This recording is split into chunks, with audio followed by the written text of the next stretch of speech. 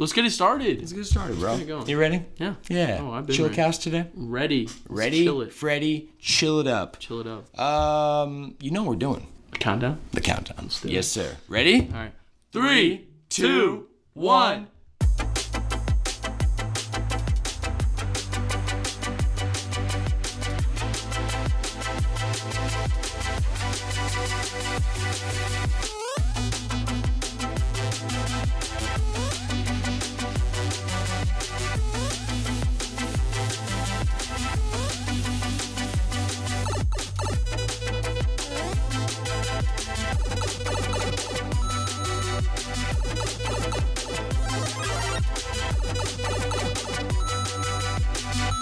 What is good, my friends? Welcome back to the Flash Brothers podcast. The Flash Bros podcast. Flash Bros pod. Joshimation. That's How right. we feeling, brother? Dude, I'm feeling amazing, actually. Good, man. Yeah. Yeah. It's been a good week. It was an interesting week. Some down moments, some good moments. I would say. So, but majority really good. Yeah. I would say good. Just emotionally. You know For sure, man. I think that even right now, you know, I said I probably wouldn't get into it on the pod, but it's just there's a lot of testing of how I want to be forever, you know, which is that, you know, Vinland Saga idea. Yes, sir. And for anyone who out there who has been listening or knows, I just, you know, I'm a kind of person where I when there's something presented to me to help me kind of be better, I want to jump on that as much as I can. Yes. As quickly as I can. Yeah, too. dude, and it's very wise, you know? Thanks, bro. Like, instead of, you know, a lot of people just run away. Yeah. You know? But the thing is, you can't lie to yourself. Well, and you can't run away. Yeah, like, I think even naturally, I think I have that yearn to want to. You know what I mean? I think that's kind of innate in every person. Absolutely. I don't think anyone just wants to face down pain or is willing to just chase down pain, you know? Which is once again one of the main themes of the main character, Shinji from fucking Evangelion. Dude! Absolutely. So good. Yeah. My brother, today marks season 2. That's right. Episode 24. That's we were just right. talking 24. Yeah, off cast before we we started. It was like wait, I was kind of running through a timeline of things and some old notes, and Josh is like, "Wait, we've been doing this for a year?" Yeah, I thought he showed me something from a year ago. Yeah. I was like, "What the fuck? We've been doing this for a year?" I was like, "No." No, but it sparked my mind up that we're 2 episodes away from a half year. You're right. Yeah, Wow. which is hype, bro. Yeah, That's 6 big, months. big hype. Yeah, 6 months. 6 That's months. beautiful. I know. That's beautiful. We gotta celebrate somehow. I think we should. Yeah. We could Write do, in, guys. Yeah, let us know. What do you think we should do? Trash Bros. Where we Trash just Bros. drink a whole bunch. Oh, like we that'd have a be bottle. sick. We have like a handle with us. Oh, we yeah. do shots. And I know that some people like I know Johnny listens to it at work, right? Pretty sure. Okay. Well, Yeah. I was gonna suggest that Most of everyone the time could he drink does. with us. Yeah. But I mean, I don't want to make Johnny get fired for getting Oh, slopped. absolutely. Yeah, I mean, at work. guys, you know your limits. You know where you're That's at. right. Don't do anything illegal. We don't condone that shit. No, we but don't. No. do what you gotta do. So and what- yeah, well, if that's the vibe, we'll definitely announce that and have do you everyone think about join that? us. Trash- I kind of Trash like Bros? it. Yeah, Trash Bros. Trash. Because honestly, like Bros. I'm back on that train of not drinking so much now. Oh yeah, me too. Truly. For the most part. Yeah. So it feels more special. So Yeah. now, if Yeah, you would have me asked too. me maybe a month ago, I'd probably been like, probably not. Probably couldn't. Yeah. But that doesn't sound bad. Well, it's also content. So like, Yeah. no matter what you do in the day, like we're gonna be sitting, like talking, no matter what. That's why I like that idea. I like that idea yeah. a lot. I'm gonna let's write that in my note too. write it. It's trash, but with an apostrophe D, bros. You see? You see what I'm saying? Trashed like yeah. that. Yeah. Okay. Trash, bros. Bros. What do you And think? then I won't even put the period at the end of bros just to like emphasize a point. Oh, absolutely. You know what I mean? Yeah. Absolutely. No, I like it. Okay, yeah, I like that a lot. Okay, Fuck yeah. Episode 26. I got the Yeah, notes right let's here, go. guys. Look forward to that. Okay, Look forward. today is Wednesday, January 31st, Yes. the last day in January. Did you know that it's a leap year this year?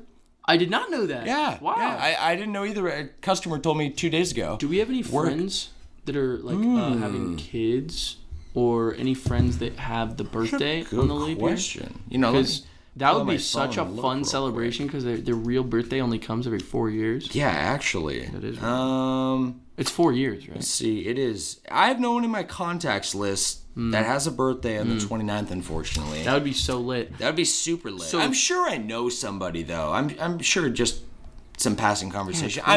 Bro, I'm so forgetful. I'm like you. Like, we were talking about it off cast. Like, I'm like, unless I put it... if someone tells me their birthday, unless I put it in my calendar immediately, I'm not going to remember. Yeah. Wow. 2020 was the last year with a leap year. Yeah, right? Yeah. And isn't it, it's voting year, isn't it? This year? Presidential? Yes, I believe it is. Leap year's every... Oh, shit. How did I not know that? That is weird. Yeah, what hell? What month is the election? Like, when did they do? Isn't it like September? Somewhere at the end? Probably, I don't know. Yeah, September's when the ballots start or something like that. Oh, well, we got a lot going on guys, this year. Yeah, let's get an introduction in real quick, Joshy. My name is Sam, and I'll be your host for today's episode. Yes. Thank you, brother. I'm joined, as always, by my brother, roommate, and best friend, Joshy. What's going on, Joshy, gang? how we feeling, bro? We're doing dab good, up, man. as we always do. We are doing brother, good. we got some catching up to do. Yeah. Because this week, for me, has been, like... It's just been scaling up, right? I keep going onto the cast. This is like the third or fourth for the year, and I'm like, oh my god, work is getting busy, dude. It's getting absurd. This is the busiest 4 days of work I have had thus far. You've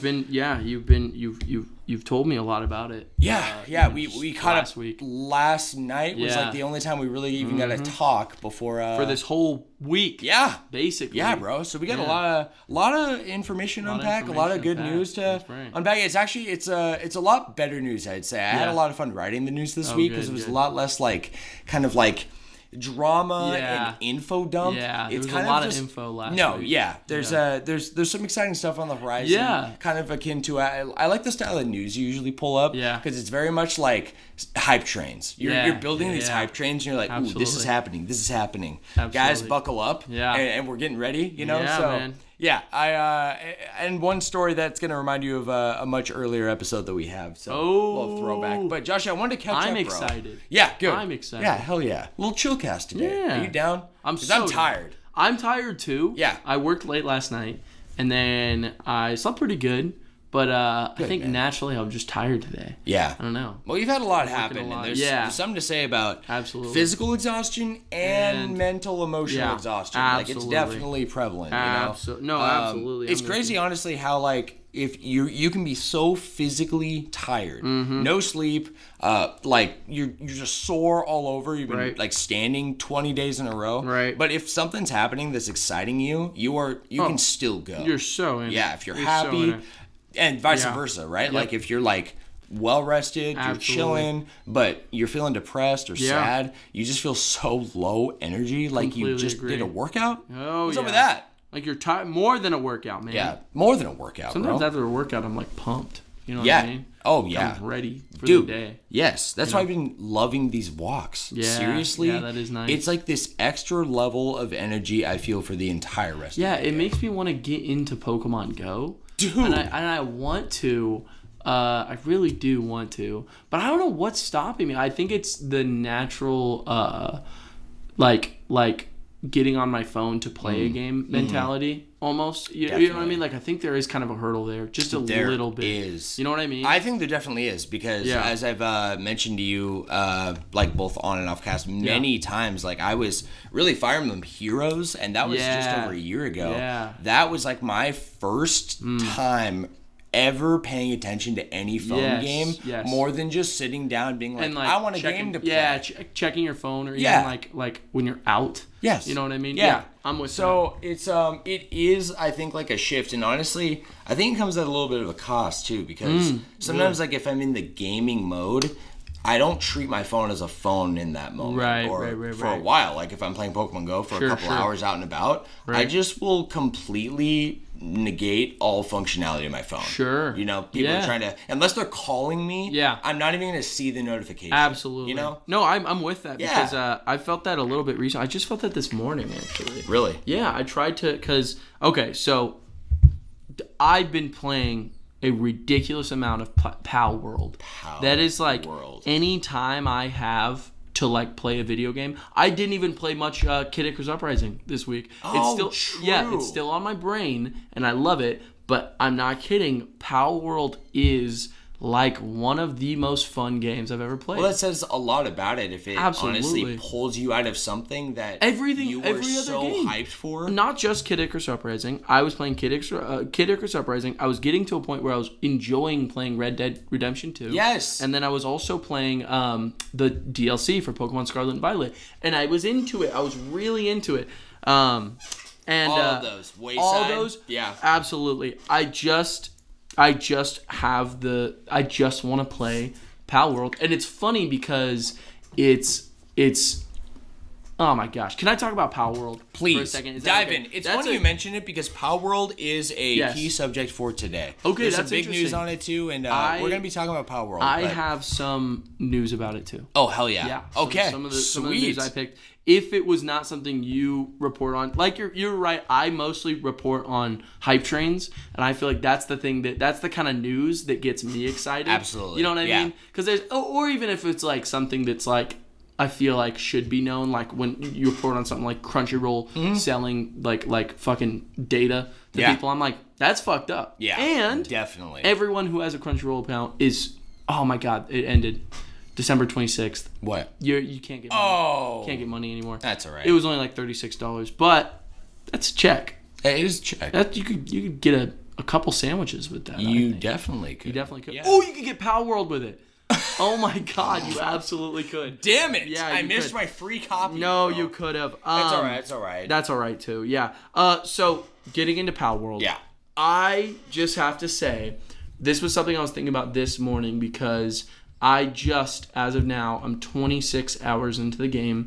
26 hours. And I work every day. And I have other things that I've been trying to do this week. And I sometimes hang out with people. So essentially, any time I have at my, like, in my room, I'm playing Palworld. Well, dude, even this morning, I mean, like, everyone who's been listening knows, like, we've been trying to make these recordings earlier. Yes. And I just kind of got fucked with how I set up my schedule for this week to try out. And I was talking to Joshie about this off cast, but it's been a lot of trial and error for me to try to figure out how I'm structuring my week with fitting in what I need to do for the podcast and the work I got to put in before we record. Absolutely. So that led to a very delayed start today, which also I'm sorry again for, bro. Oh no! Also, I hope you don't think I'm upset. Oh no! Because you apologize like that. 3 times. Yeah. now. Well, it's mostly because being a man of my word is really important. Sure. So like me telling you I want to make this change for us. Right. I'm holding myself to the highest accountability. Yeah.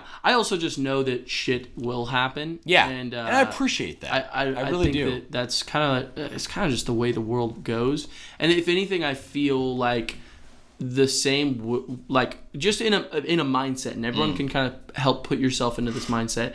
The same will happen to you as a person. Yes. I am going to make a mistake, or something's going to happen, or something's going to come up, and the last thing I would want in that moment is someone to be upset with me and hold me to a promise I made them, or even like those kind of things. If it's happening, how I feel, right? To be honest. It's happening all the time, and that's like, and it's clearly like, oh man, we're gonna do it next week. You know, we're gonna do it. That would be me being like, hey man, just stop saying it's gonna happen next week. Right. That's what I would be thinking of, like, just stop like saying that. Yeah. You know. Yeah.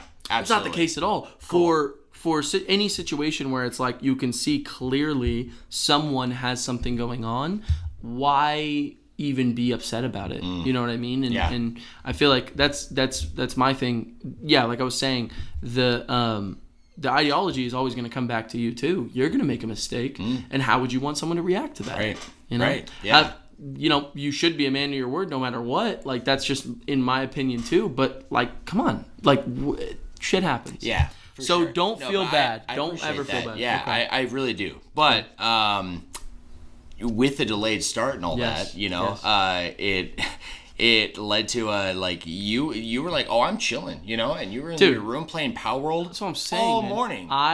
I am, oh my gosh, there's just so much good stuff. It's one of those games where there's always something to do. Yeah. And that something you're going to do is going to lead you to something else, and you have to do this thing to get to this other thing. But it's not like a linear line. It's not even like a branch of trees.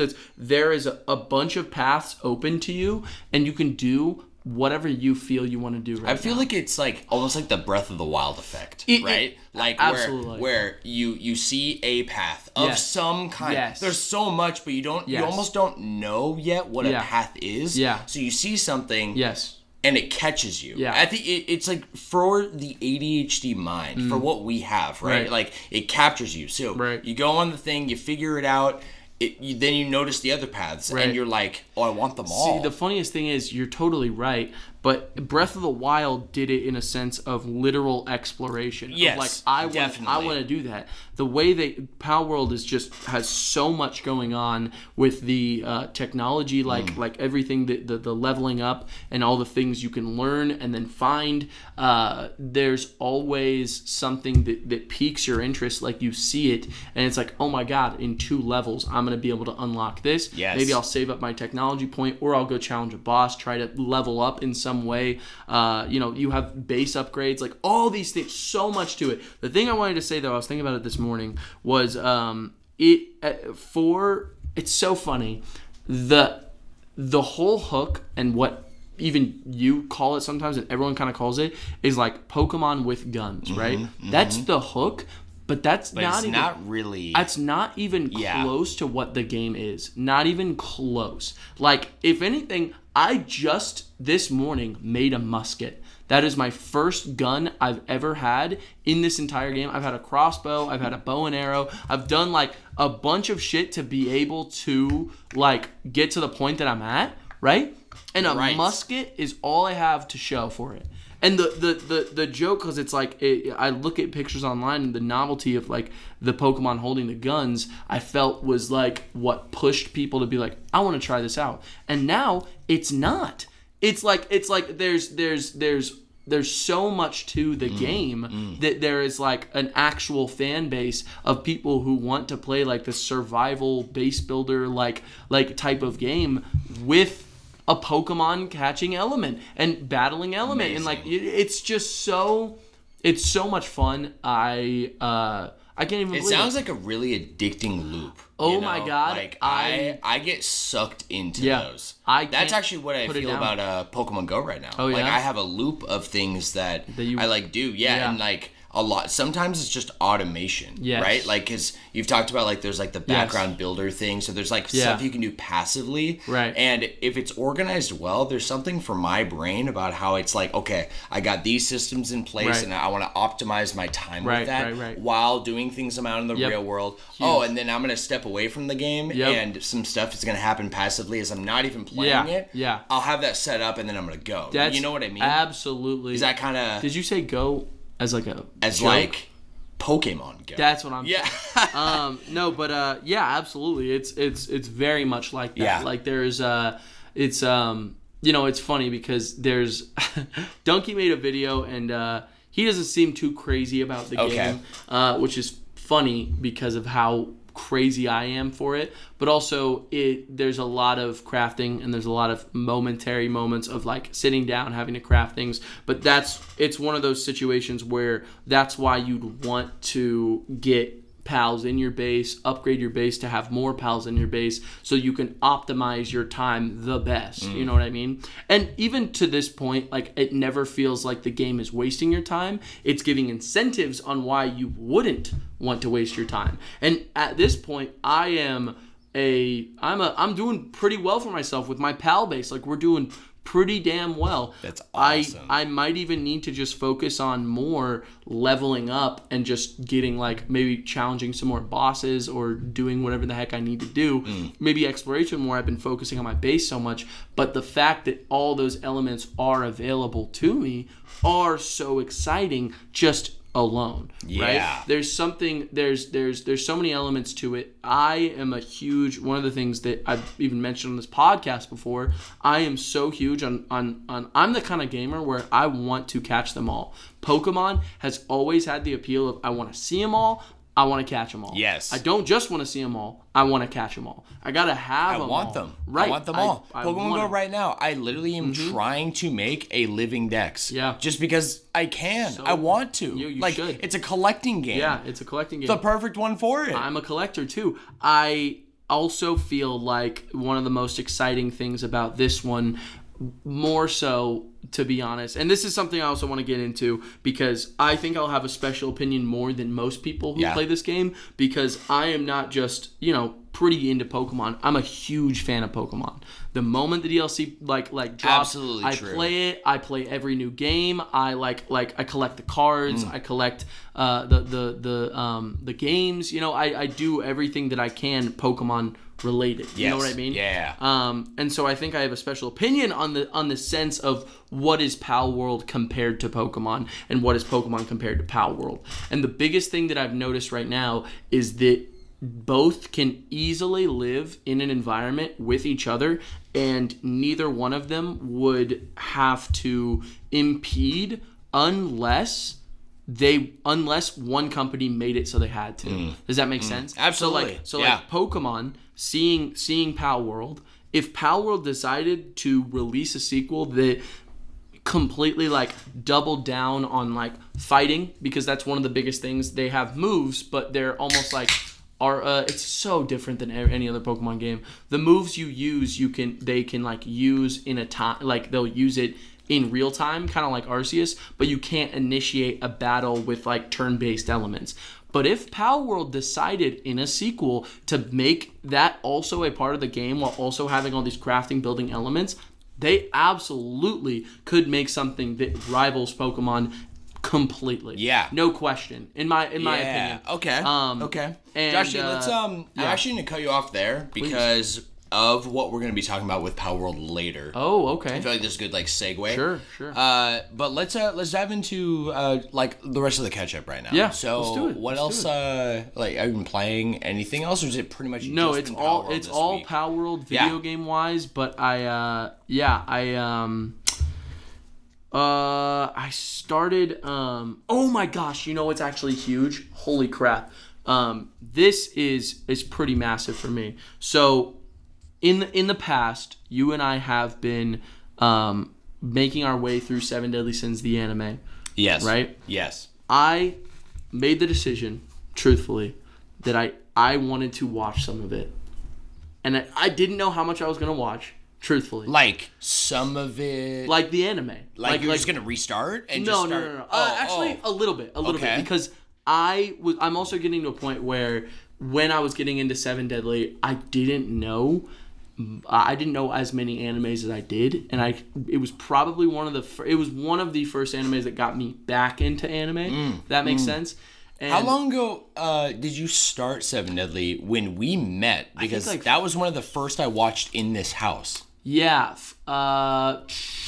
probably 4 or 5 years ago. Okay, because all of it. Yeah, it was when I was. Yeah. It was when I was watching. It was when I was living with my parents. Okay. And I worked at Dutch. Got it. And it was a little bit right before I started my fitness journey, and so I think it was 5 years ago. Okay. I think now it was 5 years ago, which is. I've rewatched some with my mother, and I've rewatched a little bit once in a while. Mm-hmm. But to be honest, there's so many parts that I just forgot. I was like, I don't think I'd be able to just pick it up and watch it again. No. You know what I mean? No. And so it's so funny. I did this exact same thing with Evangelion, where when I was rewatching, because I started a while ago, and then I literally skipped through the episodes, and I just saw what was happening, and then I skimmed through the ones in Netflix, and I was like, okay, here's what's going on. I remember this. Here's what happened. Gil Thunder, I remember this part with Hauser, remember this part with Death Pierce, and all these characters, right? And I'm remembering all this stuff that I genuinely forgot. Yeah. So many things I genuinely forgot. And because at the time I had not seen the final movie, which is called Cursed by Light. Okay. And then the 2 sequel movies, which are 3D animated, but they're about. I don't even want to say what they're about. Okay. Because it would spoil the ending. Which I haven't seen yet, by the way. Right. They're notoriously this was I was kind of saying one of the first anime I watched, if not the first, when it moved into the house. Actually, I think I watched Avatar, and then Seven Deadly. Yeah, maybe. Or it might have been switched around, but I went ham on Seven Deadly. Yeah. Like it was a recommendation from both you and Azzy, which ironically Azzy didn't I think Adrel, even finish it. Yeah. Maybe Adrel even and the twins both.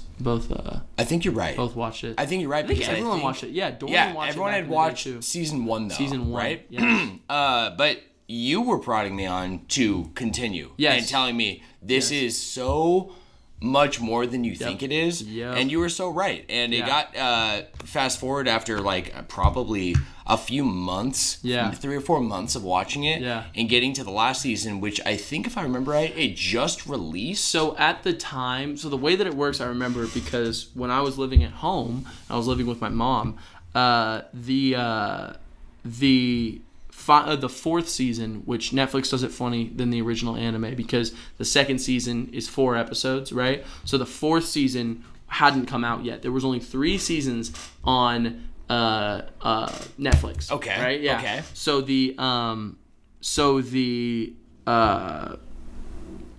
the fourth season, when I watched it was like on some Japanese website, right? Okay, Because it was the original, had subtitles. That's how I watched it. By the time I think you were watching it, the 4th season was out, and the 5th season had a release date. Do you remember that? Yes. It was so it goes Seven Deadly. No, I remember. Signs of the Holy War. Yes. And then Revival of the Commandments, and then something. Fuck, I forgot what it was called. And then Dragon's Judgment, which was the final season. And yeah. Yeah, I remember. Yeah. Dragon's Judgment. Imperial Wrath of the Gods. Is the dude, yeah. What a name. I know, right? Fuck, dude. So all tough. the concepts, even like, you're so right, though. Like, like we've talked about it, like, on cast a lot. Yeah. Like, these super grand stories that you and I both love, and like JRPGs and in these big animes. Like, coming away from it, I feel like you probably pay attention to the finer details much better than I do, from how the discussions we have after watching these things, how much you can remember after watching it 6 months ago versus how much I remember. Right. And like, seriously, and for me, like, it really is like, even Demon Slayer, okay? Yes. Kendall and I just caught up after the Swordsmith Village arc. Yes. 2 full months ago now, maybe even like 3 months, right. okay? Now, the finer details of, you know, like some certain character interactions or certain smaller stuff, it's important, but I'll remember the big stuff, the big boss fights, the big action scenes, the big like gut-wrenching moments, right? Yeah. Those all stick out up here. I remember all of them. But it's that finer stuff over time that just kind of starts to disappear. Yeah. But you remember how you felt, and you remember how well it tied together. I was just about to say that. You just don't remember the detail of it. So it's so funny because the only reason because I have a bad memory, the only reason I'm able to remember those moments, even in Seven Deadly or any other story, are because if there's a moment of mystery or there's a character interaction, I always read into them heavy, right? And so it's not the finer details that I remember, it's the way that I feel in the moment of experiencing that. So I remember there was that old man character who talks to Elizabeth in the first season about he was from the original kingdom that Meliodas was from before it disappeared mysteriously. Do you remember this at all? And he basically says, Meliodas he was a royal knight, and his old girlfriend's name was Liz and looked just like you and all these things. And I remember thinking, that's such a crazy little like detail. And obviously Elizabeth is thinking about it for a while because she learns about Liz and learns about his past through everything. But that detail I only remember because of how it made me feel in the moment. Yes. Of like, oh, I'm interested. It's not that I just like remember the whole show. It's like so that's the only way. But you find interest in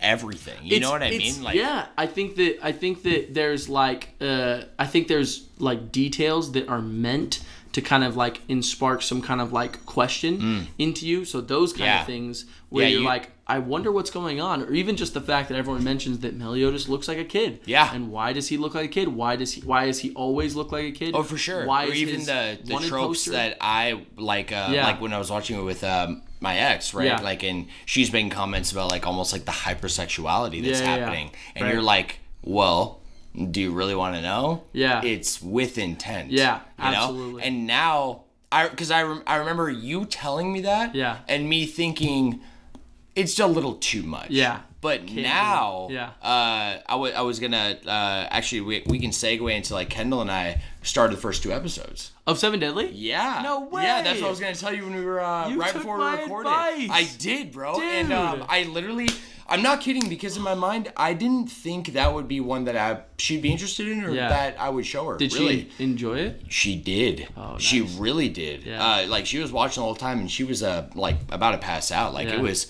the end of a very long day. Yeah, but we decided to crank out 1 episode, and I'm like, what do you think? Do you want to go to bed? Do you want to watch another? She said, I want to watch another one. Yeah. So beginning like Seven Deadly, and then even now in my mind I'm doing the AOT thing. I'm now trying to really remember all the big points. Yes. But it's been some time now, It's been some right? time like, for me. That's why. Even from like you and I, we ended up watching all of that final season, season 5, up to like 3 episodes, which left. is actually, I wanted to mention. Oh yeah, that is probably the perfect place where we could watch it, because we get to. It's set up very strange because it feels like the ending should have happened like 3 episodes. Right before, and then it finishes, and then there's other stuff going on. But those other things that are going on, and this is where it got to. So for me, I got to a point where I was like, I cannot wait. I don't know what's going on. I have to watch it. I have to. And Seven Deadly is such an important show to me. Like figuring out all that lore and everything was something I did on my own. And I had slight recommendations from people at the time. Like everyone's like, "Oh yeah, season 1's so fire. Meliodas catching the spear. That's such a good scene." But I fell in love. It's so fire, by the way. One of the best anime scenes, like for a short quip. Back and literally. Oh my god, it's so fucking cool. All of it. I'm not kidding. I think that was a moment that like everyone was talking about. Yeah. But for the most part, I'm just still adding on. I'm so sorry, but like literally you showed me the manga panel. And he's catching the spear, and it has that one still of where his head's back and he has his eyes closed. And it's like perfectly just like this balance of who Meliodas is. Right. And they captured that in the anime so well. Absolutely. I could see the anime scene looking at the panel. Yeah. You know? Absolutely. So that scene. That is there's so many moments like that, by the way, the manga is so well done, and I've read so much of it too, because I have 8 of the volumes. Really, only 8? I thought you had more. I thought I did too, but it's funny because I had 7 and then I bought one more. I was like, oh yeah, wouldn't it be funny if I only had 7? And then I think about that now. Anyway, I'll take one. Yeah, how about that? Yeah, perfect. Take it. I love how the spines match up too. Yeah, that's one of the coolest things. Really, it really like shows cool a long picture. Love that so much. The whole way that I was feeling was like, this is one of my favorite shows. And honestly, like, it's fallen under on all the other shows I've seen. It's fallen under as like, I don't even know it would be in my top 10 anymore. You know what I mean? That's how I was thinking. And I was like, I wonder why. And I'm like, I wonder what's kind of happened. I wonder like why it isn't. And I'm like, well, maybe it's because I haven't finished it, or I haven't seen any of it, or I haven't allowed myself to delve into it by myself and just like watch it for what it is, for things that I haven't seen, like Cursed by Light or the part 1 and 2 of the film series. Right.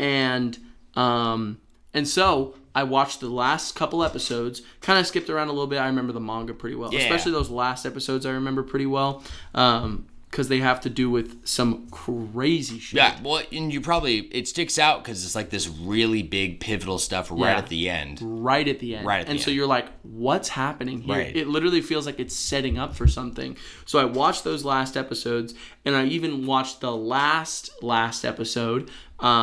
I watched it in completion, and it was just so fucking good. It made me want to. I literally was like, I gotta watch these movies, and I found out even there's a time skip in the last episode that takes place. It's like a year and a half, where the Cursed by Light movie takes place. And so I even wrote in that list I sent you, in that last episode, pause it when you get to that time skip. If you see 1.5 years later, just pause it, watch the movie, and then come back. And then after that, you go right into the Grudge of Edinburgh Part 1 and 2. So I watched all 3 of those movies in this week, and it was kind of the only show I was watching right now. Holy fuck! Bro! It's so good. It's crazy. Like, 2 things I want to add on. Please. Were you gonna say something else? No, I was just gonna say it's really good. Yeah, I forget kind of how epic of a story it is. It really is like epic, to be honest with you. Epic as hell. And these next movies and everything that they're doing really truly just continue that. Yes. To be completely honest with sure. you. And it's really fucking exciting. Like, it's so exciting that everything that's been happening is happening. And like I was saying before the cast, right when I finished that last episode of that last movie, I was like, fuck, I need that next show, right? Need it. It's supposed to come out today, but yeah, we'll see. Yeah, we were you were trying to look it up while I was finishing like prep for the cast, and you're getting frustrated. You're like, where the fuck is it, dude? I couldn't tell you. Yeah, because you said what, like the One Piece one dropped like right at midnight. It dropped at midnight, and I watched all of it. So maybe it's like they're like doing like a region rollout or some bullshit. You know what I mean? Man, that's stupid. Never know. Stupid. Anyway, you were saying. Yeah, actually, that'll kind of like tie into something with Retro Recap. Remind me later. Something about a delayed start. Okay, we'll get there. But what I wanted to say is 2 things came to mind with what you were talking about. Yeah. One is I really relate, like the instant you said like it almost just fell under naturally. Mm-hmm. The same thing happened with me. Exactly. Right? Even though like I would say like it was almost like this I know the feeling I had. Right. When I was in it and when we were in it at the end of it. Right. And I literally said out loud many times, this is like the greatest experience and journey and anime, right? I've said all those things, absolutely. Right? It's at least a top. Yep. And, but I've had the same feeling. But it's like this weird thing of like, there's so much good content now. So much good content, stories, anime, all that shit, man. Like it's almost like there's always something competing for that top spot and that top list. Yep. You know what I mean? Yeah, because I do.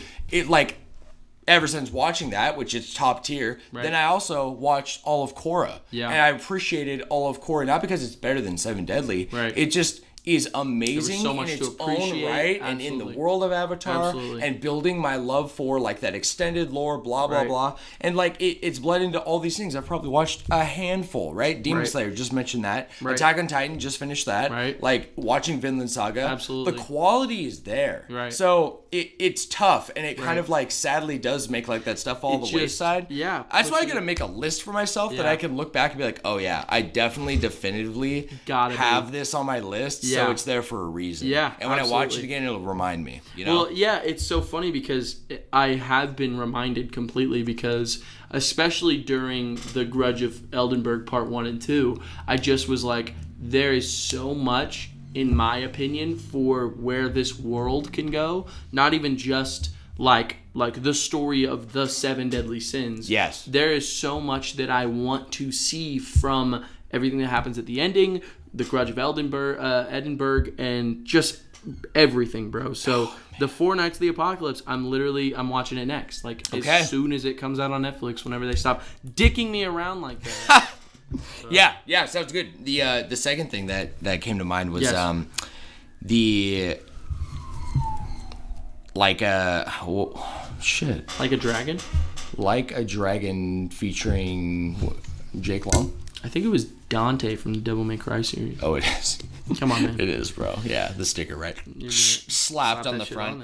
I forgot. So we'll just we'll move on. Yeah, it'll probably come back to me because the series is like I'm reminded in just the first 2 episodes, literally like that scene with the spear and Gil Thunder like proclaims his thing against the 7 deadly sins, and then the scene immediately turns to the window with the crow, and the eyes are glaring, and I'm like, holy crap! There are so many. There's so many things that are like I can safely say that to anyone who has even watched some of the show, and that means nothing. Absolutely. Because of how deep all of the things, how talking about the sexuality, the over-sexuality, I'm watching it back, I'm like, Absolutely. You know what? I would literally be Meliodas right now. I don't know if I'd be I would. different. Yeah, if I was in the place he was in. Yes, absolutely. in his shoes. Yeah. That is absolutely what I would do. Like, seriously, he doesn't give a fuck. Yeah. Like, and for many good reasons. So,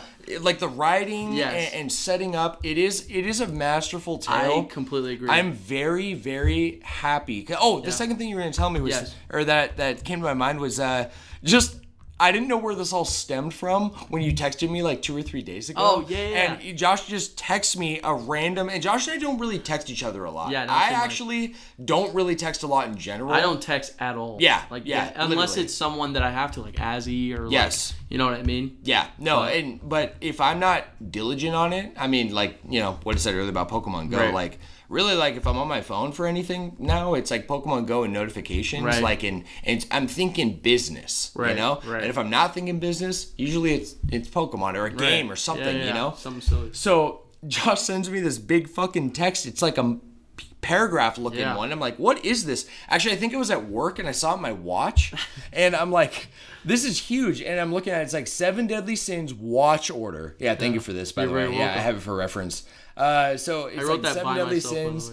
Yeah, and so I thought you found this and you were trying to like hype us back into it or something like that with all the new releases. I didn't really like, no, that was like first thoughts. Like, because we haven't talked about 7 Deadly seriously in a fat minute, right? Yeah. And it's a whole list. It's got like all of this halfway through an episode. It says episode 8, season 4, 8, stop here. And then it says the 7 Deadly Sins, the movie, Prisoners of the Sky, which you just talked about. Right. Back to season 4. Yeah. And he sends me a separate text below that says, this is a definitive watch list I made myself. I made that. I made this, and I think you and Kendall should watch it. Yep.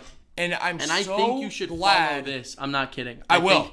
For the perfect watching experience, especially because, like you haven't seen the end at all. You never read the manga.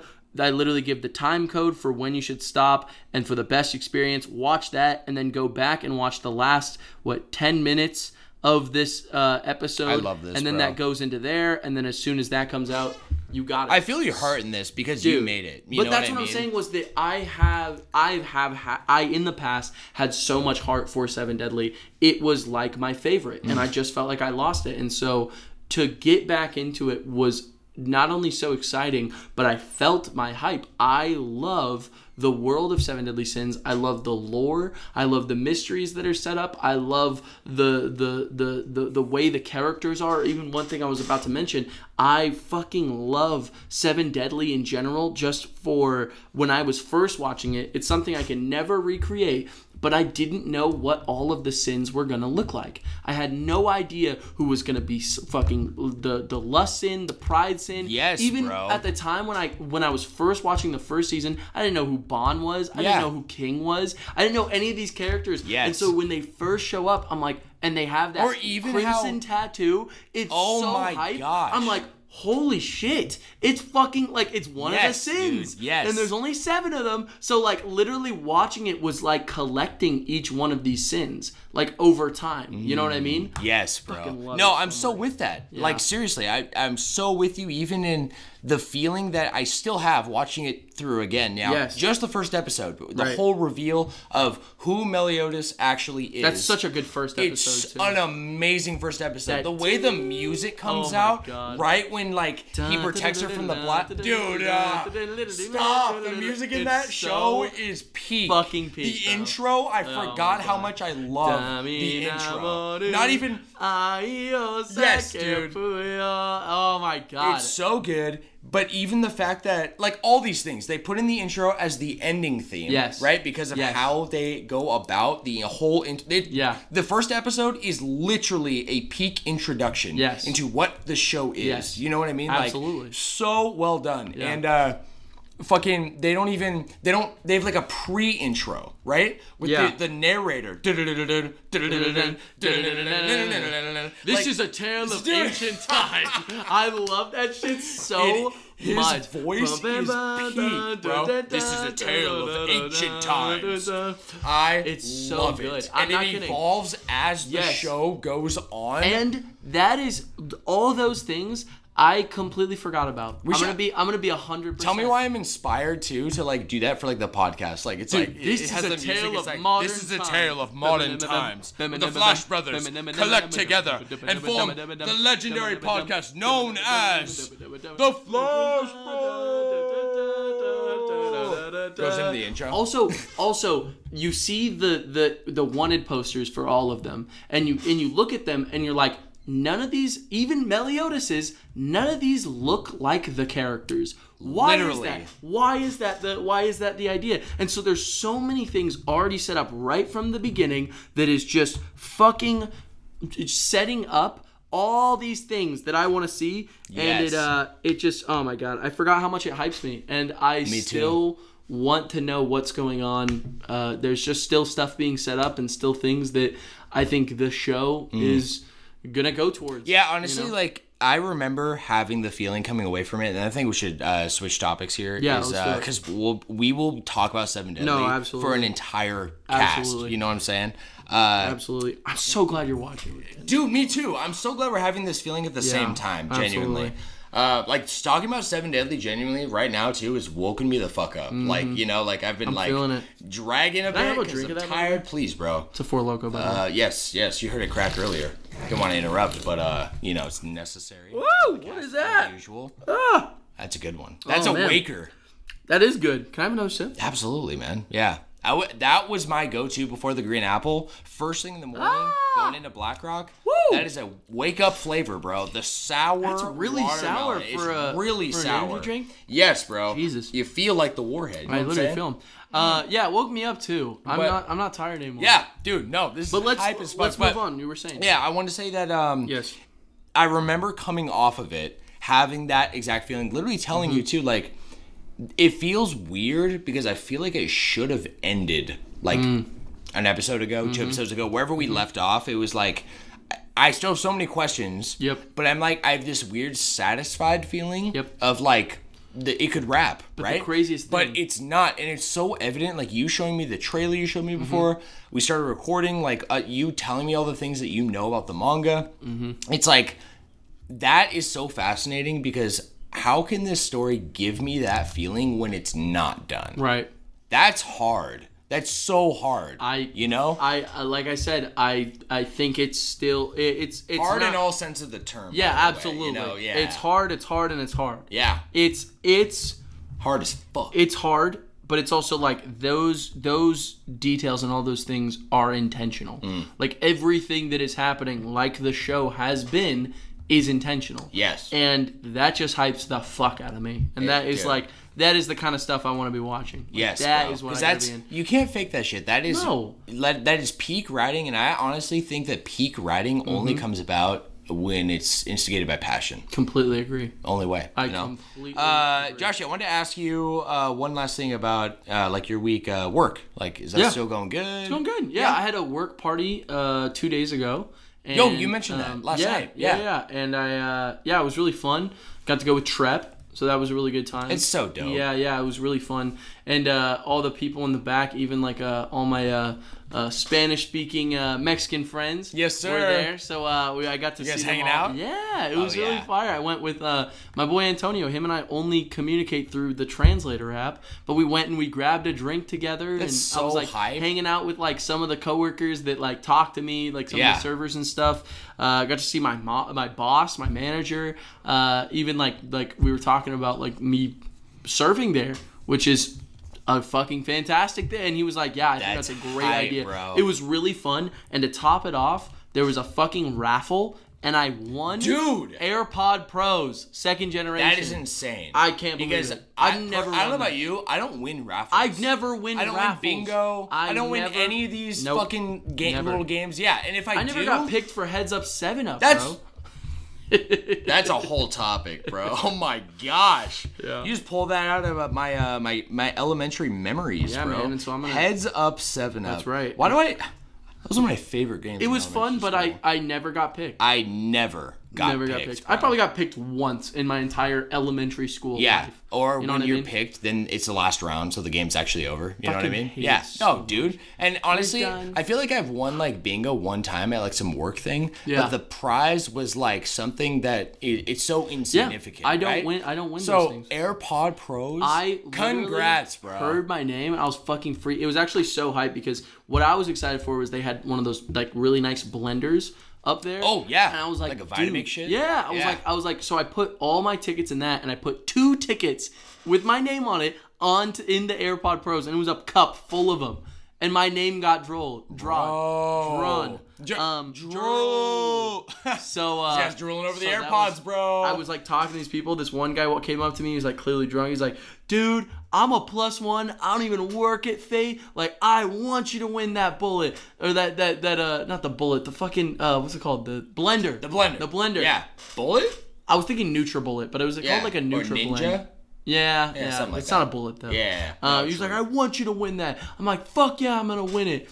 And then I won the fucking AirPods, and I was like, holy shit. And then there was this other guy who was super drunk. He was like, chest bump me, bro. I chest bump him, and he falls right into the table that was holding all the prizes. And he like knocks over some of the bottles, and it's like everyone's like, ooh. Was he a big guy? No. Oh, He was small. I was way bigger. I shouldn't have chest bumped him as hard as I did. That's so fucking. And fucking he falls funny. over. I'm like, hey, get up, man. His name was Tyler. He was really cool. But Antonio, no, it was bro. so much fun. Trying to help him up. You pulled the translator. Do you to his need help? face. Yeah. Here, grab my hand. Grab my hand. Yeah. But That's dope, bro. That makes me really happy. Yeah, work's been good. Seriously. Work's been good, Dude. I want to see this. Keep me updated. I will. Yeah. Absolutely. I want to see you on the rise. Yeah. Because, dude, like, I have no doubt that you're, like, thriving in the back of the house. But I know your gifts. And, like, serving that is not a thing for everybody, despite popular belief, right? Absolutely. It is so much work. It's so much. You have to be like the right person, right? And personality is 90% of it. Absolutely. You have 110% of that personality. Oh, you know what I'm saying? Yeah, for you and everybody else. So, thank you, bro. No, dude, you can carry a team, and you're a great leader. Great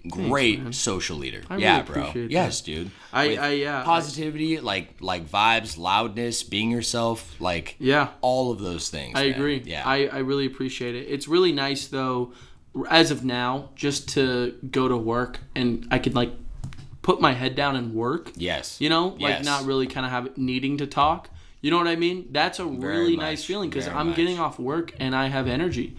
And I have and I'm like excited. Like me and Michaela just started a brand new Minecraft realm, which is Seriously? so hype. Yes, dude. She is like my. Oh, you were my you were talking Minecraft on the phone. Yes. Like last week sometime. Yeah. I didn't see her, but it was like you were in the other room and you yelled at me and you said like, "Oh, Michaela says hi." Yeah. Yeah. Okay. So I've been so her and I are playing Minecraft again, which is super hype because she is like my Minecraft best friend in that sense. Yeah. Where like we had the best world. It was so much fun. We wish we could play it still, but we built so much. It's so massive that the world won't run.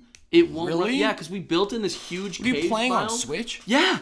And so it won't run. And so now we're investing in a realm. We could turn that one into a realm, but we're like, let's just try something. What is a realm? A realm is like it's something you pay for monthly. It's like $2 a month. Oh. She's paying for it though. Yeah. But it's like a server for your world. So either one of you can hop on at any time.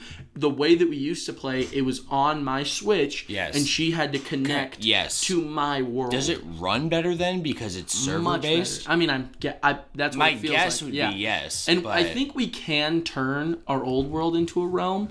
But we're just having fun. We're just having a good time with it. Dude. So that's really fun. That's everything that's going on in my week though. Work is good. Minecraft's good. Bro. Palworld's good. Seven Deadly's great. Amazing. Good. God. Good, bro. I'm happy to see you smiling. I am, bro. Talk to me about life though. Yeah, dude. Yeah, I'll give you a quick catch up. So Pokemon Go. I want to jump back on that because, dude, I know I've like sprinkled the info and maybe even talked about this on cast like a lot in the last 2 catch-ups I've had. But it's like this duality of Pokemon with these walks I've been going on. Yeah. It is like amazing for so many reasons. Yeah. It's like the stuff with Palworld and like talking about like optimizing whatever. Yeah. It's like that's affecting a game and my real life and my like energy, like everything, bro. It's good. It's healthy for me. Absolutely. Like, check this out. So, like, in everything I've talked about before with designing these routes, so I now have these 2 approved routes because there's nothing out in this untapped desert of Gold Canyon. Right. There's nothing. Right. Like, where maps shows, basically, drawings is how we do around here. So I'll give you this little diagram. Sorry you guys can't see it, but Joshy's getting this right here. Basically, I'm going to zoom out. Right, this is the 60, and then it goes on this big kind of like windy single lane road, both sides, all the way out to like where like actual like housing is. Okay, right. This is probably a good like 5 to 8 minute drive. Like it's just like you're cruising the desert and there's nothing out there. Eventually you get out here and there is a bunch of neighborhoods, and they're all like, maps has it laid out where you can like see, but they're all like connected and you can like walk around. It's a bunch of loops. Yeah, it's really cool. It's also one of those communities, like, I don't know if you've ever been inside of like one of the, like, I don't know, around Apache, there's a bunch of like those like mobile home parks and and just a bunch of like people who are retired, but they're not really like, not people you see in a retirement home. They're just like older community. And it's a whole community. Like that is like the emphasis of the whole thing. Okay? And so as you're walking around, everybody who drives by you, is walking their dog, is in their yard doing something, will turn at you and say hi and wave and ask how you're doing. Everybody. That's really cool. It's so cool, bro. Like it feels very friendly. Right? And so you're out here, and then maps basically only shows this, and then right here, her parents' house, by the way, it's like the first turn. So then right across the street is a tiny little like playground park that is already registered as a Pokestop. Yes. And there's one right next to it that is a gym. It's like the park and then whatever. But there's weird shit. I tried. I'm still gonna keep trying. I'm trying to get my own Pokestops out there because there's nothing. Everything that's beyond this north is not on maps. Pokemon barely even spawn. And you can like make your own Pokestops though? Yes. Or you can like So this is basically where it's at. So if you walk up the sidewalk here, it starts the walk's pretty far. It's probably a good like 3/4 of a mile. There is one Pokestop right before it goes into the community. And then the rest of it is the road, and so there's no sidewalk or anything. Literally just like that tiny little, it probably takes 10 minutes. It's a 10-minute walk up, and it's like kind of uphill too, and going with the view of the desert like I've talked about. So it's beautiful, right? Yeah, and you see a lot of like people walk their dogs along this path too. So I created a route that starts here, and then it is taking that sidewalk all the way down to the park. So the total time is probably 12 minutes going one way. Okay? So by doing a route, Pokemon spawn that only spawn on routes. It guarantees spawns even if it's in, because it's so out here and also service is kind of spotty. Pokemon don't always spawn, not like it would be at Riverview. When I'm walking Riverview, there's Pokemon everywhere. Like the Pokewalker can't even catch up. You know what I'm saying? But out here, it's just a little untapped. But if you make a route, you get exclusive Pokemon. The only way to level up Zygarde by finding the Zygarde cells on the ground, right? And you're like rewarded in game with like Stardust, like items, like other like Ultra Balls, like a bunch of things for doing the route. So you get rewarded in game. And because of having the Pokewalker, I'm not even playing the game. I just have it running and I'm just walking. I'm enjoying it. I'm listening to music. I'm listening to podcasts. I've been listening to like worship music. I've been going on these walks too, and it's like really like therapeutic and amazing, bro. Rejuvenating. Yeah, very rejuvenating. Cool. So I'll go from her house. I'll start at the park, walk all the way up. As I get here, I have a second route that I made. You can also follow the routes in reverse order. You don't have to start here and go there.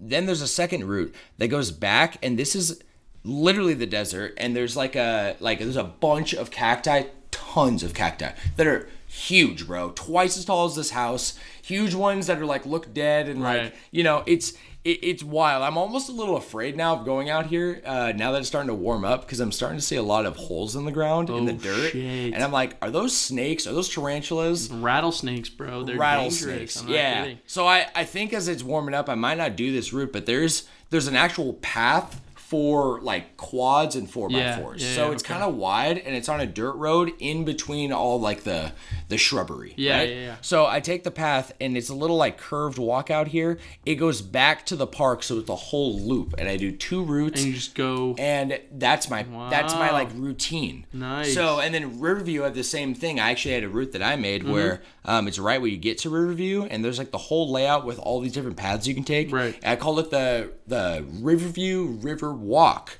It's a tongue twister. You walk the entire water side. You go around the play structure, and then it ends right there. Oh, yeah. And then just walk back up to the house. That's cool. Yeah. Are they different than the ones you've told me about? I don't think so. I don't know if I told you about this dirt path one. No, I don't think I did. That one I submitted the week after I got this one approved. Yes. But now it's amazing because I have this established routine of walking these set paths that, by the way, by the time I'm done, it's around 2 miles. Yeah. For both. Okay. Yeah. So basically, I've designed it so that no matter where I'm at, which is either at my house or at my girlfriend's parents' house, right. I have a morning walk routine. I love it. That is for the game. And, dude, I passively catch shinies, too. That is so addicting. That's crazy. It's crazy, bro. I showed you that Delkitty, right? Yeah. And then there was, like, a shiny Machop. Really, the last thing I wanted to touch on here, getting off of the routes now, going to the game. It's Kyogre. It's Kyogre. So, check this out, my guy. It's not just Kyogre. It's a shadow Kyogre. What? Yeah. Yeah. No way. There's something so satisfying about seeing it just like flying over the map. Yeah, check it out in the decks if you want. Otherwise, I'll show you my inventory. See your Pokemon? Oh yeah, so press that and then press that button, press the Pokemon, and then we're gonna slide over to tags. Oh, it's so cool looking. Oh, dude. Gosh. Beautiful. Yeah, look away, and then like whenever you want to see the Kyogre, you're just gonna go over here to tags and click pals. Pals, that was very intentional. It used to be called buddies. Yeah, like because those are the Pokemon that just like follow you around and whatever. Gotcha. Okay, real quick, there's a Team Rocket Go event, which happens periodically throughout the year. There was one like right when I started playing the game. Basically, the point of the event is like there's all these Team Rocket like balloons, and they'll take over Pokestops, and you have to battle Team Rocket, right? Right. After you fight, I think 6 of them, you get it's called Rocket Radar, and then you can fight a Rocket Leader. Okay, and the leader has different Pokemon that are better. I actually always go for this one leader. There's 3 of them. It's like Arlo, Sierra, and Cliff. Arlo. Yep. Yes, sir. Not to be confused with your Arlo. With my Arlo. Your Arlo. No. This is some nerdy guy with like red hair or whatever. And then there's Cliff. Cliff has a Shadow Dratini. And there is a 1 in 80 shot of it being shiny. I have fought and captured like 36 Dratinis from this guy. What? I'm only fighting Cliff to get that shiny Dratini. To get that shiny? Oh, I am on the hunt, bro. I'm addicted to the hunt. I love the hunt so much. It's my favorite part about Pokemon, to be honest. Oh, that's so cool. And I almost have 50... Oh, wait. I think I just passed 50 shinies. No way. Yeah. No. Check it out. Go to search 54. Oh, nice. Let's go. What? And that's... you can organize it by recent, so you can see my recents right there. Dude, this is so tough. Chestnut, bro. You never showed me this. I didn't evolve them. I showed you... you showed me Chespin. Yes. Oh, no, dude. So tough. Amazing. And I saw you evolve him right there. Scrafty. I really like the I missed the Landorus shiny, but I really love the purple on the Thundurus. That's tough. And had to, bro. Absolutely had to. Check this out though. So with the event, it increases all rocket activity. It changes the shadow Pokemon to the exclusive to the event. You have a shiny with a hat on? Yeah, so it's a costume Pokemon. Right. Yeah, so they're like they're event basically, and right. Sometimes they return, sometimes they never do. You know. So yeah, that was from the Pokewalker actually. Right when I got it, there was a shiny Hoothoot, and it was beautiful. It's like a gold color. Yeah. And it's wearing a gold hat, so it's almost like this matchy kind of vibe, right? Yeah. But check this out. To wrap it up, yes.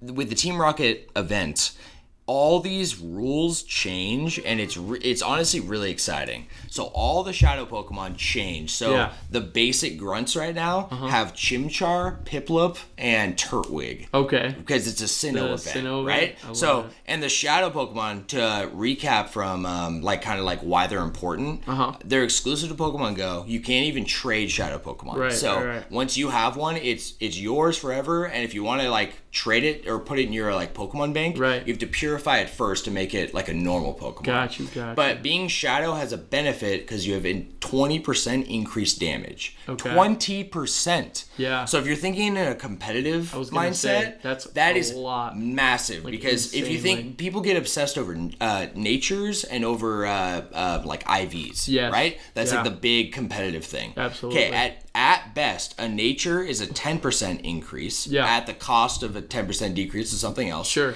And then the IVs increase your stats by up to 1 to 2%. Yeah. It's nothing big. Yeah. So shadows off the bat, without even their nature or their IV spread, has a 20% increase. So they're by default way better. Yeah. Right. So Kyogre is the newest one because Giovanni makes an appearance during the event. No way. He only appears during the event.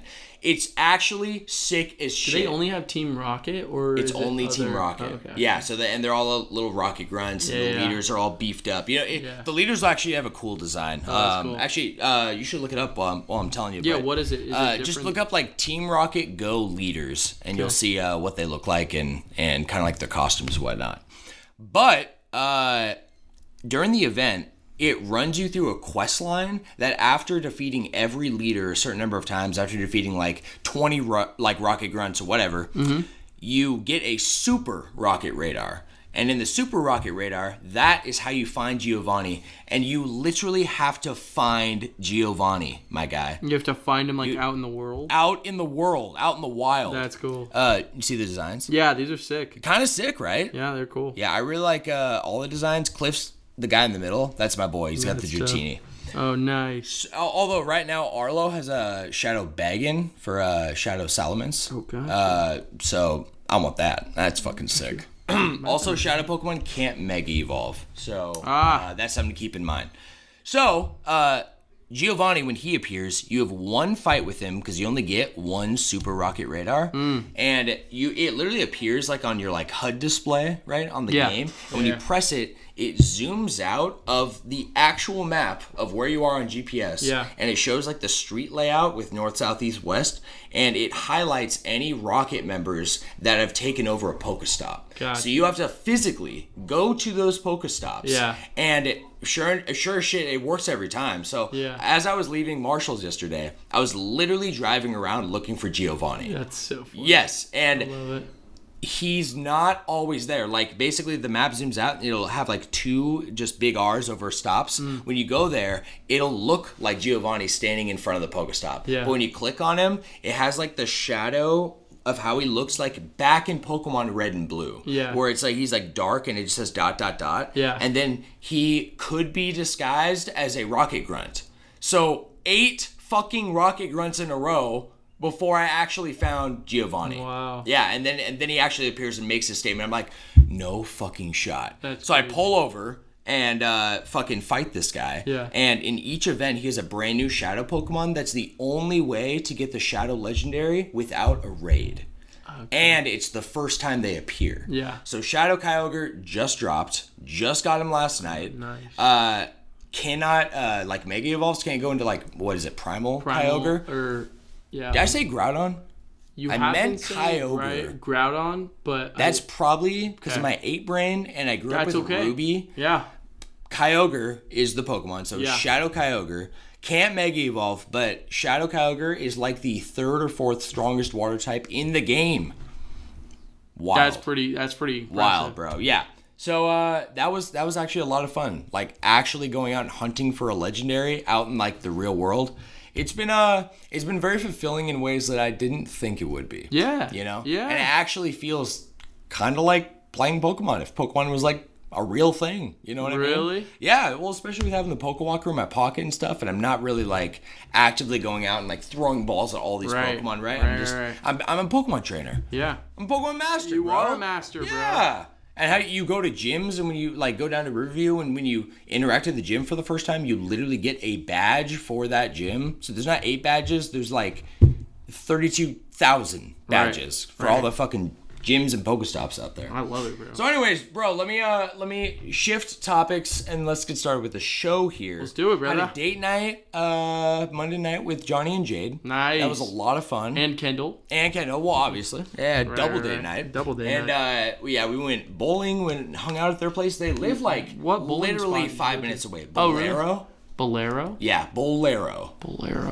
Is that the one down the street? Yes. Yeah, it's very close. Yeah, I just went there. Did you? With Jay. It was like 3 months ago. So okay. It wasn't like this, but... Dude, great vibe. Yeah, it was fun. Great vibe. Yeah, fun. There was a league happening when we walked in, and then right when they wrapped up, which is like maybe 20 minutes after they got there, they did like the turn down the lights, blasted the music. It was clownage, bro. I went there and it was they had like food and stuff, and it was good. It was really good. It was good stuff. I was actually really sad. I wanted a cookies and cream milkshake really bad. And did you? It was a classic McDonald's incident. They said. Ice cream machine broke. Oh yeah, ice cream machine ain't working tonight. Why the fuck are there? Of course not. Never ice cream machines. Let me walk back there and fix it real quick. I know how those fucking Dutch Bros blenders work. It's probably the same shit. It's actually fact. You know what I mean? Yeah, absolutely. You think you could put one back together right now? I think so. In front of you? I think if the pieces... nobody could tell if the pieces anything. were in front of me, I think I'd struggle right now picturing, but dude, I think But you could figure it out? Yeah. I think so too. You get those pieces off, you get that piece off. Yeah. There's the piece in the middle with the other piece right there. Yep. And then you get all those, clean them, do whatever you got to do, and then... If I had it in front of me, I think I could do it. You could. I think you definitely could. And there's like a couple things. There's like a small rod that has to connect in the back before you put it on. Yes. Like it's one of those things of figuring it out. You know, the tiny white piece. Tiny white piece. You can't lose. Can't lose fucking it. tiny. Yep. Last thing here really that has been happening is work, which is no big surprise. Yeah, work's going crazy, absolutely nuts. I think it's just uphill, really. This week might be a little bit of a break because the weather doesn't look super hot. Last weekend, though, dude, crazy. Sunday, beautiful. Really? So we were nuts. Like Sunday, I'm trying to remember what I did. I don't know if I felt it. No? I think I was working. Yeah. I felt it for a little bit, I guess. You work inside though, right? So yeah, one of those vibes of like I feel like most jobs I've had have been indoors and like enclosed or even not even by windows. Yeah. So I almost don't get any daylight. And maybe that was like why I was so depressed back in Oregon, you know? Might have been. Because outside now it's crazy. Like it's almost like I'm really taking in the weather more than I ever have. Yeah, for sure. You know what I'm saying? I do. Yeah. Joshy. Here's the deal. Let's you mind if I take a small break? Dude. Take a piss? Yeah. We'll get back. Can I have a Prime? And let's jump in. I'll get you a Prime. Do it. Yeah, I'll hook you up, buddy. Yeah. Do it, man. Let's do it right now. I'm ready. All right. Joshy. Yes, let's get plugged in, bro. Let's get plugged in. You down? Oh, I'm so down. Sweet. My friends, welcome to the official Flash Bros podcast. Yes, sir. This production constitutes two best friends sharing casual discussions, exploring our collective interests. I like that. Highlighting modern headlines and nostalgic topics framed around gaming, anime, and further diverse passions. That's right. Our focus is set on spreading positive vibes while providing comprehensive and informative content, building a vibrant community where you can actively join the conversation. That is so correct. You like that? I like that. Yeah, I like it a lot. Yeah, I wanted to like really rewrite it after saying the old one for probably like 3 or 4 weeks in a row. I'm like, you know what? I want to like revamp this one more time, get it to stick. Yeah, give it I feel like that really like summarizes our podcast in like 3 good sentences. Completely agree. You agree? Oh, I agree. Okay. Yeah. Oh, heavily. Hell yeah. Hell yeah. Episodes drop, my friends, every Friday at 5 a.m. sharp, and they're available everywhere. Spotify, YouTube, now with RSS support, and everywhere you pretty much can find podcasts. So come check that out, guys. Come check it. Also, premium content support is directly supported through Spotify, and we run our podcast out of Patreon. So we invite you to join the community and get plugged in for your comments, questions, corrections, discussions. Be a part of the conversation, whatever guys. you gotta do, for real. man. Yeah. So check out our Patreon where we run this whole thing out of, which is patreon.com/flashbrospodcast. podcast. You can sign up there for a free membership to get updates and access to our public Discord. Join the community, guys. Come on in. Otherwise, if y'all are interested in bonus content and special perks, we have gold tier sponsorship over on our Patreon. Nice. So some perks for that include recognition during each episode, access to exclusive content and posts, sending submissions directly through Patreon, including the Patreon app, exclusive channel access via Discord, and a membership lock-in price. Yes, sir. So your price will never go up. No matter how big we get, no matter how much we increase the price down the road, you will always have your initial buy-in for your membership. So right now that is $5. Yeah. It becomes like $1 million. Yeah. You don't have to pay it. You don't got to pay. You're Everyone only else paying does. $5 Yeah. unless you cancel. Right. So, guys, some great perks there, for real. So we appreciate all your support, everyone who's listening, everyone who's involved. We fucking love you. Thank you guys. So much. For being a part of this dream that we have. Alternatively, also, you can write into the show completely free of charge without signing up for anything. If you want to bypass all that, totally okay. That's right. I get it. We're all busy. We can't all commit to things that we just want to be involved in, so I want to make it easy so you can reply directly to our Spotify Q&As. Absolutely. So yeah, check out the episodes on Spotify. Even if you don't listen on Spotify, you can still pull up your free account, pull up the episode, and fill out the Q&A for each episode. What you're telling me, Sam, is that you can completely interact with us free as a bird? Free as a bird. Wow. Yeah. Well, that sounds like an incredible deal. In that aspect, you would need to technically sign up for a free Spotify account. Oh, it is free. That is true. Requires a sign up. If you don't want to even do that, don't even do it. You can just email us. Or text us if you know us personally. We also take that. Well, using that as an example, I mean, you'd still need to sign up for a Gmail. Yes. And you'd still need a phone number. So, do you need a phone number to make a Gmail? I don't think you do. No, you need a phone number to text. That's what I'm saying. No matter what, it's all stuff you gotta get. That's true. It's accessible as a mug. It is. Universally, guys. That's right. Yeah, come on now. No matter where you're at, easy. Send us an email. flashbrospodcast@gmail.com. We'll take it. And your support means growth for the podcast and community, and we appreciate you all immensely. So Seriously, true. Thank you. So true. So speaking of perks and sponsorship, Joshy, I have our list here of our Patreon sponsors. Oh, yeah. These are our current sponsors we have every week, which I have a total of 7 here, Joshy. Beautiful. Yes, sir. Starting with number 1, my very own mother, Annette Anderson. Shout out to Annette. We love her. Love you, Annette. And then we got Donald Duck. One of the OGs. The OG Donald Been around Duck. for the ride for a while, man. Yeah, he has been. Yeah. Still waiting to hear from you, Donald. Reach out to him, bro. Yeah, whenever you want. We love you, brother. And then we got Kendall Sutherland. That's beautiful girlfriend. Beautiful Thank girlie. you so much. Shout out. And then Adra Williams. Our beloved roommate. The entertainer, the master entertainer entertainer himself. Josh, you want to give him a little plug? Absolutely. He does do Twitch streamings, so check him out. And I think last week I said, or it was 2 weeks ago, I said he was on a break. It was last week. But he's not. He is not. He is streaming as much as he possibly can. Sounds like it's a little inconsistent because he is he's trying to adjust to kind of a lifestyle change right now with jobs and whatnot. But he said whenever he's getting the time, he's on there. So check him out. It's on Twitch, it's at Sweet A. A is AYEEE. So Sweet A. Oh yeah. Yes. Thank you, Josh. At we Sweet appreciate that, brother. And we got Johnny Brown the Fourth, bro. Johnny Shout out to him. That was a part of the Johnny Jade squad for the double date a couple nights ago. And Lene Lovelady, the superhero herself. Bro. Yes, sir. The podcast's older sister. Right. God love her. Yeah. Sister to both of us, bro. Absolutely. Love man, you, I still cannot wait for you guys to meet. I still am eagerly waiting. In fact, what are you doing next Monday?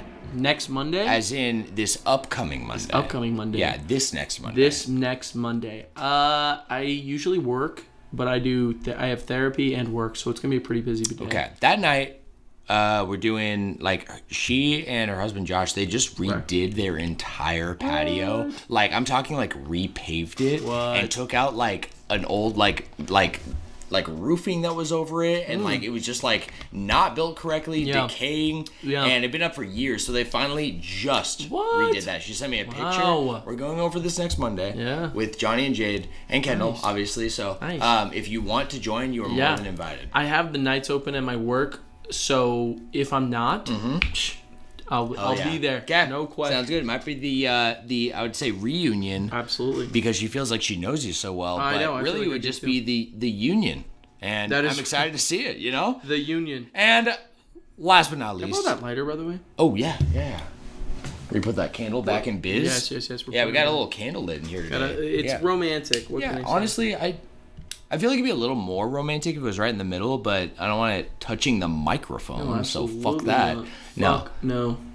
I get so distracted by your eyes, you know what I mean? Oh, yeah. Don't even get me started. Some pasta noodles now, bro. Don't even get Last me but not least on here, Joshy, is Mikey. Oh, Mikey Sandoval. Shout outs, brother. Yes, sir, of the Sandoval 7. You already fucking know, bro.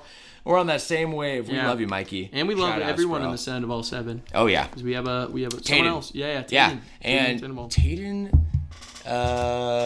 oh, no, yeah, I was like, he sent us a message, but it was actually on a personal level because I went to breakfast with him, not this last Sunday, but the Sunday prior. With Mikey? And with Mikey, nice. Lene, Josh, and not this Josh, other not Josh. Me. Yeah, and Kendall, and we all went out for breakfast that morning before I had work, and Mikey came in. That's like, I think his only day off of all of his workload, right? Yeah. And so he came and joined us for breakfast, which I barely get to see Mikey outside of work because of how busy he is. He's a busy man. So that was really cool. I actually got to talk to him not from a work standpoint, because technically I'm his boss. You know what I mean? Right. And it was just very chill and legitimately Raleigh, who I've mentioned to you, I know many times off cast, but that.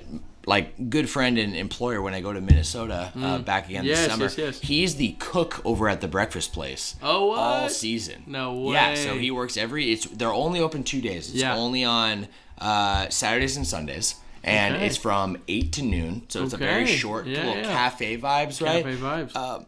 Excuse me. But it's packed because it's all these people I know at the bar. Yeah. And they all will bring in a bunch of family and whatnot. It's a tiny restaurant, restaurant? Tiny restaurant. Yeah. Most of the tables are like 2 to 4 seaters, right? These people are bringing in like 16 tops. It's like, where are they going? But they all know Raleigh. They all know Tina. It's a great vibe. That's so cool.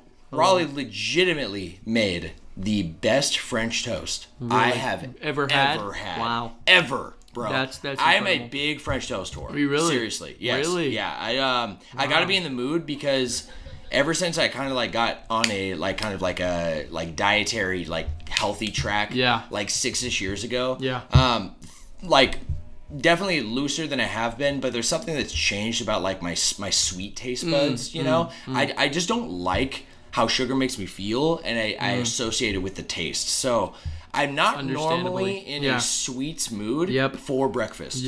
I normally don't have breakfast. You know? And so if I'm in the breakfast mood, omelets, eggs, hash brown, that whole bit just goes all the way for me. You know? Absolutely. Bacon, need that fucking I need a mountain of bacon, oh my god, bro. Bacon's so good. But I decided, you know, hey, let's go special. I want to try this French toast. Yeah. Dude, he painted like brown sugar, a little bit of brown sugar over the top that was seared into the egg on top, bro. And it was like a thick boy. Oh, man. So he was leaving, and he bought his whole family a bunch of the French toast. Yeah. And nobody, he kept saying he wasn't telling anybody about food because anytime anybody around him like as soon as he ordered something, Josh immediately took his bill and paid it. Right. So everyone's just trying to hook each other up, and that's just the whole mentality over there, right? I love that so much. That's so much fun. Just a bunch of givers. I fucking love it. So he leans over and he's like, "So I just put in an order to go French toast, but I'm not saying anything because these fuckers will pay for it." And I was like, oh, "Okay." I walked to the computer and I over to the lady because I knew the server, and I'm like, "Hey, I'm gonna pay for this guy, whoever put in the." To go order, I need to pay for this right now. He's like, "You mother!" He looks over at me from the restaurant. "You motherfucker! You better not be paying for my food." I love that. So it was a personal thank you from his family. The kids all said it was the best French toast they'd ever had. Oh, that's so fucking awesome. So wholesome, bro. Sandoval 7, they're all a part of this podcast. Absolutely, they are. Absolutely, and I have a special shout out here for Brad Schmidt, the man. Shadow Buddy. He is on Instagram, Shadow Buddy Music, and you can check him out on like Spotify and YouTube, and I always forget SoundCloud. Yeah, that's like his big like multi-platform. He does a lot of music, and he does the music exclusively for this podcast. He does. Shout out to Brad. Love this guy. I've also known him since I was 8 years old, so we go way back. Man. I think he was literally 5 when I met him. Really? Yes, man. Wow. Yeah. So big shout out to one of my best homeboys. Love you, Bradley. And Joshy. Yes, sir. You know how we do. Let's begin our show. Let's get it in. With the classics. Classic. In our first segment, known as Retro Recap. Yes, sir. Joshy, that was great, bro. That was great. That was beautiful. It was beautiful, wasn't it? I want to get on that. Right? I want to get on that every week. Whenever we're on that same wavelength. Retro Recap is the most hype. Yeah, I feel like I could have said it better, but I forgot the name for a single second. Oh, did you? I was like, what was it? Retro Recap. Retro Recap. And then I got you. I'll pull it out of you. Don't you worry. Please. My friends, this list comes from GameFAQs. It's a curated list of gaming history this week with North American release dates unless otherwise stated, along with now the Metacritic score. So I got a fun little list of games here, Josh. I want to pull some games that honestly, like, weren't. I feel like a lot of these games, like, there's the Japanese release dates and the North American. Yes. So I'm starting to see doubles showing up now of games that we've been talking about for the last 6 months. Yeah. And it's a lot of samey, I feel like. It's like, man, like, there's a handful of Kirby games, a handful of Mario games. Yeah. So I'm going to try to, like, throw in some things that are a little different. Okay. Yeah. All right. And if I don't know very much about it, I hope you do. Sure. For God's sake. Or I'm just going to do a little research. So we'll start with The Sims. The Sims, the original, OG. The OG Sims. This released on PC January 31st, 2000. It's actually not, in the grand scheme of things, it's not like that old. I thought it was a 90s game, you know? Yeah, I guess maybe I knew that because it was around in my time. Yeah, a little bit sure. more. Yeah, so I feel like that's a game where it's kind of a classic to both of us. Definitely. Came out the year you were born, no? It did, no. Yes, sir. It did. Also a 92 on Metacritic. Wow. Metacritic actually, when I'm doing a lot of these retro, I've realized that Metacritic only goes back to like late 90s. Oh, really? So, yeah, like they have scores, like some of these games in the list. list. IGN? IGN also was 90s because their first 10 was Ocarina of Time. I'll always remember that. So they started theirs, I think, in the 64 era. Okay. So there's some like PlayStation games. There's some 64 games on Metacritic. Yeah. Not much though. Yeah. So with that being said, I'll just omit the scores if they're not there. Easy. I'm not gonna put in like there was. I'm not gonna tell you yet, but there was like actually. Yeah, there's a Sonic game in this list, and it's a classic one. On the Genesis, there was no score. No score. There was a score for the Xbox 360 arcade release, but I honestly am under the opinion that like I think the score is important for the time it came out. Agree. Because it's being like scored based on the factor of modern times. Agree. It's really hard to score a classic. Yeah. In like a future generation. A classic is a tale of ancient times. So, a tale of ancient times. This is a tale I of see what you ancient did there. time. Yeah, I love that. So, Joshy, The Sims. Yes. Yeah. I am not really a Sims player. Yes. I'm more of a Sims appreciator. I've been always around Sims players. Like my first girlfriend, like the only game she played was The Sims. Yeah. And Faith. I was gonna mention Faith. Yes, bro. Yeah. I always think of her when I see The Sims. Yeah. Yeah. I feel the same way. It's that or FNAF. 5 Nights at Freddy's. Yes, bro. Absolutely. Well, I think of both of you with Yeah. FNAF because of like the bond I would see you guys at BlackRock have together with that. Talking about it. Yeah, absolutely. Sims, the first one, I actually never played. Ever. It was a little too early, and then by the time I was playing video games, there wasn't really an ability to play it because the other games come out, and those were the ones that had releases on consoles that you could play it on. So to be honest, I just kind of missed out, but I'm a huge fan of The Sims. I love Sims. Sims 3 was the shit. That shit is so much fun. So good. I still think about it to this day because you can customize your Sims so well. Not like incredibly, like nowadays you can do like anything. You can literally do like body shape, face shape. In Cyberpunk you can make his dick bigger or smaller. What? Yeah, you didn't know that? Yeah. Because I think I did know that actually. Yeah, you have to. There's like if you have nothing on, your balls are out basically. That's crazy because I remember like earlier days like Skyrim with all the customizability of like the girth and every facial feature, right? Like there's like 16 fucking like scales for your face. It was Fallout 4. Yeah, same way. They did but they did like you can move like every inch of the face, so people were making like celebrities. Yeah, and you could like make them look like yeah. But it was always a meme because they'd always be in their underwear. You know? Yeah, It'd always absolutely. be like some whitey tidies. Yeah, like, whitey-tidies. It wouldn't even be textured right. It almost melts into their skin. Absolutely, you know? it would. That's crazy. Yeah. Okay, yeah. So, I feel like The Sims is a huge part of influence for customizability. Absolutely. For things today, including like Pokemon, even with like customizing your avatar and like stuff. You know? Yeah, I do. I feel like at the time I felt the most innovative thing that I remember was you could choose the way the voice sounded, and it wasn't just 3 different voice actors. You could choose the pitch, higher or lower. And it's really funny because I know you don't know who this character is, but from regular show, there's a character named Rigby, and he's got a very, very funny sounding voice. And he'll say, like, he'll be like, like the way he talks. And I designed my character, and I accidentally made him sound just like Rigby. And so I literally, the entire time I was playing, it sounded like my character was voice acted by Rigby. And it was like, and so you say things like, Glooby Blore, Dooby Doo. And I'm like, this is fucking hilarious. Did you name him Rigby? No, I didn't. I think his name was Josh. I think I just went that route. No, it was something simple. It was something very simple. Okay. But yeah, it was good. Yeah. I like Sims 3 a lot, but missed out on OG Sims. Missed out a little bit. But I don't think I missed out because I think the next game is always just the one. Yeah. You know what I mean? Like no, Sims it's kind of 4, like Animal Crossing, I feel. Exactly, yeah. Like the modern version of the experience. Yeah. There's value, I think, in every Animal Crossing in the same way there's probably value in Sims. But I think with even Sims, they have hit a moment where they are not releasing any more games. They will continue to do updates for Sims 4, like, forever. They're not doing Sims 5? Mm-mm. Dude, really? They've been doing Sims 4. Sims 4 came out like I'm gonna fact check you. Yo, please fact check and me. I know you're right about Sims 4, because that has been going for a fucking minute. I'm gonna look up the release date now. Holy shit, September 2nd, 2014. 2014. Wow. And 10 years? We're doing, almost at 10 years. Almost at 10 years of consistent updates and packages that you can find. You find anything on Sims 5? I did.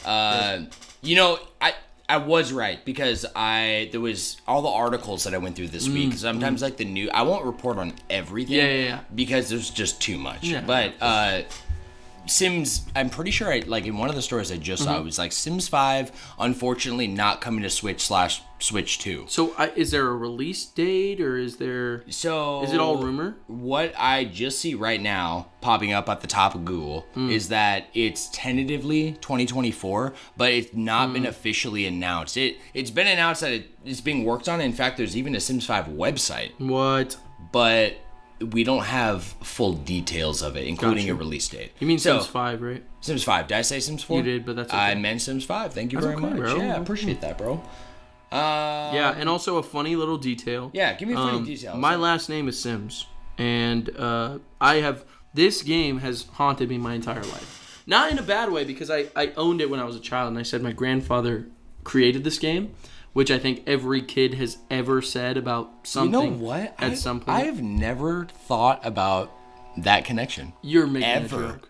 No. Are you serious? You spell it the same way. It's the exact same. And it's funny because most other Sims, so Sims is a Scottish name. It comes from Scotland. Okay. And it's derived from Europe. Right. Yeah, you showed me like your family crest and all that. Yep. So it's a Scottish name, but a lot of other Sims are spelled Simms. Yes. Right? So that's how I spelled your name in my phone when I first met you. Because that's the traditional way that you spell Sims.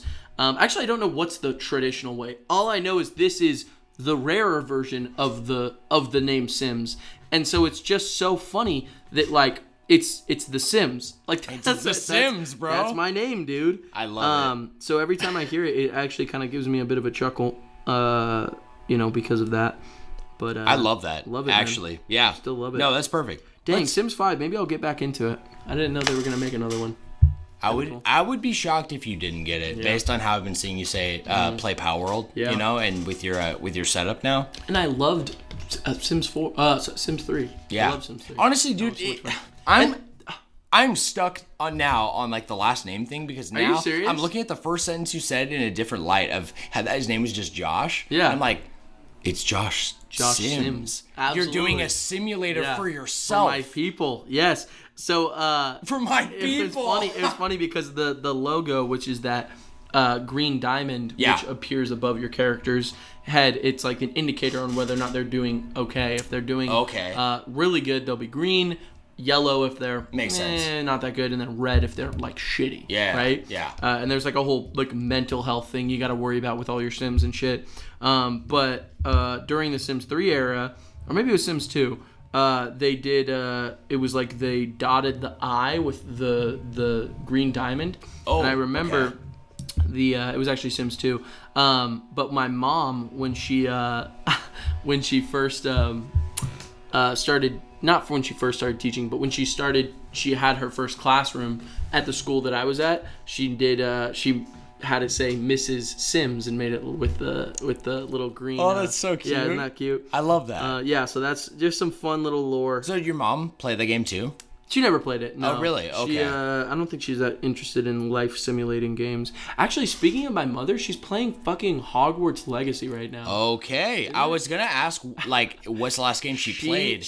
That's awesome. She's not the biggest gamer. She likes anime more than games, okay, I would say. Just because she's from an older generation. Sure. And there's kind of like if you truthfully don't grow up with a controller, it's hard for you to use a controller. For sure. I know that because my ex, who I bought a PS4, she struggled really hard at first playing video games in general. Like, the stick was weird to her, the buttons you had to press, she had to like look down constantly. Yes. And over time she was able to learn it. But it was funny seeing that example of someone who's my exact age, but just didn't grow up with this same like ability to press buttons on a controller. Because I can pick up any controller and essentially know how to use it. Like, the biggest different controller I think I have that's like an actual controller, not a keyboard, is like the Oculus, but that's simple enough. It's 2 buttons, a stick, and then a home button. Yeah. You know what I mean? Yeah. I'm picking up what you're putting down. Yeah, exactly. Yeah. Dude, okay. Cool Hogwarts stuff. Legacy though. That's fascinating. Yeah, actually. She so my little brother got it on Steam, and he has a second PC that's plugged in downstairs, so she's able to use an Xbox controller and play. And so she's been playing it. She has like her own custom character. Let's go, everything. Bro. She actually liked it so much she wanted to show it to me. So last time I was over, I played the intro to Hogwarts Legacy. And? It's pretty cool. Right? Yeah. Yeah. Did you play it? Yes. Yeah. Okay. We've talked about it a little bit because you were really interested in at least like seeing it or playing it a little bit. I played a little at Marshall's. Did you play the intro? No, I just played his like completed game file of him running around. I didn't get to run around at all. I just did the intro, and then there's like something you got to do before you get to Hogwarts. Yeah. But it was a really cool intro. It was cool. It was fun. Just from what I saw. Yeah, hell yeah. So cool. Worth all the praise, I guess. I have a side note that you reminded me of when you just were opening your yapping. When you were yapping, the color thing with like the like green and then yellow. Yeah. Okay, can we just like set like this like baseline right now of like it is so annoying when any electronic device is using different colors to mean different things. Example, you know, like, or even like wax pen, right? Yeah. There's this, some brands of wax pen, like follow that code, where it's like starts, like, what do you think of it? If do you go have like the I guess like the lowest setting, the easy mode? Yeah. In my mind, green would mean like easy. Not like the highest, Absolutely. Right? Battery life, now it's the highest. It's like, it's specific to what it's doing. Unless you throw blue in there. And then I could say blue, green is pretty good. Yeah. Not okay. If you want to have 4, that's okay. Blue is the best. Green is you know what I mean? Yellow is catering on red. And then red is bad. Red. The hottest, the worst, like the hard mode, right? Yeah. So when I have one that green is the most intense, blue is medium, and red is the lowest, that makes no sense to me. Zero sense. Right. I'm like actually annoyed. Like, unless it's like, are they trying to say that it's the more energy it uses? That would be but blue? That's stupid. I don't know. Well, even like the psychology of it, it's so funny. I was just thinking about it like a week ago, which is so funny you bring this up. The psychology of colors naturally, and the way our brain looks at certain colors like they are either colder, cooler, or more calming to the eyes is because there are deeply rooted evolutionary indicators that something is a certain way. And so blue skies, white snow, it cools, like the water being a cool color are indicators that something is better and safer. Yeah. Red, as another example, it's so funny we both have primes that are of these colors. Yeah. Red is sharper to the eyes because it's the natural color of fire, and it is an automatic indicator that your body is hurt. So naturally, when we see red, there is almost this sense of, and obviously we're a lot more evolved at this point. So we we're have able a consciousness of, like, thinking. We're able to recognize that, fruit punch is good. Doesn't mean it's evil, but there is a natural progression of there is one that's good, one that's bad. You see blood, you should be concerned. This literally looks too like the Matrix. Like the Matrix, pill, right? Blue pill. Great example. I forget which one's which, though. I'm pretty sure Pill's the red pill that wakes you up. Wakes you up, yeah. Exactly. So the comfort, yes. So the comfort of being in your own world and forgetting all of this and not having. He's to holding worry up the about blue anything. one, by the way. Yeah, by the way. Sorry, I meant to mention that. And then this is destroying every idea that you've ever held and awakening into a terrible world taken over by alien robots. Who want to use humans as batteries. Bro. But yeah. Anyway, yeah, dude. Wow. I love where that went with The Sims. Yeah, what the fuck were we even talking about? The Sims? Fluid Conversations. Oh, yes. Featuring Josh Sims. Everybody, thank you very much. Number 2, Joshy, is Super Smash Brothers Brawl. I feel like of all the Smash games that we've talked about, we with the whole episode on it, Brawl is probably the one we've talked about the least. Yeah. And I really remember where I was in life, and Brawl is a very unique spot for me. So I want to kind of bring it up and see where you were at too. So I'm very happy to say it is the highest scoring one in the entire list today with a 93. Yes, for Metacritic. Incredible. Which it gratefully deserves. I agree. Came out in the Wii, January 31st, 2008 in Japan, putting it on today's list. So Joshy, I wanted to say just to start that I remember this came out when I was in high school. Okay. Let's see. I was a sophomore. Okay. Ooh, okay. Potentially going into my junior year. Yes. And this game came out, and this was right prime time with Xbox and PS3, 360 specifically, and PS3 fully taken off. This was I was so into Halo. I was so fucking into Halo. It's all I played with my friends. All I played with Reese. All I played with a different friendship group. Right. All I played online. It was that was the vibe, and it was the only real time in my life, I'd say, that Nintendo in all aspects really just took a back seat. So I missed a lot of releases. I missed a lot of experiences. That was during Black and White too, right? Or no? I played Black and White, but Black and White 2 came out during this kind of era. Wait, no. Black and White came out a couple years after, I think. Didn't it come out right after I graduated? Maybe. 2010, 2011? Maybe. Somewhere around there? Yeah, okay. Well, there was a gap then. So Black and White, I think, wasn't out yet. But I didn't really play Diamond and Pearl. Yes. Right? That's the one. Yes. Diamond and Pearl. Yeah. Yes, bro. Because that's Gen 4. Yeah, okay. We're there. And Gen 4 was what was heavily represented in Brawl because it was the new one that was coming out. Bro. Yeah. Yes. So and even Lucas, I had no idea who Lucario Lucas was. A new character. Lucario. Yeah. Yes, dude. The first time a Pokemon came out, I did not know who Lucario was. You know? Coming from someone who's a self-proclaimed huge Pokemon fan, just like you. Yeah. Didn't even know who Lucario was. It's so funny. Yeah, bro. You and I had completely different experiences. Even with Lucario, because during Gen 3, Lucario and the Mystery of Mew came out. Which was huge because it was showcasing this brand new Pokemon. Which, of course, everyone at the time, Brawl representation, had an entire movie where he could speak through telepathy. Everyone was like, he's a legendary. Yeah. Turns out, and then later, I'm not even kidding, this was later, after all this, Raul was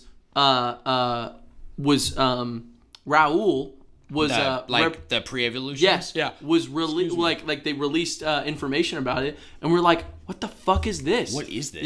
Yeah. So that's so funny. Dude, yeah. I was hyped for Lucario because I saw him as like the new Mewtwo. Yeah. Because my favorite movies were the Pokemon first movie. For sure. Of course, everyone loves Mewtwo. Dude. And then Lucario the Mystery Mew was my second favorite. And I was like, oh my god. So crazy because I looked at Lucario. Yeah. I said, who the fuck is this? Where the fuck is Blaziken? Mewtwo? Oh, Blaziken. That's what I thought. Like I was still like it from like me. Literally, like it was a thing where like all like isn't this the game where they first started doing the trailers for the characters? Yeah. For like Sonic and all them, right? I kept you waiting. Was not on that hype train at all. Yeah. I didn't know about Brawl until Brawl was out, and I'm hanging out with my Halo crew at a big birthday party, and they have Brawl pulled up. When you say Halo crew, I just pictured like Master Chief. Oh yeah, all of them, bro. They're Halo on the couch. Reach, yeah. Oh yeah. No, there was like there was a bunch of us. We always pull LAN parties. Yeah. Like I'm talking like at minimum 12 to 16 player LAN parties. Fully utilizing what LAN was all about. I'm so glad, like, I really lived through that era where we literally had a hub where we're all connecting our Ethernet cords and all connected locally, Anyways, just different. And so I remember, like, going to this place, though, right? And there's probably, like, 20 or 25 guys at this guy's house, right? Yeah. Which I always loved, too, because I never could have parties or have friends over growing up. Parents' house? Yeah, so anytime these parties happen, I'm like... And then I meet the parents, and they're so nice usually, and I'm like, dude, like, where'd you come from? Yeah. Yeah, what is this? You're just cool with all this? Yeah, that's how I feel now, too. Really? Yeah, even just like kind of shaping the way that I know I want to raise a family. Yes. You know what I mean? Oh, yeah. I'm like, I know my kids need, like, actual, like, party social events. Yeah. Well, I need it. We need it. Excuse me. Keep the family all social. Absolutely. You know what I mean? But it was over on a couch setup, right? So we're all doing our own thing, and there's like 4-player brawl happening. Dude, and I look over, and it was like so bizarre because I'm seeing the guy who brought it, he's playing with the nunchuck and the Wiimote, right? And he's like, but he looks relaxed, kind of like with the Switch like poses, right? Yeah, so he's sitting on the couch like this playing. Yeah. And I'm like, hold up. Yeah. What is this game? Yeah. You know? And really, like, all else I want to say on it is that...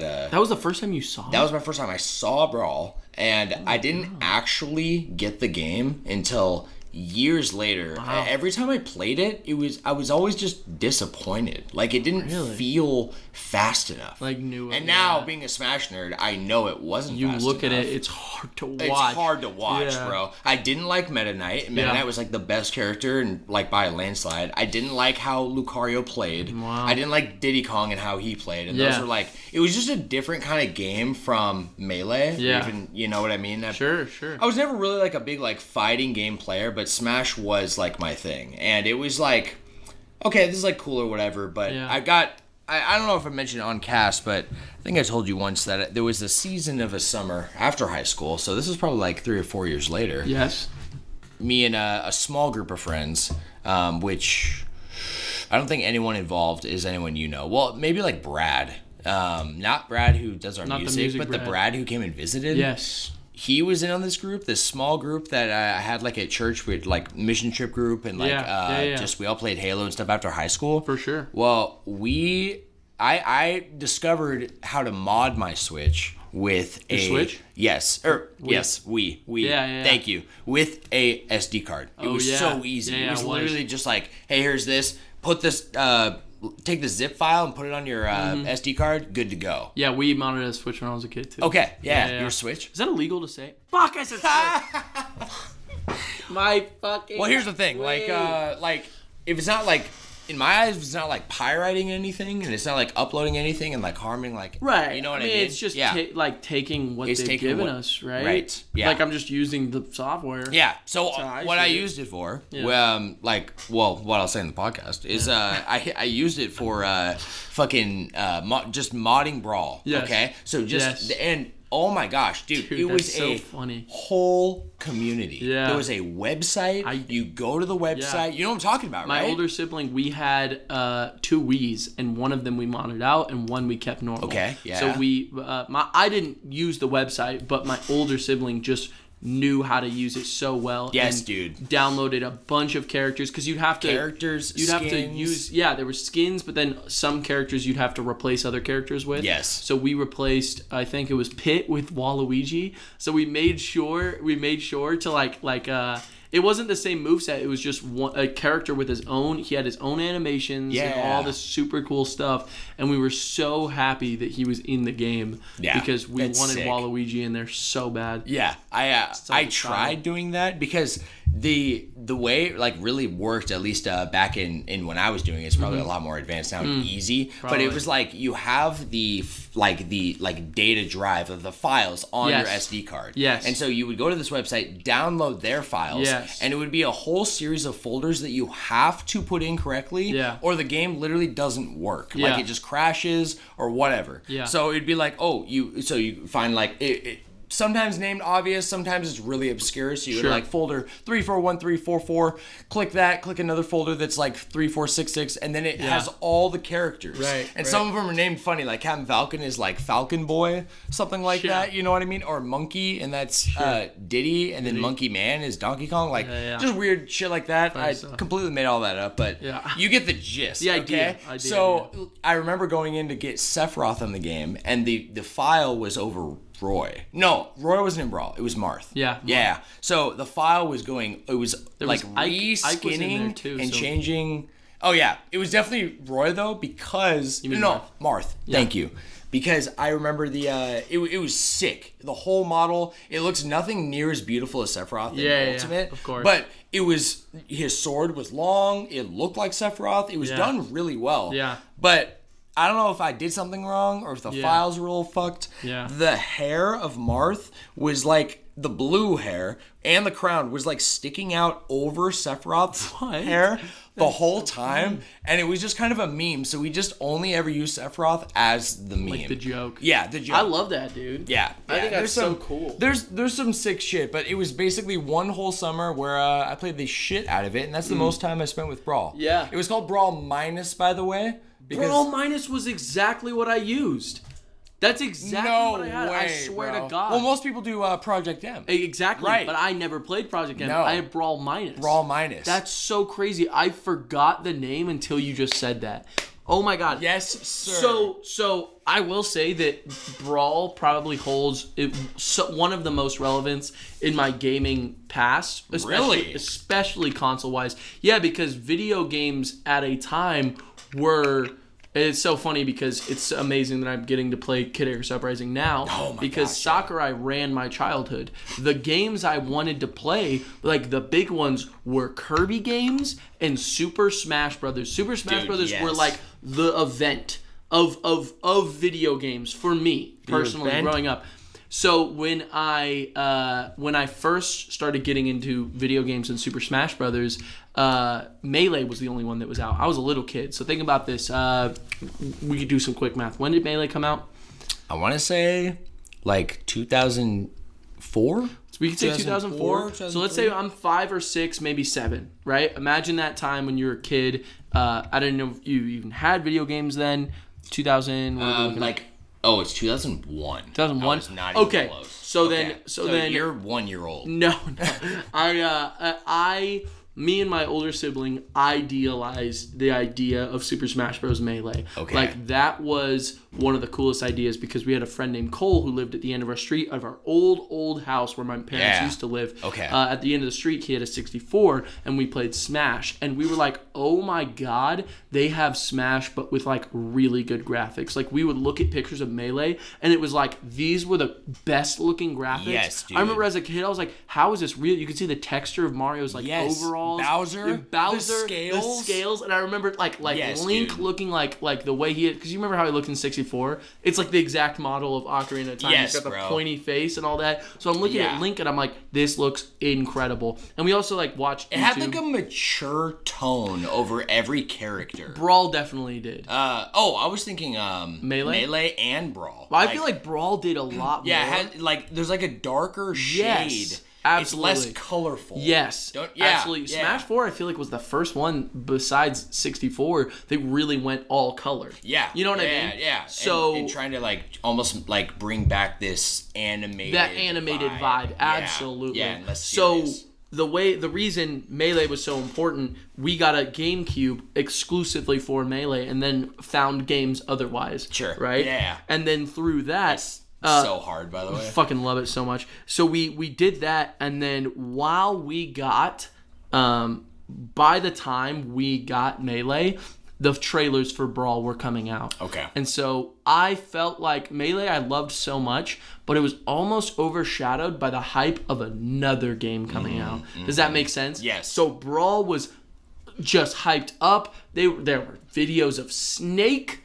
I didn't even know who Snake was. I didn't either. I thought he was from like some shooter. So I'm like watching this and I'm like, oh my god, they're putting like so many characters into this game. Sonic. I'm so glad you were along for that hype. Oh my god. I wasn't like YouTube savvy and I wasn't really on, but I remember reading all the things they were explaining. Like even on the Kirby website, they listed all the brand new, because there was a section of the Kirby website that goes through the history of all his abilities. Because he has a bunch of different abilities, and they included all the ones from Smash Bros. Brawl. And I remember just seeing like some things like shit. Lucas Kirby. Who the fuck is Lucas? Sonic Kirby? This is crazy. As a kid, my mind is blown, right? Actually. And so the whole reason we got a Wii in the first place was to play Brawl. And it was amazing because we could, play everything. It was on GameCube, on Wii. And I don't think as a kid I'd put as many hours into Brawl as I ever had played any other game.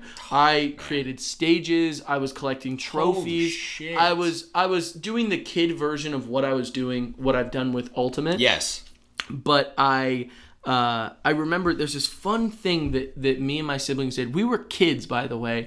We played the characters like they were like action figures, like they were like playthings, and we would make stories with the characters. On we had stages? Yes, on stages. And we would like say we'd go to a different stage, quit out of the thing, and then go to Jungle Japes. I remember we had a story called Mac Boom and Kron, and it was I had a character at the time named Why can't I see Mac. this is like a YouTube series? Dude, like, so genuinely. that was what we were we were inspired by these people who did a YouTube series of like characters playing. Yeah. And we didn't record it or anything. It reminds we me just of like red versus blue shit. Dude, yeah. You know what I mean? Fucking so funny that you say that. Yeah, I mean, it was that vibe of like, we just did it at like alone in our rooms, just like playing it. And holy shit, that was so much fun. But we sunk hours into that of like creating characters and having like ideas that we would make. It's so beyond the game. It was not just a game. Yes, it was bro. like everything we could have asked for. Like it was just everything. Yeah.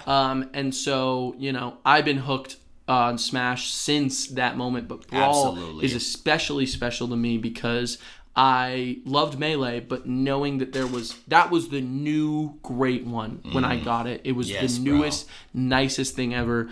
And I don't even want to get too much into it, but Subspace Emissary was one of the best experiences I had as a kid because you could there were choose your own elements. The first thing in the game was you could choose Zelda or Peach. And I'm not kidding, to save. You had to save one princess. Right. And there was such a huge, like that idea sparked so much creativity and imagination on what could happen in the story, and it just felt magical. I'm not kidding. Everything that Subspace Embassy was, it was just everything I could have asked for. Yeah. And yeah, I think it's incredible.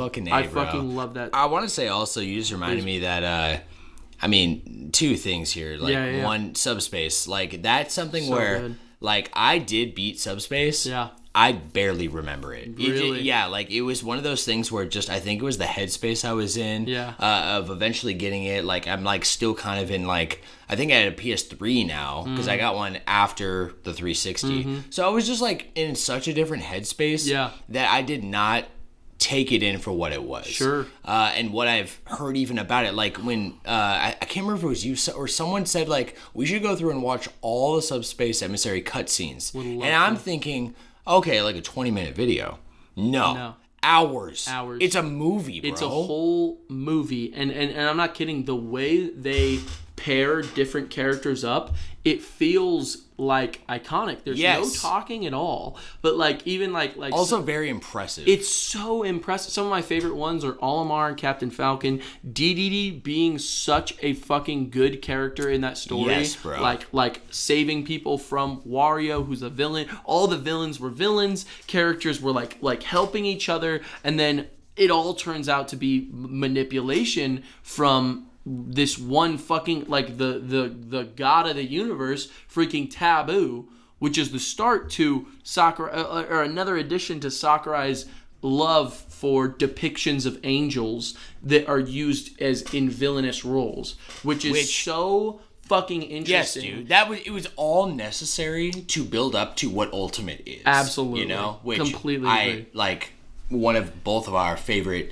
gaming experiences ever. And that of all time. Cannot be passed because of what it is. And I think that Ultimate feels more like the true sequel to Brawl than Smash 4 ever did, because I loved Smash 4 and I put time in. I did tournaments. I did so much as much as I could for it. But it really was not the experience that I wanted it to be. Absolutely. Truthfully, like it felt a little bit hollow, and it felt like the next Smash game. Yes, bro. The name wasn't interesting. Single player. Name was trash. Yeah. Okay. A bunch of the extra shit was trash. Really, like the hype thing about it was all the things that it introduced. Yeah. That then again, like it's like they took Brawl, they took Smash 4, and then all the old elements of Smash as well, and added in to make the Ultimate game. It was very necessary. And it was also technically interesting because we never had a HD Smash and a handheld Smash. Absolutely. But also those marvels are, a dust in the wind when you look at Ultimate, which is both at the same time. At the same time. You Playing know? 8 players. On the go. 60 FPS. 60 FPS. I don't understand how the Switch can do that. I don't understand either. But it's incredible. It's incredible. It's actually incredible. Yeah, we can move on, but let's move on. I don't think I would have done it justice if I didn't. Yeah, I also I really appreciate all that input, Josh, because again, like this is like the bottom of the totem pole for me in terms of like time spent on Smash, and like even like Smash 4, I put so much time into Smash 4 because that's when I finally like played against really good competitive players, and they taught me how to play the game on a much higher level where I'm not freaking out ever, right? Sure. It would be like where I thought like if I was the best in my friendship group, the classic meme, I still like would reach points where I'd like have like panic inputs, right? And then learning how not just to not have panic inputs, but also to instead channel that energy into correct inputs and correct reactions where you don't think about it. Like it's honestly fascinating psychologically to look at how fast our brains are moving, and we're still able to sometimes hold a conversation too while all these things are happening up here. Wild. I just remembered another thing that I also played the shit out of. Tell me. Which was there was like this retro section in the I just found it here. Oh yeah. Yes.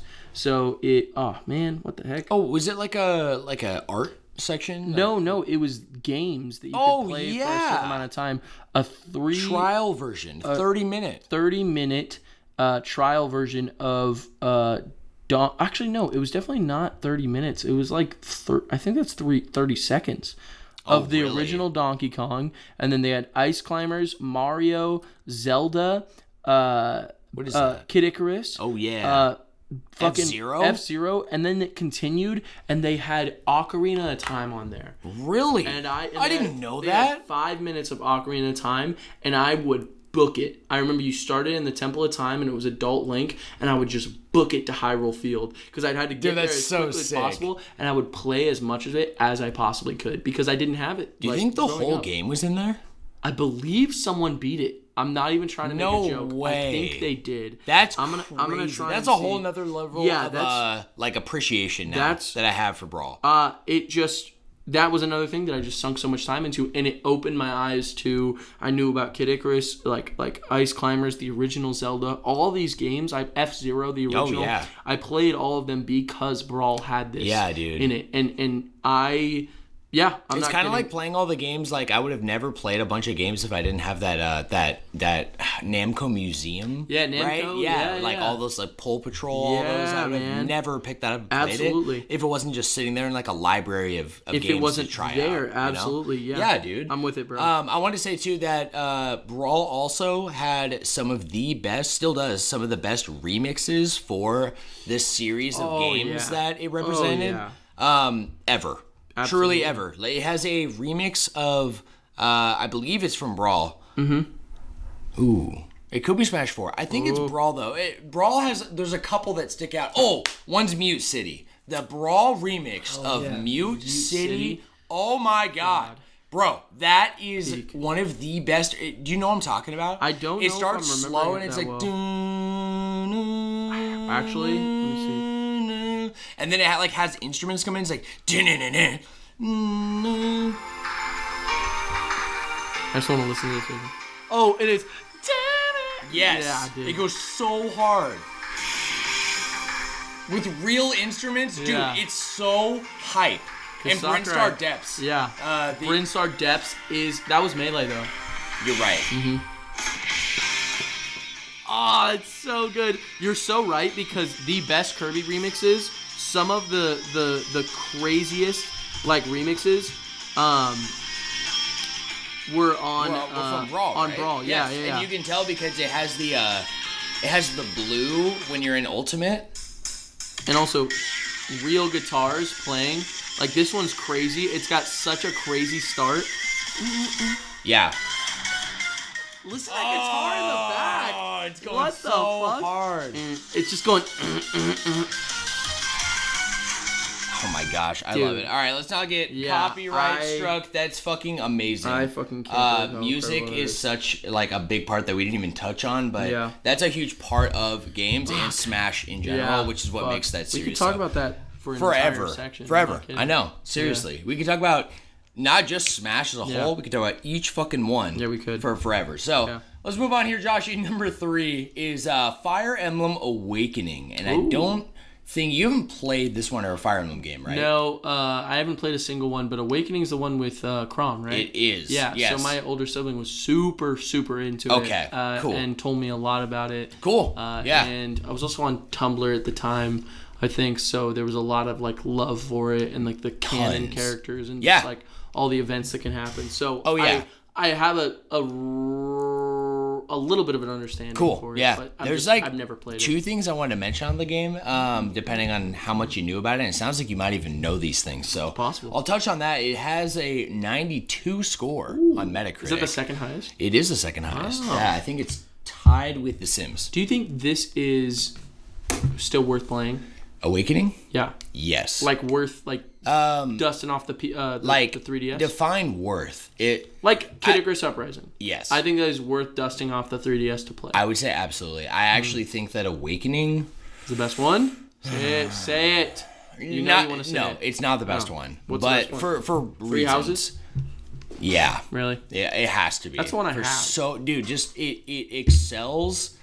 And at the heart of Fire Emblem, like more than any of the fluff, it is the combat, it is the game itself, and it's just peak in Three Houses. It's just peak. Like customizability, like do whatever you want. The amount of characters you get, it's so overwhelming. You have too many options, but it doesn't feel like too many options in the wrong ways. It feels like it in all the right ways. Absolutely. Yeah. So what I want to Awakening is pretty spectacular for the entirety of the Fire Emblem series, and that's why I wanted to put it on this list. And for what we talked about earlier with the you being frustrated about the release date and like it's not showing up on Netflix right now. Oh movie. Yeah. So there was a whole delay with Awakening, which I had never seen from Nintendo or a big first party thing like this before, specifically from Nintendo, I think. But I'll run you through the story. I just wanted to say that this came out in 3DS January 31st, 2013. And I remember exactly the timeline of all of this because I was so fucking hyped for this game, bro. Yeah. I was so hyped. Fire Emblem had been a beloved series for me pretty much since like middle school when I discovered it. Okay. Right.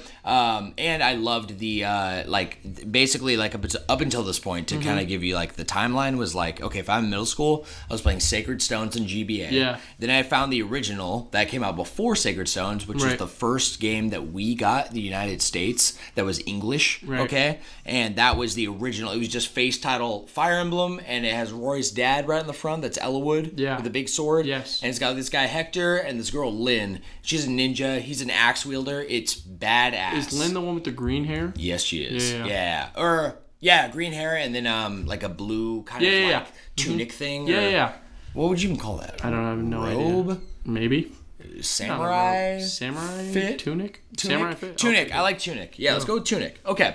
So this game is amazing for so many reasons, to be honest, because the first I want to say before I get to the delay is that the Fire Emblem series at this point by Intelligent Systems, who's the developers, they were under so much stress because of the bombing of sales of Radiant Dawn on the Wii. So basically it went those two Game Boy games, Game Boy Advance games, and then Path of Radiance came out in GameCube, and the Radiant Dawn came out in the Wii. Which was Ike's? Yes, Ike's main character for both. He's not really, like, he hasn't become the main character and known that he's really like a part of it as big as he is until halfway through Radiant Dawn. Right. He's much more like, he's on the cover and kind of the mascot of Path of Radiance. Right. So that's like what he's known for. Gotcha. But he achieves full badassery level in Radiant Dawn. Right. He like ascends, bro. He gets like this like, I so wish his like Radiant Dawn design was in fucking like Ultimate. It's not?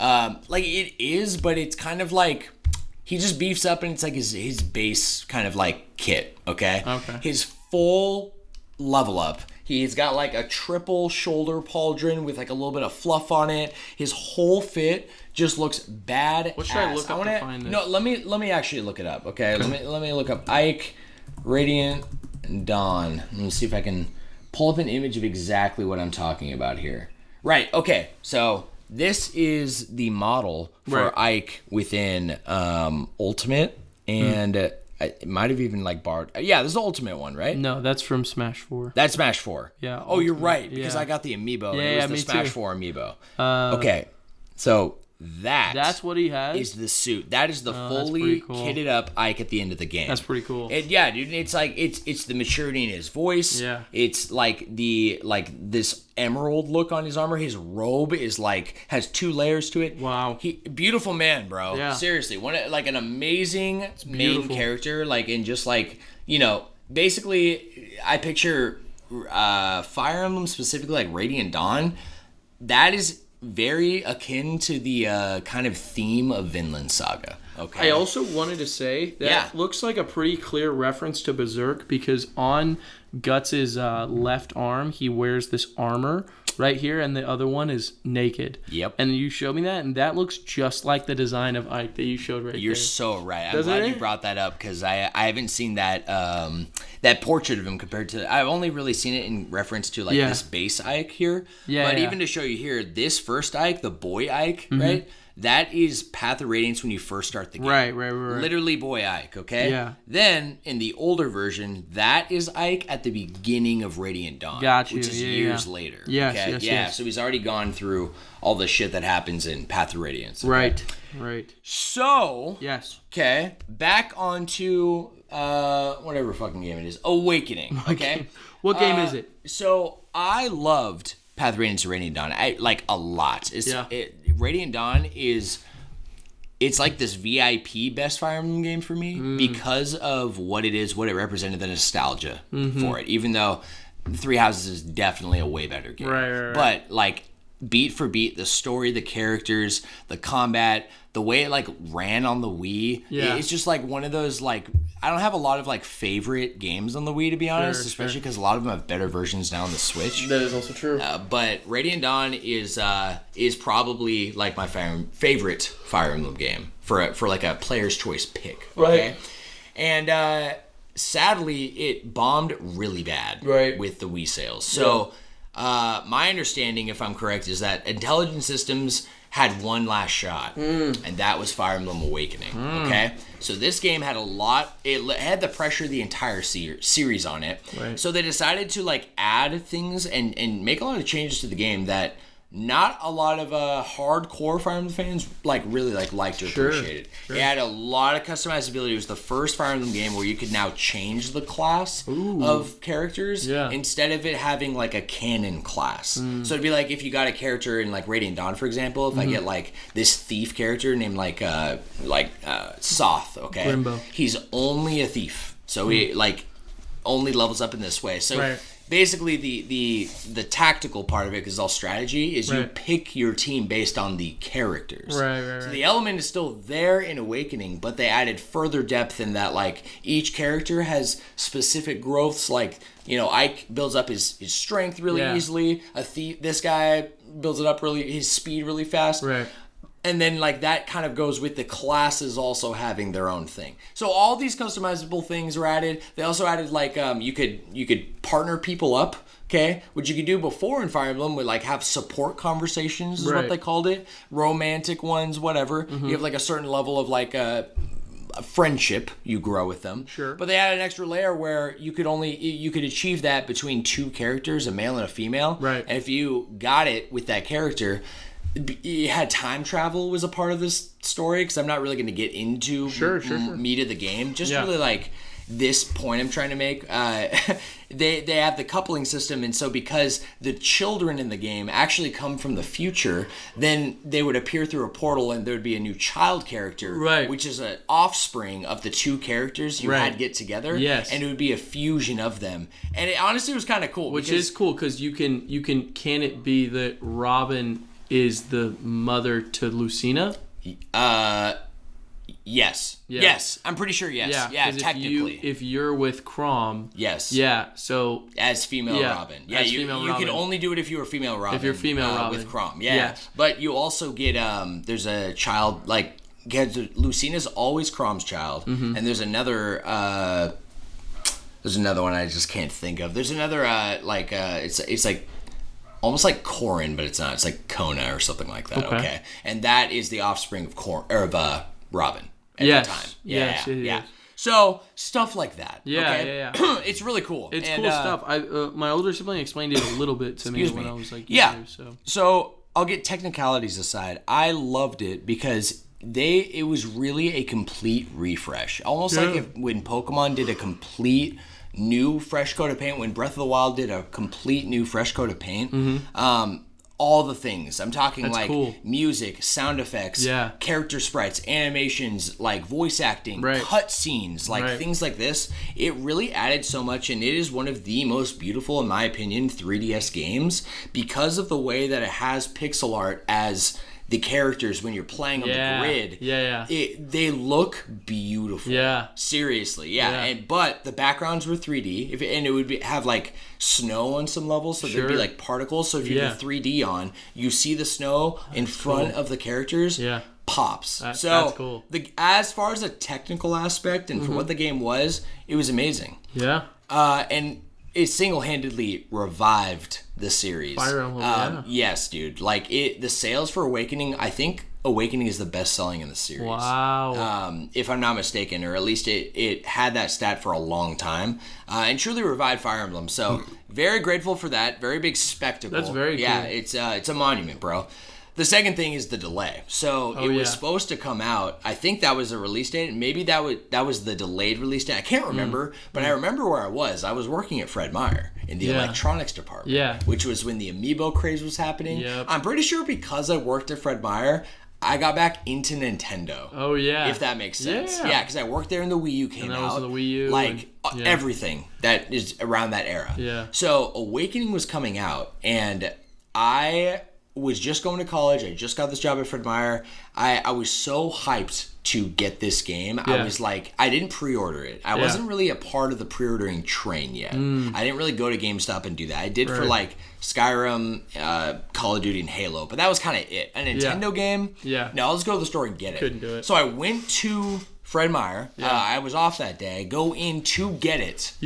And my guy tells me that we didn't get the shipment. And so I literally go into the POS system myself, and I'm looking, and it's like on DOS, you know? Yeah. And it's like ordered units, like 36, available units, 0, shipped units, 0. And I'm like, we fucking ordered it. What's happening? Where so like the warehouse had none.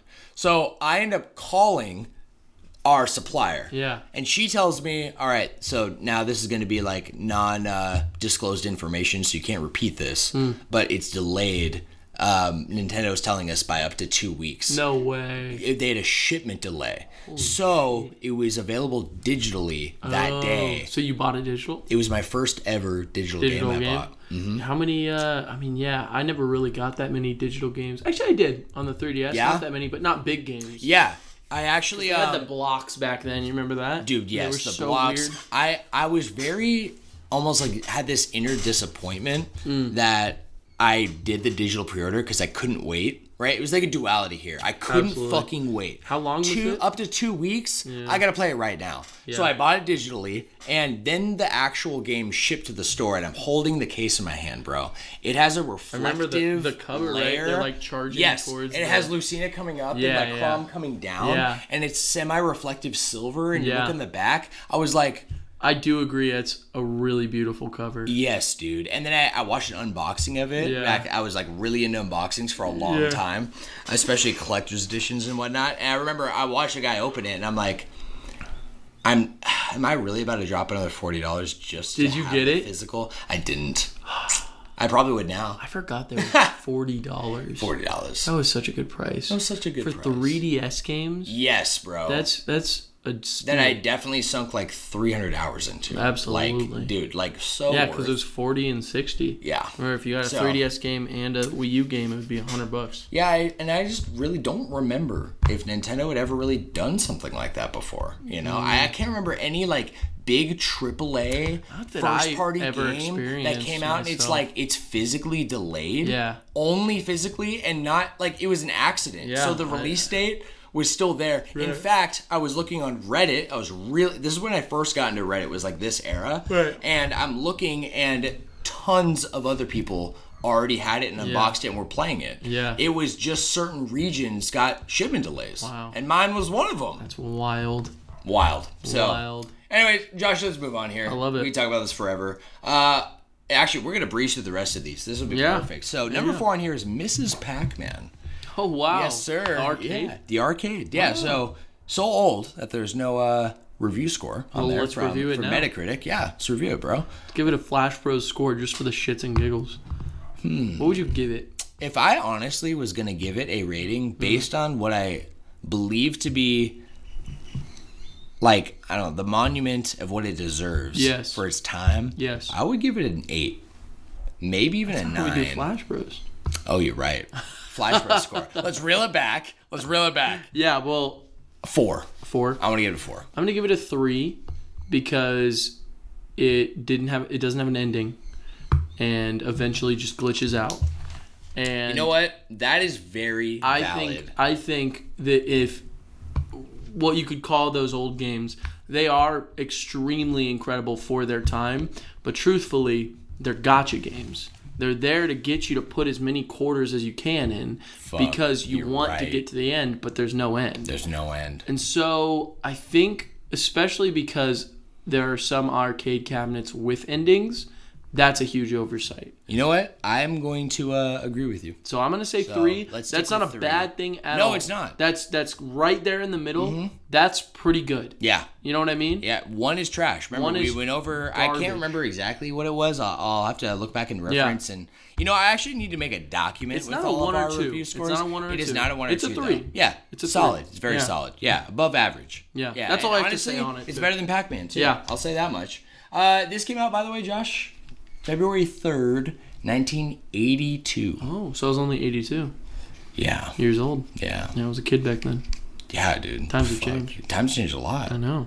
Shit, telling me. Yeah, we went backwards. We went forward, and now we're back to the gacha. You know what I mean? Absolutely. Number 5 on here, Josh. Yes, I don't know if you have heard of it. What is it? It is called Radical Dreamers. Never heard of it. Never heard of it. Okay, this came out on the Super Nintendo, February 3rd, 1996, in Japan only. We actually... got it here for the first time. This might give it away what it is.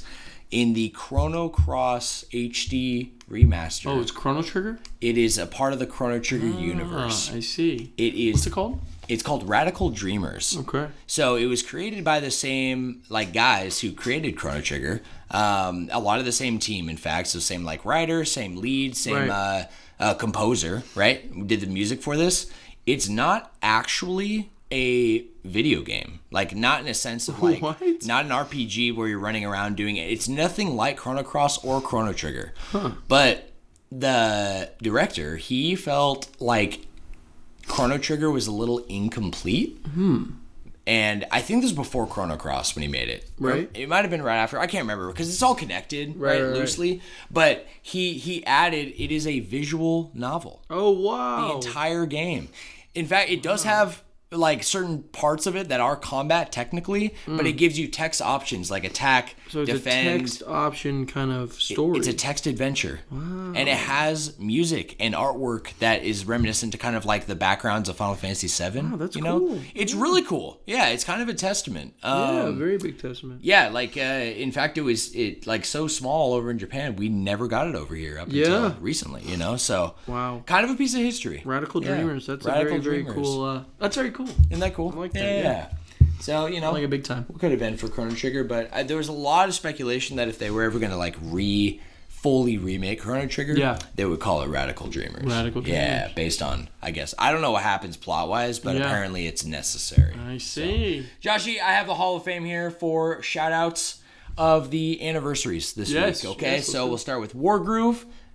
Came out on Nintendo Switch, PC, and Xbox One February 1st, 2019, hitting the 5-year mark today. Wow. Wargroove was I don't know if you've heard of it. You probably have seen it maybe on my Dash or somewhere, but maybe. It's totally, I think it was a Kickstarted game. Oh, okay. Made in the exact vein of Advanced Wars. Okay. Before they announced an Advanced Wars remake. Wow, really? Yeah, and it's made in it's pixel art. It's gorgeous. What's it called? It's called Wargroove. In fact, there's apparently it was really successful. They made a second one.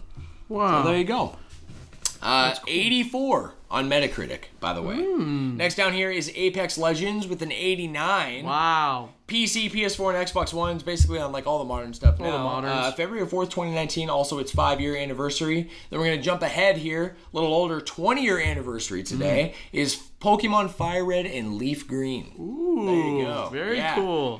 Which, hot take, if you were going to raise your son and have him play Pokemon Red for the first time, do you think you'd have him play original Pokemon Red or Fire Red? Fire Red. Yeah? Yeah, I don't think I'd put him on there though. I think the beautiful thing about Pokemon is that it's a cross-generational story. Absolutely. Right? And so it's whatever your first generation is, that would be the generation that you that's your home. That's where you're from. No, for sure. So you're from Kanto, right? Yes. Johto, I would say Johto. Johto, you think? Yeah. But didn't you play Red first? So I did, but when I got my own Game Boy, and then when I actually got my first copy of Pokemon and beat it and got into Pokemon, then that definitely was Pokemon. So you're from Gold. Johto. Yes. Okay. I'd be from I'm a Sinnoh, Johto boy. Right? But my son, he is probably going to be from whatever comes in, Arzo. Yeah, Arzo. Who knows? For Arizona. Yeah. It's a desert, bro. Yeah, exactly. That'd be really cool if they made a desert one, actually. They did, it's Unova. There's a desert in there. Yeah, but there's a desert in, it is America. Yeah. You're right. Just kidding. So it's, and the desert would be Arizona. Because the desert's over here. Yeah, and then New York's up here. It's not physically the same as Arizona. But that's and I'm there's desert regions. If we were living, but if we were living anywhere, we'd be in Unova, as of now. You're right. Mm-hmm. Yeah. Bro. Go to Black and White City. You know what I'm saying? That's right. One or the other. Scored an 81 on Metacritic. By the way, it came out in the Game Boy Advance January 29th, 2004 in Japan. Nice. And then for the 25th anniversary is Silent Hill, the original. Oh, geez. Scored a 86. Shout outs to Caleb, too. This is one of his favorite series. Loves it. I'm pretty sure it's getting a little revive here pretty soon, right? There's Silent Hill remake coming out. Is there? Or a new game. Pretty sure. Yeah, I don't keep up with the series. I think Silent Hills was supposed to come out and it got canceled. Yeah, that was that really big PlayStation 3 thing, right? The demo that PT? That was PT. PlayStation 4. PS4? It was? Yeah, it was PS4. Yeah. Why did I think it was PS3? No, you're right. Yeah. It looked pretty good. Came out on the original PlayStation, January 31st, 1999, with an 86 on Metacritic. Ooh. Right? Yeah, one of the first Metacritic scores here on the list. Nice. And then the 30th anniversary. This is a Sonic game I mentioned earlier. What? Sonic the Hedgehog 3. What's the score? Score is... Wow. Let's give it a score. Did you play it? What was it? I've played it, but I haven't beaten it. Sonic 3? Yeah, it's technically... This is not Sonic 3 and Knuckles. And Knuckles, no. Which was... I don't really know because I didn't play it, but I heard that Knuckles and that version added a lot of quality of life. I don't think I played Sonic 3 then. The original? Yeah. Because the one that was on the Sega... the collection. Collection. You're actually right, because that's Knuckles. what I played. Yeah, so I never played the original. So we didn't play it? So we can't. Yeah, we can't. But I love Knuckles. That one was so good. Dude, yeah. And remember the intro? Oh, He's Tails, Tails flying, and then he's supersonic. Yes, bro. And Knuckles knocks dude. emeralds right out of him. Yeah, dude. Yeah, and the rivalry they have, I love it. So it's fun. good. It's fresh, bro. Fresh It is as hell. fresh. Came out February 2nd, 1994 on the Sega Genesis. Look at that. Okay? Two left here. I got Pinball. Pinball. The original Pinball on the NES. Oh, wow. Came out February 2nd, 1984 in Japan, making it the 40-year anniversary this year. Happy 40. Huge. Finishing it off, I did not know... I actually put on the list. It's not part of the anniversary corner. I'm kind of calling it like Hall of Fame, right? Sure. Yeah. I just want to shout this out because I didn't know this existed. Which Okay, one? It's really old. February 1st, 1987, on the arcade. Avengers. Huh. Never. I don't know if you heard of it. Never if you'd played, seen never that. heard. Yeah, I've the heard of the logo Avengers. looks different. Like it's obviously we're in like MCU era now and stuff, but it's kind of cool. I looked it up for a half What year second. did it come out? 1987. In the arcade. Check it out. See what you think. Yeah, I'm taking a look. What the fuck? That's it. Oh, okay. Yeah, that's it. So it's Isn't not that even interesting? It's not even the Avengers. No, it's just Avengers. Avengers. I see. I love it. I know. love it. That's fun. I literally, I don't even fucking know. All right, Joshy.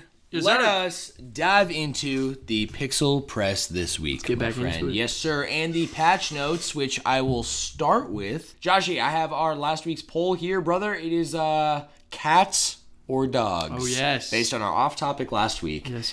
I had 3 responses here. Nice. One from Caleb. He said dogs. Dogs. Lene Lovelady herself said dogs for sure. Dogs for sure. And Johnny said dogs are man's best friend. That's so the 3 truth. votes dogs there, Guess baby. dogs win, Plus huh? Josh and I. Yeah, that's 5 across the board. So I think that's all you need to know. Sounds good. Yeah, I mean, that's a Flash Bros score, isn't absolutely. it? Yeah, 5 out of 5. Sounds like a 5 out of 5. Sounds like a perfect fucking score to me, Yeah, it baby. does, yeah, it does. Also, I wanted to add that in episode 22, the previous episode before last week's, I asked, what's something you put a lot of value into, right? In our value in variance episode. Yes. 2 extra responses from last week. I think we just had Caleb's response on there. Yes. Now we got Lene Lovelady said, my love for my family and friends. You get one life. Something positive comes from every situation. Keep your head up, believe in yourself, and those you love, have fun, and never give up. Love you, bros. I love that. Yeah, thanks, Lene. So that's up on beautiful. Thank Spotify, you, as well as Johnny says, having faith in your life. Always see what you can do or think of positive steps to keep moving forward with your life and goals, no matter how life is treating you. Light has infinite power over darkness. I love it. Thanks, Johnny. Keeping it real. Keeping it like an actual quote straight out of an anime. What can I say? Love Should it. have been a Shonen Sentiment. Should have there. been. My brother, let's get into the headlines this week. Let's my do man. it. Are you down? Oh, I'm so down. Yeah, and Joshy and I also discussing kind of like content. Kind of felt like between all the topics we have, kind of just in our structure of the show, the press section is slowly growing to be the longest segment we have because it's just a lot of info, you know, and sometimes it's just stuff that we both feel is very necessary to discuss, and kind of keeping it's probably one of the more important parts of the show in terms of relevance to the modern day, right? You know, So, Josh and I thought we would trim it down a little bit. Keep it to 2 big stories as kind of like a baseline. Some weeks are a little slower, so it might be 1. Some weeks might be crazy, might have 3. Might need 3. Yeah, might need 3. Right. So, Josh and I are going to make that first attempt this week. Do you want to get us started this week, brother? Yeah, let's get it started. You got a couple or you just got 1? I have 1 with a third just in case. Just in case. 1 with the third? With a third, just in case you didn't really talk about it too much. Oh, I have a feeling. Yeah, okay. Cool. Just getting us started.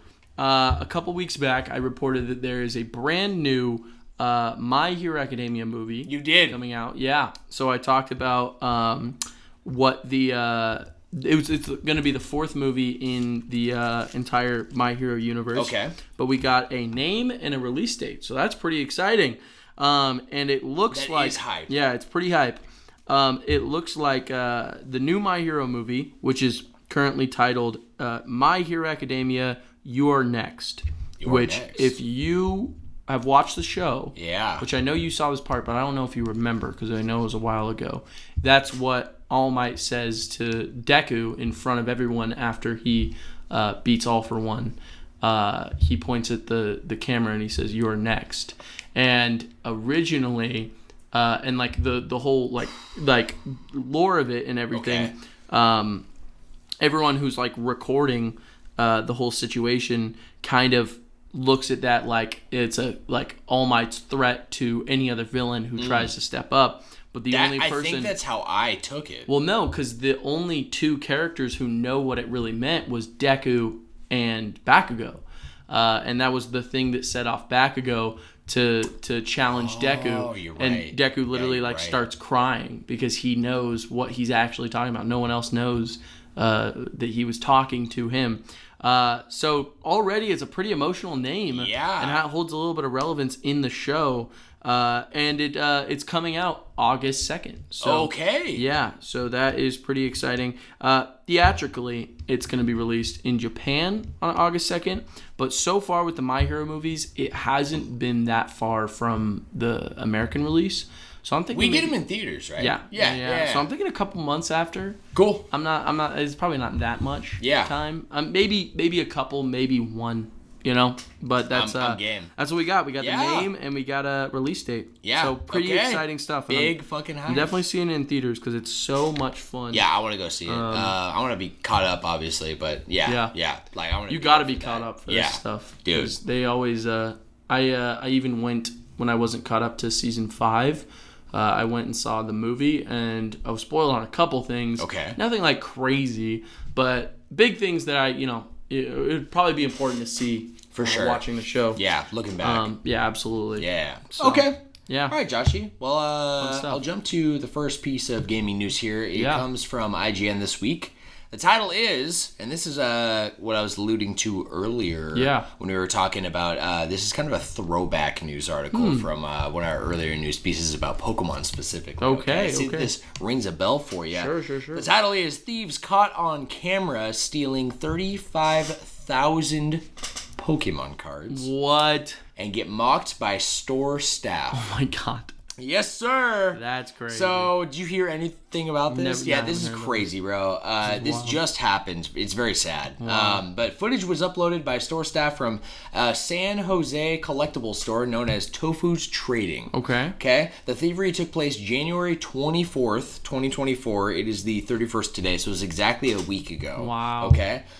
Detailing several individuals crawl. I literally watched the video. It's really silly. Really? It's like cut footage that the staff took from all the video surveillance. It's kind of shitty quality, but like you can really see what they're doing. Yeah. Like the lights are off. There's like one guy fucking with the till. There's one guy kind of check out the case, and there's literally a guy on the ground crawling, like bear crawling, like he's in a bank, going from one side to the other to get to the cards, and he's just back there like stuffing them all into a bag. Oh my god.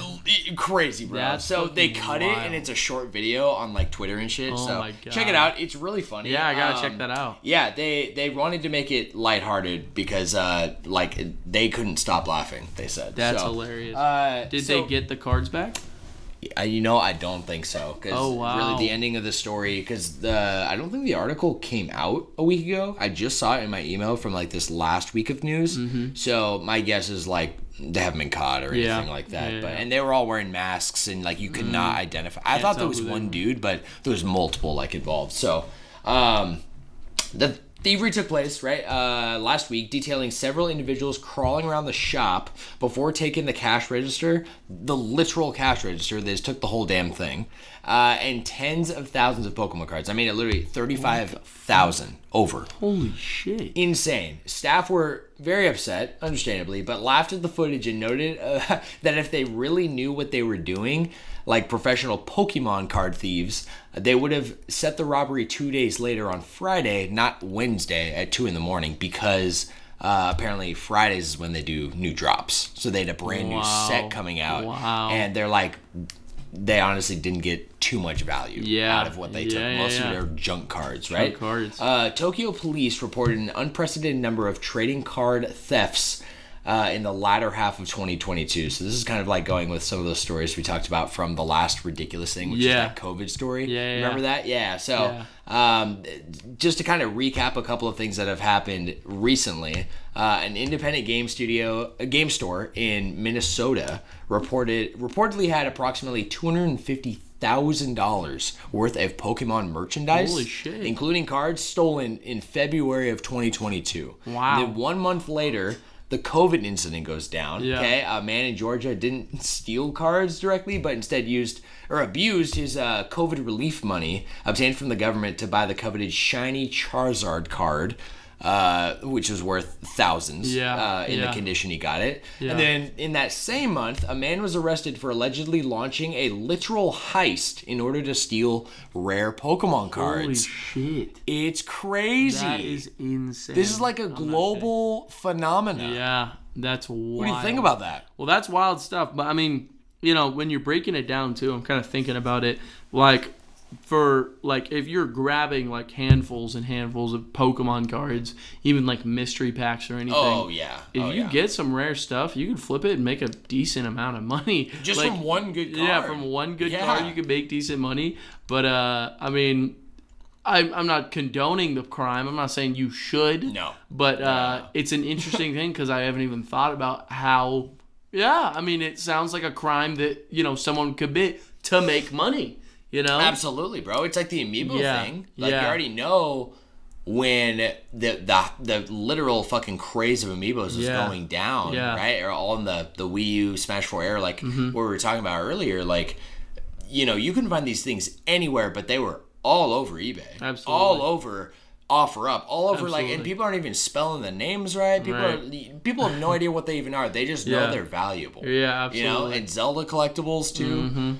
It's kind of a Nintendo thing, huh? It definitely is. It's also, I mean, just, man, that's wild stuff. I remember there was a story back when the Amiibo thing happened. A Nintendo truck was stolen. Do you remember that? Yes. Yeah. Dude. And nobody knew if they were doing it with the knowledge that it was a bunch of Amiibos in there. Right. Or if it was like kind of like a just like happenstance. Just happened to like be Amiibo. Stole it with the intention that there were valuables in there. You know what I mean? For sure. With the ability to flip them. I think they definitely knew. I think they there was knew Amiibos too. in that truck. Because if I remember right from what I heard of that story, I'm pretty sure the entire truck was just Amiibo. Yeah, it was. So that seems a little too in the middle of the craze, right? Like it's sounds like, how like could they you knew. not? Yeah, it sounds like they knew. Yeah.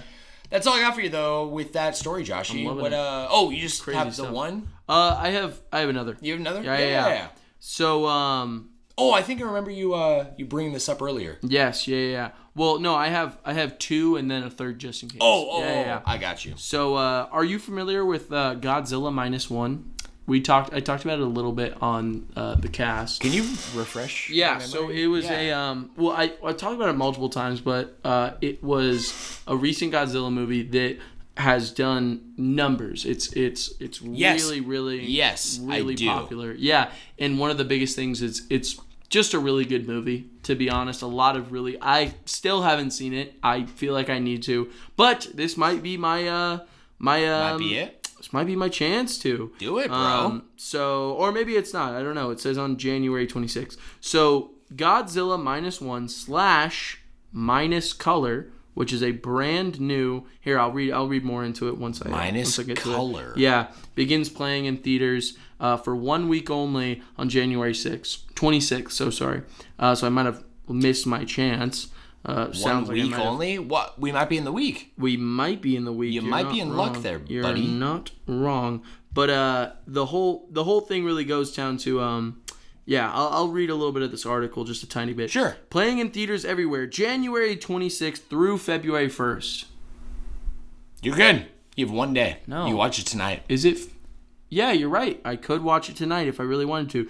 The Godzilla -1 / minus color run marks every North American fan's final chance to catch either version of the critically acclaimed, award-winning, record-breaking global hit during its original theatrical run.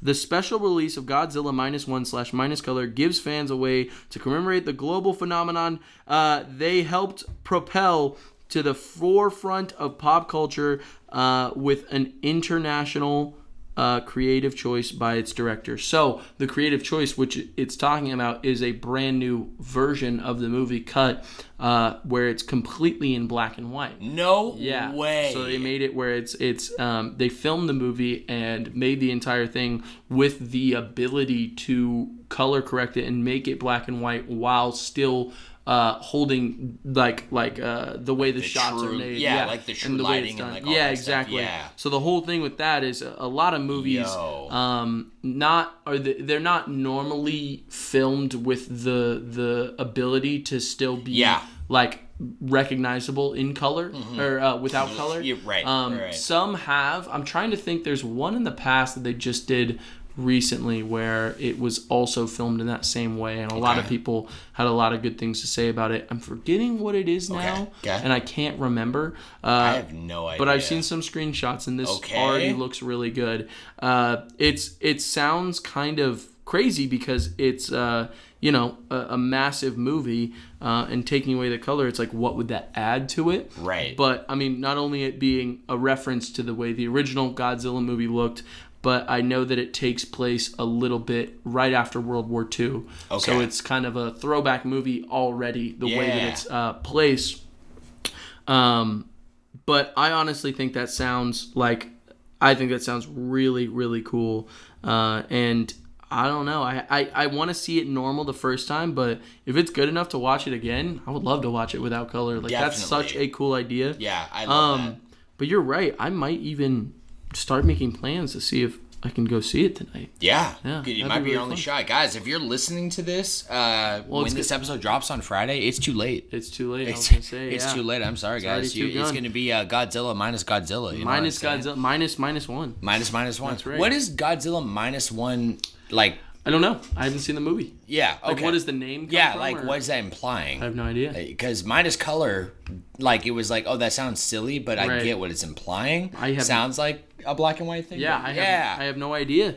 I have no idea what -1 means. We'll see. Interesting. I don't know if it's just the name or if there's some kind of, like, reference to it, or I don't know. I don't know. Okay. We'll see if I find out tonight. Joshy. I don't know.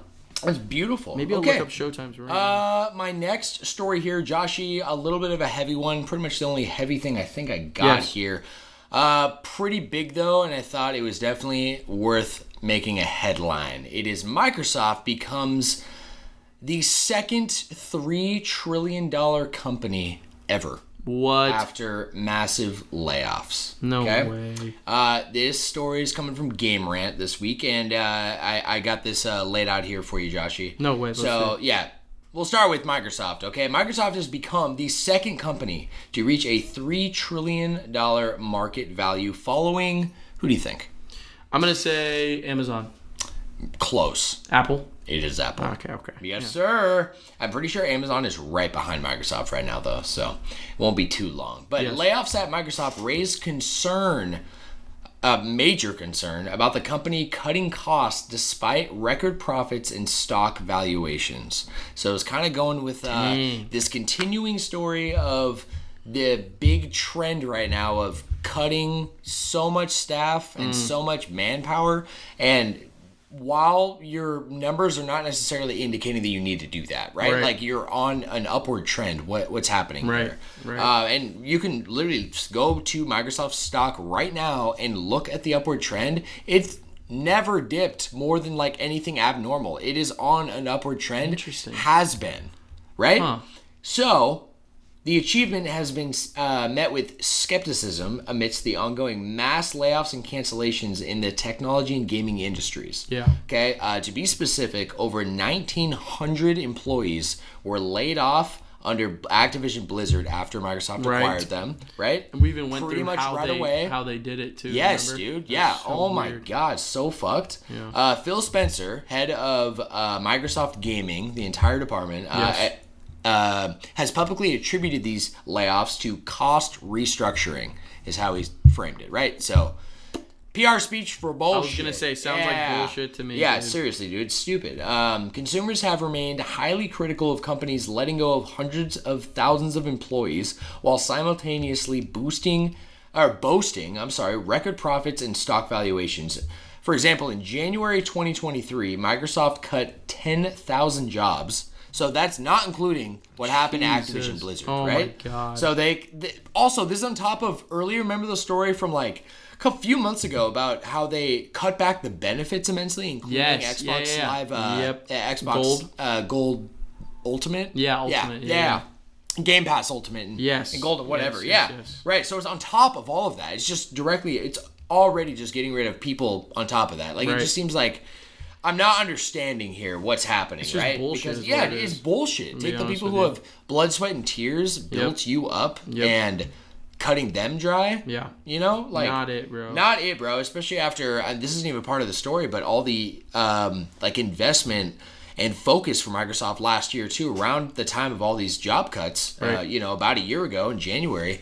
I think that's when they started going all in on AI. Yeah. So, yeah. What the fuck, bro? Some bullshit is what It's big bullshit. I'll continue though. So they cut 10,000 jobs, preceding its stock value rising by nearly 70% following the 10,000 job cuts. Holy shit. 70%. So wait, what's the... Okay, the stock value rises because of that? I'm a little confused. No. It's just showing, like, the stock is independent of the, like, employer decisions about, like, their staff. Gotcha. But the stocks are just showing, in general, how well the company's doing all right. Yes. Yeah. And, like, doing more than all right, I'd say, right? Yeah. And then they have this 70% increase, and then they make 1,900 more cuts. Jeez. Like, that makes no sense to me. But I'll finish it with saying, worth noting that several former Microsoft employees have since left their positions, and an unnamed Blizzard survival game was recently revealed. I didn't put it in the news, but apparently this unnamed survival game they were working on for years was canceled primarily due to the layoffs. Because of the layoffs? Yeah. Wow. So that's kind of it, bro. It's kind of big sad. Yeah, that is big sad. Huge feat for Microsoft, so congrats on them. Fuck them. That's another one of those just disappointing situations where that feels like money taking priority. Yes. Once again, after everything that you already reported on with the just taking away simple little benefits with the intention to save a little bit of pocket change. Come on. That's man. So disappointing. So, it sounds like they're just following their business model, which is to take care of as much money as they possibly can. Totally. And if that means not taking care of their employees or straight up getting rid of those employees to save some change for the higher-ups, that's disappointing as fuck. It's disappointing as fuck. That's disappointing as shit. I also, even thinking back, I can't remember exactly what we said about, the Game Pass benefit thing. But in my mind, you're not actually losing... You're not cutting costs by taking that away. Yeah. Because if it's your product and it's a digital product, you just generate, in my mind, right? You generate a access key for that person who works for you. But it only could be looked at as a loss if you would think about it as, well, that's one person who isn't paying, who could be using it. Yeah, exactly. That's the whole idea that especially for something like that, it's like the exclusivity of it. It's like money is the only way to get into that situation. Yeah. You can't give it away for free, even if someone works there, even if it's a benefit. Yeah. You know what I mean? So I don't know. I think it sounds really scummy, and it sounds like Microsoft is going down a road of just prioritizing money completely. Totally. Which is not a new thing for giant companies like that, especially after everything we heard about from Blizzard. This is no new news. It's just disappointing news. Yeah. So, that it's escalating in the wrong direction. Absolutely. So, really disappointing. Yeah, we'll see how it goes in the future, to be honest. Hopefully there are like some lights to this. I can't see them right now, like other than, maybe like this more opportunity for like these smaller indie studios, like the guys who made Palworld, more opportunity for absolutely for, other avenues for people in the industry, for both working and the consumer. Absolutely. So, we'll see. I mean, if anything, just get them out of the business. Absolutely. Like, if they're just gonna please do be breaking everyone's backs. No, and they're not gonna be reliable even job wise. Fuck that. Yeah, fuck that. It's stupid. No. That's why everyone should support Palworld. Go get it. Hey, answer me this too. Yes. Yeah. Support Palworld, 100%. How can you have two companies now who have reached the 3 trillion mark? Yes. The stories right now about what we're talking about with Microsoft, that is not what's happening at Apple. No. Right? No. So, I mean, I think it all comes down to how much money is wanting to be made by the higher ups in the company. Yeah. Because I promise you, they're not taking a cut of their salary. Yeah. Like no question. No they're question, not, bro. Yeah, they're sitting at the center of while I can't remember what Maria, or it's not Maria. No, is it Cinna? Wall Rose. No. Rose is the middle. Cinna is the middle. It's Cinna. Yeah. They're all sitting. They very lost Wall comfortable Maria within, and then Rose. Wall Cinna. No, they are. They That's are, literally bro. what it is. And I mean, like, I guess in my mind, it just came to me that, like, okay, granted, this is only talking about Microsoft as a whole, so it's not. This is not showing stock evaluation or like worth or net worth or profit or anything within just the gaming department. Right. Which, granted, looking at it as a gamer, okay, Xbox is definitely not doing so hot in comparison to Sony and Nintendo. That makes sense, but I don't know. I would think there's some bleed over here that we're not seeing. So I think it's bullshit. Let's move on here, Josh. I got some bonus bites to kill through the week. Actually, dude, all the talk about cutting time, we've only been on the news for 20 minutes. Let's go. Wow. Did you want to... Yeah, I was going to say, was that the last of your... Yeah, I only had 2 big stories this week and then bonus bites. So why don't you slap on a good little story? Okay. Good third story here. Hold on, I need to place it into the... Okay, let's see. Slip it in, put it where it goes. Lock it in. Oh, it's locked. It's on lock? So this is hype because I love Palworld. So I wanted to talk about it a little bit. Oh, yeah. Hell yeah. This article by The Verge, this is what it states. Palworld isn't slowing down. Hits 19 million players across Steam and Xbox. Right 19 million. Million?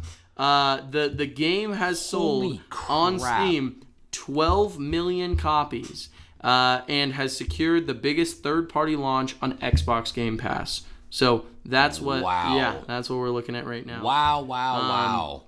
Yeah, it everyone knew how popular it was the first week, 3 days. I'm so sorry, not even week. It sold 5 million copies in 3 days.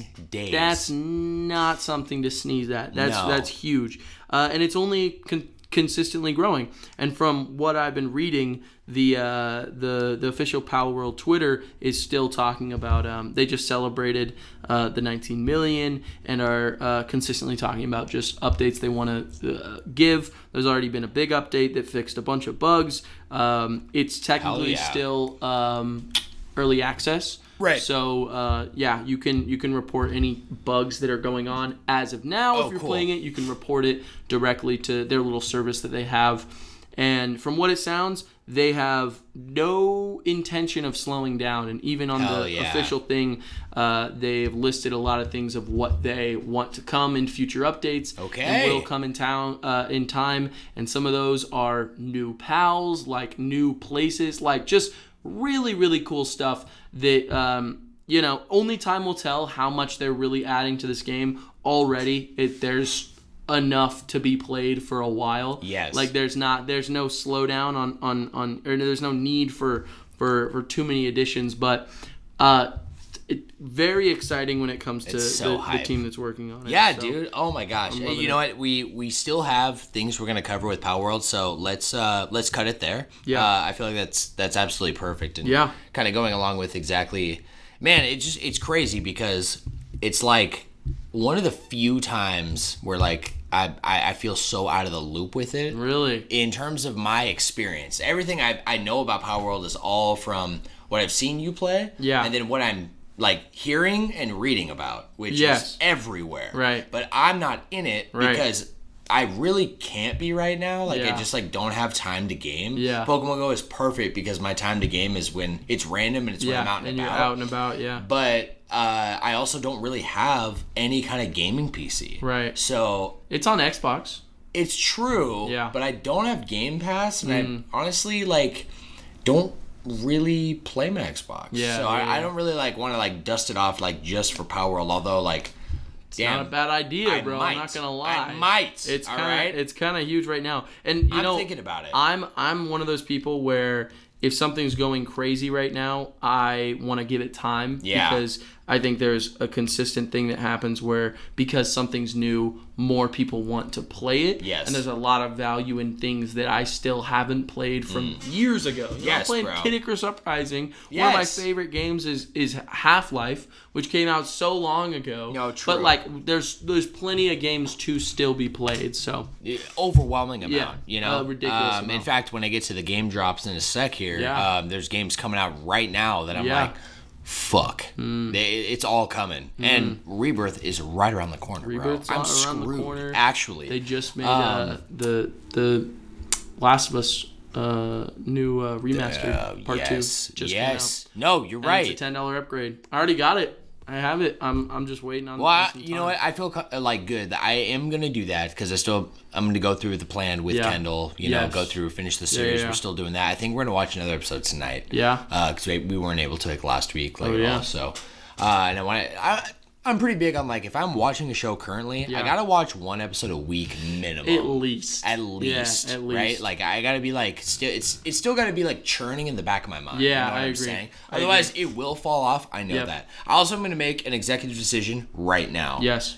I am going to wait on Palworld until PS5. When it drops on PS5, I will be picking up immediately. Yeah. Maybe even Switch if it does come to Switch. Probably because won't. Yeah, I feel like it's Unreal 5, right? I believe so. Oh, and Nintendo would hate that. Dude, there's no Palworld, way. Bro. They were you're right. film lawsuits. That was silly. Yo, dude, you're so right.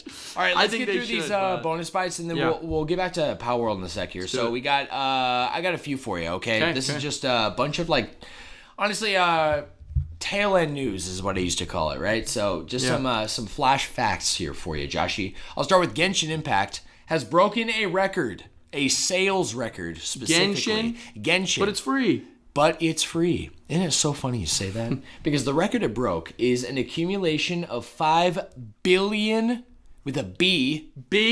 $5 billion in revenue. Jesus. Faster than any other game ever. I believe it. A free game. Yeah, I believe it. I believe it too. Yeah. And it makes me really glad that I haven't gotten into it because I feel like I would be... I think you would be into it. Have you seen the way the system works where you... no, not the way you unlock heroes? No. And the way it works?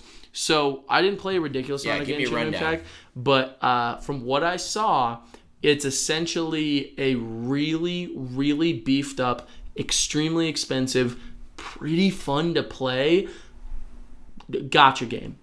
Right. So it's imagine kind of the elements of unlocking new characters from what you've explained like Fire Emblem. From Fire Emblem Heroes, the way you've explained kind of unlocking drops, the way that they have new characters that come out, the way that you get them through that system that kind of feels like, you know, kind of gambling a little bit, like literally like opening up new packages. Yes. But the big difference is it's a fantasy Breath of the Wild knockoff with what's it called, live combat, whatever that's called.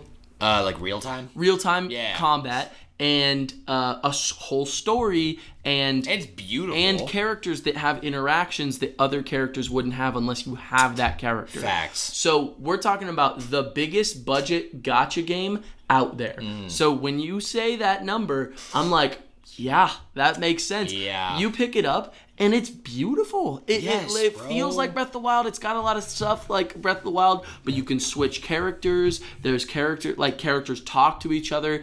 It's fully voice acted. Like a lot of this stuff, I'm like, this is. I'm honestly really surprised because it's a massive gamble. Because these are huge. This is a big budget game to put on the store for free. Yes, I know. I completely understand because the better the character, the more powerful they're gonna be, the more flashy their attacks, the cooler the design. Like all the things. It's kind of like Pokemon. Yeah. It's kind of like catching and collecting Pokemon. Yeah. You know? It's just like that. Yeah, like at least from what you've explained from that's how Fire Emblem kind of felt. Like even same like 4 Ikes that are all different from different like cameos and eras and whatever, right? Like no, dead ass. Yeah. That's it. Good job. Good job, Genshin Impact. Yeah. Yeah, They're honestly. doing their thing. They're doing their thing. Yeah, because I mean, I definitely, not even knowing anything about what the game and what you just said about it, like, I remember looking at it in the score and being like, how is this free? This looks way too good to be a free game. Yeah. You know, look at the screenshots, looking at gameplay, I'm like, this looks like a AAA game. How is this free? But here we are. Their whole strategy was perfect. Insane. Executed perfectly. So good job, you guys. Yeah. Next on here, Joshi, Pokemon. Have you heard of her? Pokemon. You mean Pokimane? Pokemon. What the fuck? Oh my god. Actually, it's Pokemon. So is it actually Pokemon? So her name is Iman. Oh, so it's I didn't Pokemon. know that? Yeah. Oh, that's genius. Yeah, but everyone called her Pokimane because of the way it was spelled, and so she just goes by it. Not Pokemon, eh? Yeah. Yeah. It's so funny. Well, did you see that she is leaving Twitch after 10 years? I did not see that. Yes. Jesus. Retirement? Yeah, she's retiring from Twitch. I think, I don't think she's retiring from... keep in mind, too, I've never heard of her before. You ever heard of Pokimane? No. She's like the biggest Twitch streamer. I know now. Yeah.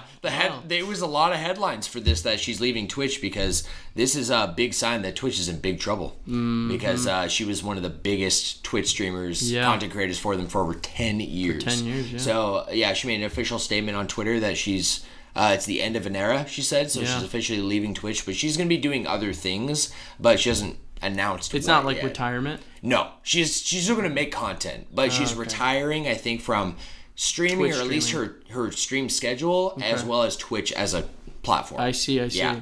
Well, I mean, right now, I don't know how worried Twitch should be.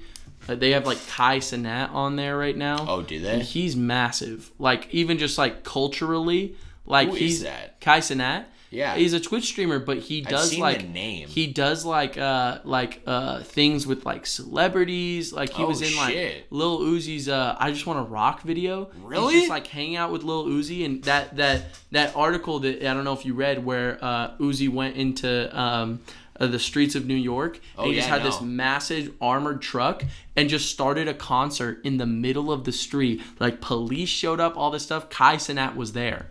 So it's like, and you could watch the whole video. It's kind of hilarious to watch it. Wow. Because people were like getting like pepper sprayed and shit. It was really bad. Yeah. So shit. So he's still on Twitch. So I look at it and I'm like, I'm thinking of the big ones. I would think Pokemon. What am I talking about? Pokemon and like Kai Cenat. Does Ninja still stream? I mean, I don't know. Is that like a thing? I don't know. I have no idea. I don't know either. Yeah.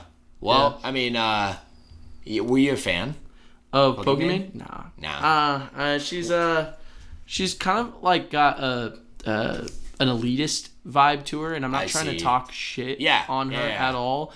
But to be honest, I mean, like, she just doesn't really give the vibes of someone who's really that good of like a person. I think truthfully, she's like one of those celebrities where fame has gotten to her head and money doesn't really have as much value. And I'm not trying to say that. Hey, we had a whole value talk though. We really did. And that's something that I think can happen to people. I'm not trying to say that, knock what she's doing.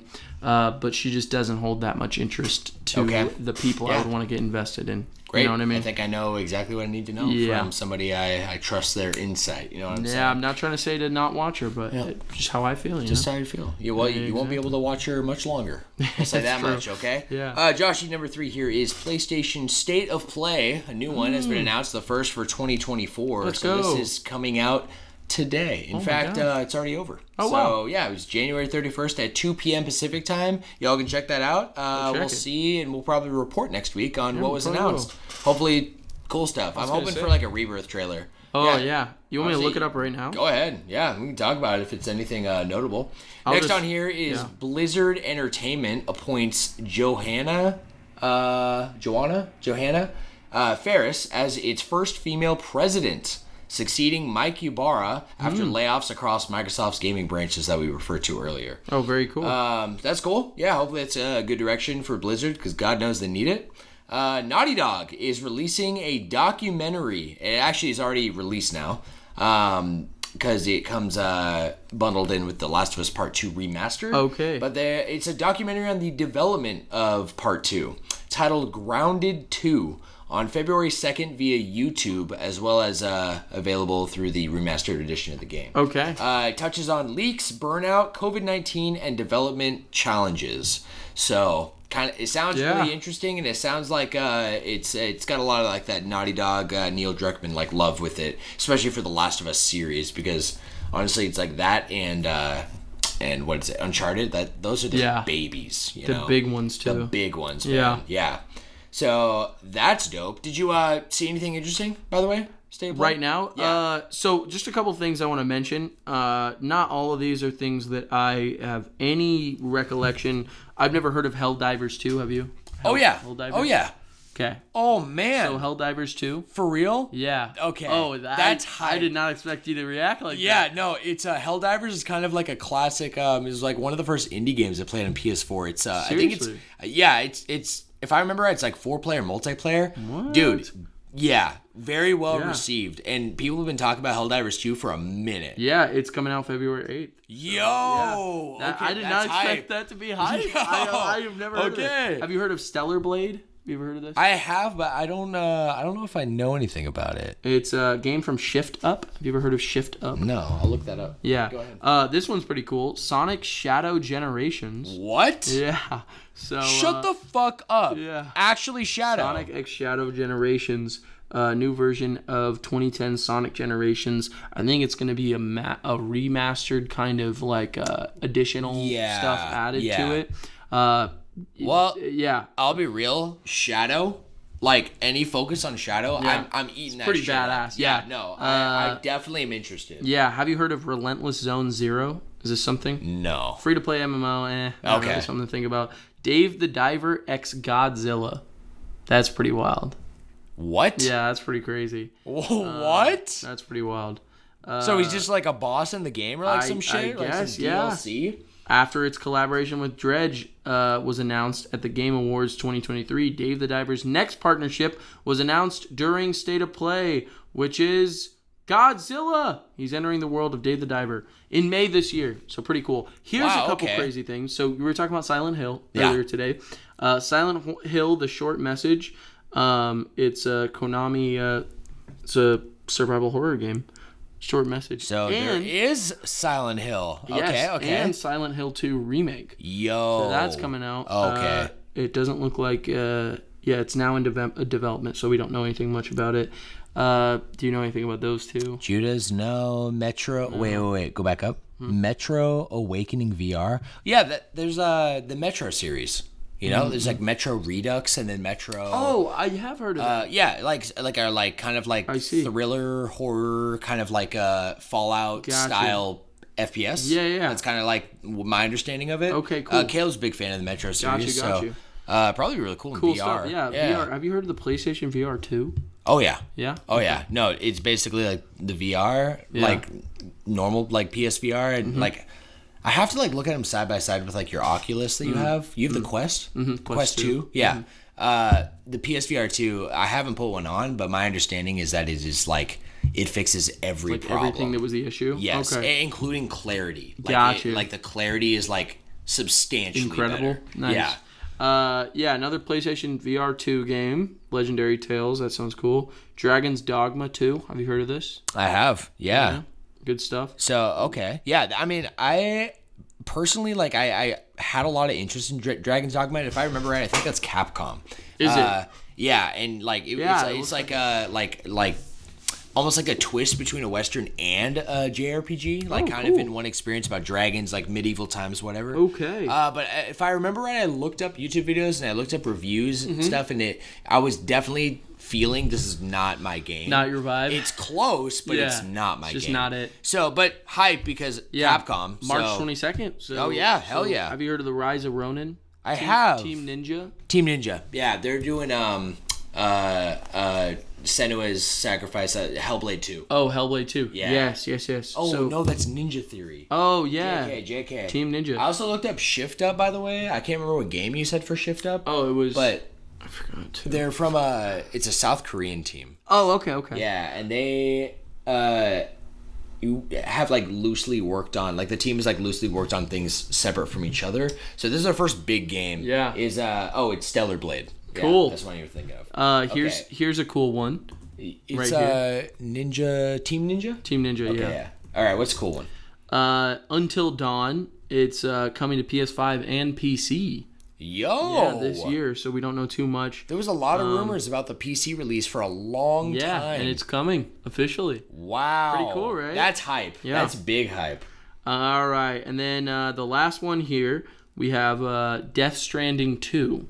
On the beach is what it's called. On the beach? So, yeah. That's an odd title. Subtitle, On the Beach. Hey, you got to do what you got to do. It's Kojima, bro. I mean, yeah, exactly. You can never judge Kojima for anything because that dude's thinking 10 steps ahead of you. Yeah, at all times. So that's hype. Yeah, it sounds pretty cool. Release date or anything, or just announced? It looks like it was just announced. Okay. But it's slated for 2025. So okay. Last thing I'll add on from that's everything. Yeah. Yeah, that's the last one. What is it? Team Ninja? Yes. You definitely know them. They've done all the Dead or Alive series. Dead or Alive. Okay. Ninja Gaiden. Okay. And the whole series of Ninja Gaiden. Okay. The Warriors games, Dynasty Warriors, all of them, including Hyrule Warriors, Hyrule Warriors 2. Yeah. Stranger of Paradise, Final Fantasy Origin, and then Rise of Ronin. It's right there. Oh, they did Marvel Ultimate Alliance 3. The one top-down we talked about. Yeah. Oh, and Neo. I forgot they did Neo and Neo 2. Yeah, like the Dark Souls, kind of like Chinese-esque, right? Yeah. So probably, I love it. Probably the only one on this list I've really played is Hyrule Warriors. And that's I was gonna say I absolutely love the original Hyrule Warriors. Good stuff. Yeah, I guess cool. Team Ninja. I guess I remember seeing that logo with Hyrule Warriors, huh? Yeah, definitely. Yeah, with the little like the red thing. Yeah, dude, for real. Yeah, I'm looking at the Rise of Ronin right here. Apparently coming out exclusively for PS5, and it says it's they're co-developing this game with a Sony X Dev Studio, so an actual first-party Sony studio. So it sounds like this is going to be like a second-party title. Okay, cool. And it's published by Sony, so it's definitely second-party. Definitely second-party. There you go, baby. Love it, man. Good stuff. Joshy, let's get back to this list here and wrap up the news. I got Mewgenics. Did you see this game announcement? No. It's spelled like the Pokemon Mew. So Mewgenics is the next game from Edmund McMillan, the creator of The Binding of Isaac. Oh, wow. Yes. That's cool. This is pretty big because I think he has been working on this for a long time. Really? Like over 10 years. Since Binding of Isaac? What's it called? Yeah, and all the expansions of Binding of Isaac. It's called Mewgenics. Mewgenics. Wow. And he has said that not much is really known about it, other than he just announcing it, right? Wow. It has like pictures and gameplay on there, but he is stating it is his best work. Seriously? So look forward to that. Wow. If you're into roguelites, because it looks like this is going to be probably one of the most popular coming up. It's a roguelike? Yeah. This doesn't really look like a roguelike. Looks like a strategy game. Oh, it does. I didn't look at gameplay on it. I just saw the art style. I'm like, oh, that definitely looks like Binding of Isaac. Yeah, it does. Vibes. It does. Oh, I might really like that. Interesting. Oh, if it's like a roguelite, like strategy game, that would be kind of crazy. You got me hooking, bro. Okay, next on here, Joshy, The Witcher 3 Wild Hunt is getting a sequel in the form of a comic book. Oh, wow. A series. Interesting. It's called The Witcher Corvo Bianco, and the first issue comes out May 8th for $3.99. Wow. So, look forward to that. If you're into The Witcher, yeah, hell yeah. PlayStation 5 update just dropped. It's update 24.01-08.60.00. So make sure you get the correct one. Yeah, obviously, there's a lot of numbers in there. No, really the notable things I wrote on here is like it's parties and the party feature and party chat. There now is a recent party list, so you can quickly rejoin a party if it's if you just leave for a sec or if it's the next day or whatever. There's been a big update for the Pulse Explore wireless earbuds that came out. Oh, yeah. So updating the software via PlayStation 5, in addition to adding a notification. Apparently, when you get close to your PlayStation 5, it'll just pop up a notification and prompt you to connect by pressing the PlayStation button. Interesting. So like a quick connect mode. Oh, cool. That's really sick. Cool. Yeah, I think that's the first I've seen from PlayStation for anything like that. Yeah, absolutely. Switch, pay attention, bro. Yeah. Come on, guys. And then, of course, system software's performance and stability. Ooh. As with every goddamn update ever. So I will wrap up the news here, brother, with two things that I think are going to interest you. First is Splatoon 3 Side Order DLC. Yeah. Is dropping February 22nd. That is just around the corner. Yeah. Yeah, about a month out. It's pretty cool stuff. And then Celeste 64 Fragments of the Mountain. Did you see this? No, I didn't. Oh my gosh, is it bro. a sequel? Dude, it is like it's like it's not a full-fledged sequel. It's not even like it's not a full-fledged game like the actual Celeste is. Right. But they just shadow drop this.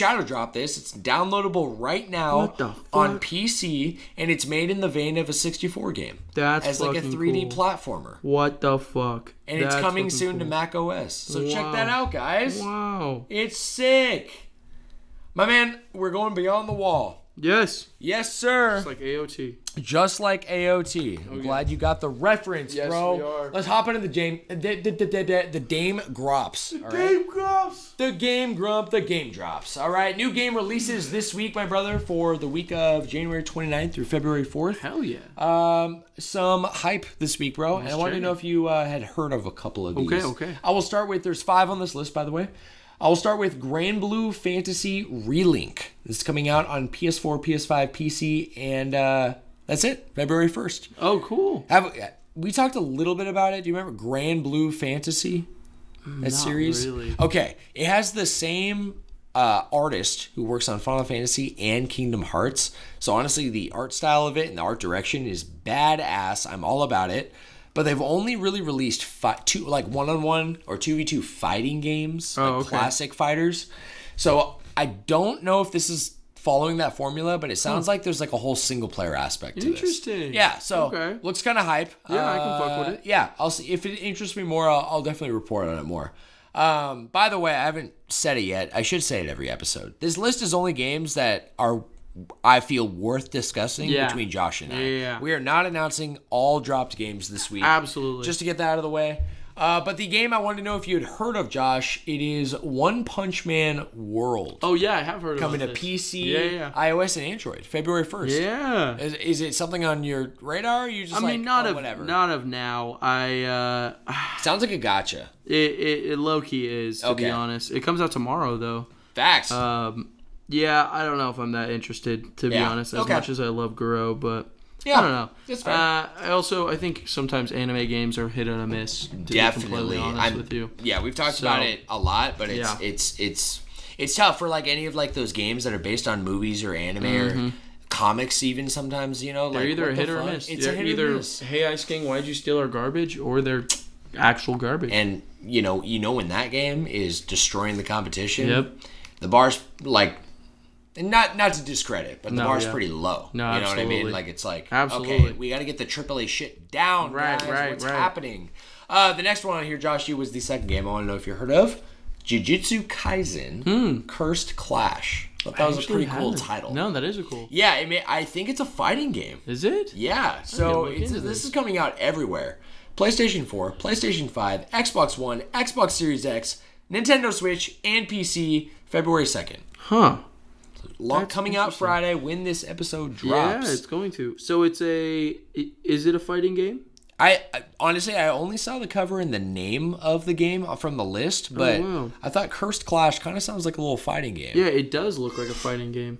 I think it is. Like a 1v1 fighter? I think so. They do that a lot for a lot of really popular anime, like My Hero. JoJo they did too. Yeah, JoJo, yeah. Yeah, the All-Star, whatever. Ninja Storm was really popular. Yes. With Naruto. Yeah. And then they have 1,000 with Dragon Ball Z. Like, it's absurd, bro. Yeah. Yeah, I'm with you. Okay. And then, you know what comes out also on Friday, Josh? Huh. Persona 3 Reload. Oh my god, what are you going to do? I'm shitting bricks. I don't think I can play it this week. I think I might have to wait until my season's over. Really? Because I want to fully... Just want to get lost. I want to do two things, okay? Yeah. I want to fully go into Persona 3 Reload. I do not want to take a break. Right. Those games are long. I don't want to fall out of it. I need to be like on... It's almost like binge watching a big anime. Yeah. I got to be on it until I'm done. Okay? Sure. And right around the corner, because I'm so limited in my time right now in my work season, literally a month from now, Rebirth comes out. And I want to full go into that, right? Shit. And I feel like I'll have an easier time genuinely going all in on Rebirth and taking small breaks between the days than I would Persona. Persona, I want to like back to back play at least a little bit every day. You know what I mean? Yeah. So I think Persona is going to have to wait, which is really unfortunate. But I know I will enjoy my experience better. By the way, I got an 89 on Metacritic. Oh, really? Which I'm very happy about that. Hype. That's very Yes, hype. sir. Yeah. And I think notoriously Metacritic and kind of like review sites grade games harsher the second time around, like on remakes or remasters and whatnot. Wow, yeah. Because it makes sense, kind of like because of like the where it was at the time. But then they're also like, I don't know that it's just or not, but they're in a lot of reviews they reference back to the original game. Yeah. In like the remake, you know what I mean? Right. So then it's like, okay, so we really like grading the game on what the game is, yes, or on what you want the game to be or could be, or what it was, and what it was, you know, So I don't know what the original did, but 89, I'm very happy with that. Agree. Okay, Agree. Coming out on PlayStation 4, PlayStation 5, PC, and this is super weird to say, Xbox One and Xbox Series X. Can't believe Persona is literally coming out day one of those consoles. That is wild. We're in a weird time. That is wild. And the last one here, Joshy, Project Downfall. I don't know if you had heard of this, but apparently this is a extremely high-rated Steam game that is now coming out to a console. Downfall. So it's coming to Xbox Series X, Xbox One, and Nintendo Switch February 2nd. Huh. Yeah. Check that. Check it out. Downfall? Yeah, Project Downfall. Actually, you know what? Why don't you check that out? I'm going to take a break real quick. Hopefully my last little potty break here. Little potty waddy. Let's dive into the main topic, shall we, brother? Which I still don't know what it is. That's how I like to cook things, right? I love it like that. All right, my brother. Let's dive into our off-topic side quest this week. Let's do it. Before we jump into the main topic. All right. This question was the question that I was going to say at the end of off-topic last week. Yeah, Lene wrote in directly to this category here, and she asks, what is a good embarrassing elementary school story for you boys? Fuck. Makes sense, because she is an elementary teacher. Yeah. So she probably has quite a few up her sleeve. Embarrassing. I have one. Oh, yeah. That I can think of is embarrassing to think back on. Yeah. But it's not really like... Embarrassing in the moment? Yeah, well, no one like knew. Oh, yeah. So it's like... Perfect. It's like my own embarrassing moment. Okay. So I was in elementary. I think I was in first or second grade. Okay. And I definitely was a kiddo. I'll tell you that much. And I remember it being a day where at one point we went to like the computer lab and we were like watching on like the projection big screen that we have. Like we were watching Arthur. Do you remember that show at all? Oh yeah. The Aardvark. Uh-huh. And I remember like thinking about like how amazing of a day it was, because Arthur is not like, it's a kid's show, but it's not like educational. So it's not like you were like learning anything. No. It was just you got to watch a cartoon for the day, and that sounded like incredible. I don't know why I came to this conclusion, but I had to pee like so bad the second we got in, and instead of like being like, oh, I gotta get up and go pee, Yeah. like, because I was thinking about it, I'm like I'm gonna lose important Arthur time at school. No. Like this is Bro. this is impossible. I can't lose this valuable time. So what happened? And so I was just sitting in the chair, and I just decided I was way too old for this, but I decided to piss right in my pants. And I'm not kidding. I don't know how many people I've ever told this story to, but I remember no one found out, but I pissed right in a seat. And I didn't tell anyone. And I was wearing jeans. I remember I was wearing jeans. Yeah. And I just pissed everywhere, like all of my pants. God. It didn't look like I peed myself. Like it didn't? It didn't. Your jeans? Not really, and no one found out, and it wasn't like a thing at all. But like That's looking so back on it, I'm like, bizarre. I could have rushed to the bathroom, pissed, and been back.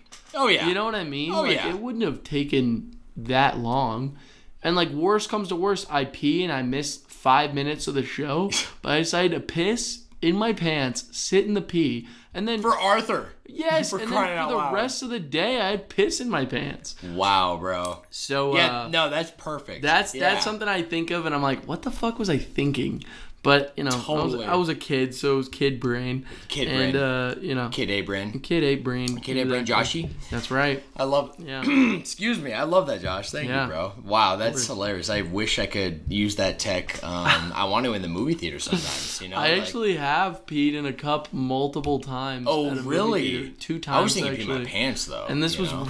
recently, actually. right. So when Spider-Man, not to get into 2 other stories, they're not stories, but No, it's perfect. when Spider-Man No Way Home came out, so the day before it came out, Right. I was with Blake because we were like the biggest Spider-Man fans, right? Yeah, As you guys he went to wasn't like in that town. premiere, right? Yeah, we went to a big premiere, and it was packed, and it was huge. Like there was, especially if you remember the hype up for that movie, Dude. it was so secretive. We didn't know what the fuck was gonna happen. We didn't even know if Andrew Garfield and Tobey Maguire were actually in at it. all. We had no like idea, and so I remember it was a part towards the end, but I knew my pee was hurting to a point where it was like I had to pee so bad that it was like distracting me from the movie, and I knew what I had to do. So I think I was wearing shorts, kind of like the ones I'm wearing right now, what's it called? Like when the waistband is like Like a drawstring? yeah, like Or that like kind of stretchy? thing. Yeah, like stretchy. Yeah. So I put a cup in my pants and I peed in the cup, and I like perfectly maneuvered it out, and then put the cup Bro. put the cup on the You really in the looked thing. over as you're And I- pissing in your cup yeah. to your neighbor as he's in the movie, and you're like, no way. No way home. Well, I was sitting next to Blade and my mom, I think. So I had the pee cup right Did they next know? to me. No. I told them afterwards. I'm like, I just pissed in a cup during the movie. You're a that menace. happened. And then, I love that. Then recently, when I saw The Boy and the Heron, Yeah. with Azzy and Dorian. When he You was in did town. Studio Ghibli dirty, bro. I did them correctly. I was not willing to You were miss a missing. second of that movie. Yeah, respect. And first off, I hate missing parts of movies. Me too. So much. It's one of my least favorite things. If anything, it bugs me when other people I know walk out of the movie and they come back and they're like, what's happened? I'm like, I don't know what to tell you. Yeah. And then I'm thinking for the rest of the movie, because I'm so weird when I watch things with people, I'm thinking I'm seeing things and I'm like, they probably don't know what this is because they missed it. Totally. It's Whatever. taking you out of it. Yeah, exactly. Yeah. And so originally I was just going to pee in the cup because Dorian did the same thing. He just went to the back of the movie theater, peed in a cup, and he came back and he had a cup full of pee. And so I tried to do the same thing, but I couldn't pee while I was like standing there peeing. Yeah. So I put it in I my pants definitely and I couldn't. tried to do the same technique, but I had like too much in the cup. And so it spilled. No, bro. Oh my god. In my pants. That's and so funny. I remember I didn't tell Azzy or Dorian that I spilt it, but it was like pretty wet down there. Like it was a decent amount. Not as much as when I watched Arthur, but it was a decent amount. And I remember later that day, as he was like, "Bro, I'm gonna keep it honest. Your bedroom smells like pee." I took off the shorts and like put them in my closet, and the door was still open. Oh, bro. And so I was like, I don't know what it could be. I don't know what that's all about. Like genuinely too, right? No, I knew. I knew because I peed in my bed. I thought maybe you forgot though. So I went and One I of those washed moments those, you walk back in and I washed my floors. Oh my gosh, bro. So anyway, that's hilarious. that's not the only Holy time. crap. But like, oh my gosh. It keeps going. No. Those are the 2 times in recent memory that I've done that in a movie theater. Yeah. No Way Home was crazy. I can't believe I pulled that off. Yeah, that's like I had to pee so bad and it was hurting, and I didn't want to be distracted from the movie. Dude, I hate that feeling too when you have to pee so bad that you've been like suppressing it. Yeah. Right? That like it's like this different level of pain, and you have to like force the pain back out almost, right? And like you have to work up to that. Yeah. It's uncomfortable. Not enjoyable. It's not enjoyable. Not at all. I kind of do that during the cast sometimes because like we'll just be super deep in a combo or like something. I gotta pee. Yeah, or work like all the time. Before, yeah. Absolutely. Although like when you're up and moving, that definitely helps. Yeah, it's better than way better. The only thing that really came to my mind was like definitely like the approach of like I was embarrassed in the moment, and I look back now and I'm like. Silly. Yeah, super silly. It was the first thing that came to my brain was when I was in Washington, and I was like in 2nd grade or 1st grade, like just somewhere around there. I was like 7 or 8. Okay. And I was just obsessed with the monkey bars when I was a kid. Like like that's what I was doing in recess. Like usually by myself, or I'd be like playing tag with my friends or like whatever. Oh, you know what? Actually, I'll pivot. I have a better story. Oh, okay. Yeah. The first one was like, I like this one better. So, really, same thing. It was same school even, same year, right? Yeah. My last year living in Washington before I moved to Oregon, which was in the year 2000. Yeah. The year you were born. That was right? the year Which I was is born. it's such a strange alignment, right? It is. It's like the extra life that I had before I moved there, then we're good. So, there was this buddy that I'm not in contact with him like ever since I moved away, but his name was Dylan. Okay. And Dylan was like my best friend like at school. We really only hung out at school, but we were like we were the clowns, bro. Like genuinely, like we were always like saying stupid shit in class or like farting noises, or we were like trading Pokemon cards in class and getting them taken away by the teacher, you know? So we love to play tag at recess, specifically like with the girls, and they'd always be like, no, we don't want to play, but like, you know, the girl thing of like they do want to play, but they're just like making a big deal about it. So often we got in this like routine, and it's so long ago I don't fully remember, but I remember the outcome of it. And basically we started really like chasing the girls and being a menace to them. Just screaming at them and chasing them like, you know, and they'd be like, screaming, all running around like all the play equipment, all around whatever. So we were repeatedly told to stop. We were not allowed to physically put our hands on each other and play tag or make girls scream directly to me and Dylan. But we just kept doing it. Doing it. So it escalated. Then we got detention, right? The only time in like school really I've ever gotten detention or like really like in trouble in any degree was I'm in detention hall doing whatever it is we do. That happened multiple times.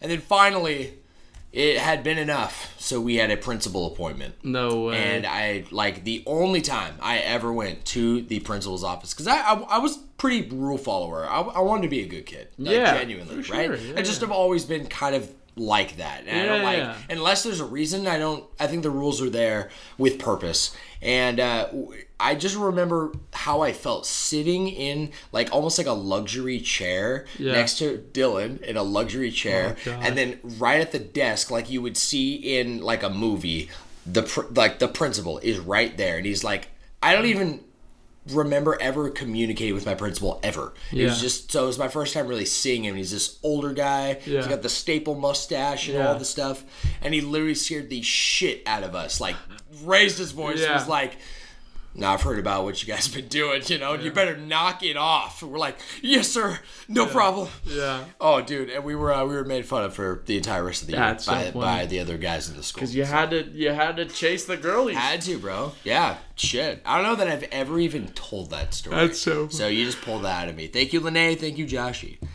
With that being said, Josh, are you ready to bounce into our main topic? Yeah, this let's week, do brother? it. Yeah, excellent. I'm so ready. Excellent, bro. I did not tell Joshy. No, I have no idea. As I love to do over here at the Flash Bros podcast, keep him in the dark. Yeah, I'm in but the dark. I wanted to talk today about a topic that has been, I just feel it's extremely relevant, and it No is way! taken over the internet, taken over Josh himself. And I'm really fascinated by all that has encompassed. That's why you were saying that. Palworld, baby. That's why I kept saying we're going to talk about it later. Yeah. Because really the main topic today, I wanted to keep it pretty general, pretty loose. Talk about things you love about it, whatever. Yeah.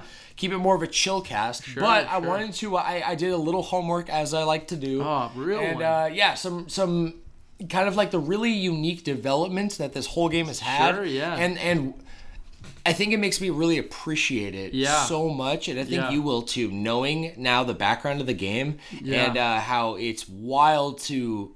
It's absolutely wild. It should not be doing as good as it currently is. It's incredible. It is incredibly huge, bro. Huge. It's like, we're talking about big, monumental games. Like, we're talking about a game like Tetris. Okay, that game took...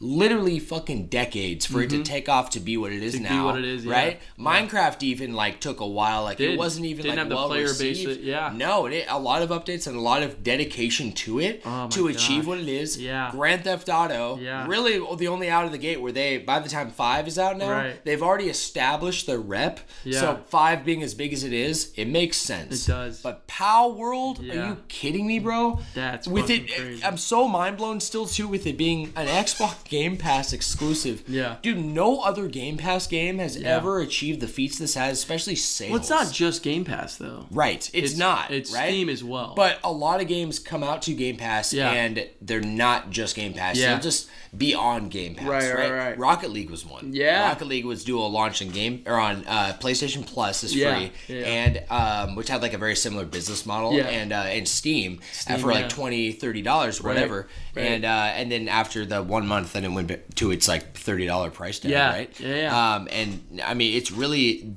I've watched interviews with who are those guys?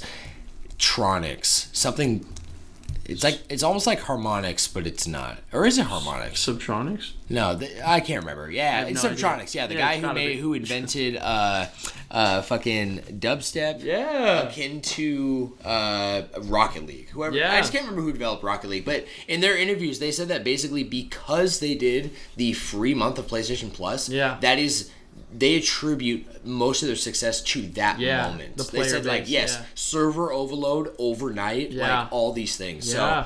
So, let's dive into Palworld, bro. Do Are you it, down? Man. I'm so down. Big That's down. crazy. Okay, sweet. I had some suspicions. I was like, I wonder if the topic would be Palworld, but You're like, nah, I couldn't. I was like, it's too. It sure is, bro. That's with some sick class trial to push you on it a bit too. Just no way. Based on honestly, there's not, because it's so indie and not AAA. Yeah. There's not a lot of info about it. You know, it's not like very like. I don't know, transparent like a bunch of these, like a Square Enix title. Absolutely. We know everything that's happening, you know? Absolutely. So let's get into, I want to do as I normally do. Yeah. Shove some info down your throat in the audience, and then let's talk about it, We'll talk about all of it. I want to jump on kind of what it is right now. I mean, all of this is pretty new because it has come out, what, a week ago? Yeah. A week and a half? Week? Yeah. Are you kidding? Week and a half, It's nuts. So it's sitting at a 94% user-rated score on Steam by over 500,000 players and reviews. Incredible. That is insane because Steam also, I feel, is one of the most fair review boards to exist.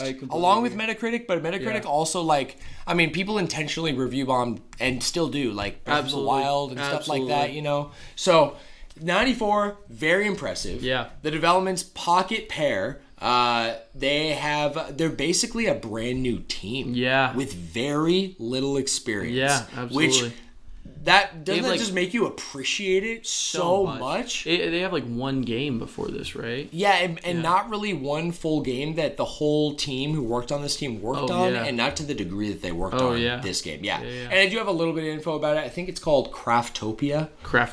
Yeah, and like in kind of a similar vein to what this is. Yeah. But we'll continue. The lead guy on all this in the project, in Palworld, in the Pocket Pair like dev studio, his name is Takuro Mizobi. Okay. Mizobi. Yeah, I like that better. Yeah, okay, I feel like that'd be, I'm never like very anatomically or politically correct around here. You know what I mean? Especially in terms of foreign names for myself. Right. But he is the lead guy, the producer. So he put the team together. He had the vision. It's really this guy that made this game happen. Yeah, okay. The game runs on Unreal Engine 5, which is awesome. It actually started on Unity. Did it really? Yes. And actually, it wasn't directly said at all, but doing my homework and the way that the timelines merge with the years, I kind of have a hunch that the direction that Unity was going was the reason they switched it. Oh my god. And I'm so glad they did. That's crazy. Yes. I'm so glad they did too. Dude, for real. And along with the stats you said earlier, which are probably more current than what I got, but it sold 8 million units in the first 6 days. Nuts. Yeah. Especially for having a free access model. 8 million in 6 days, and what I said was you had like some 12 million for like no 12 million on Steam. On just Steam. On Steam alone. So it was it's 5 million copies the first 3 days. So that makes sense. There was there was 3 more million 3 days later. Yeah. But at launch, 5 million is insane for a non-established studio and an IP. Like, holy shit. Absolutely nuts. Like, even like I'm sure like Splatoon, I don't know, but I have a feeling like with Nintendo and how hard they pushed the new IP of Splatoon, I don't think it did anywhere near these numbers. Definitely not. Like for it kind of being a similar vein concept, right? Absolutely. Although the appeal of Pokemon with guns, that is pretty appealing. Well, that's what I will give it that. Yeah, absolutely. It's very unique. Absolutely. Also, over 2 million concurrent players as of right now. Yeah. Nutty. That's almost double what we talked about in the stats last week. Yeah, absolutely. I'll continue to. This is again what you said. Craftopia was their first game from Pocket Pair. Yeah. So this is their second game. Craftopia is very similar. It had early access on Steam, open world survival. They called it a project game. Yes. Okay. And despite divisive popular belief, which we'll get into in a sec about the Pokemon aspect of it, Palworld has directly stated as a studio that Pokemon is not their main influence for the game. Absolutely. Their main influence is actually Ark Survival Evolved, which has monster companions in dinosaurs. Yeah. So, and it kind of going with what we were saying about the gacha system too. Yeah.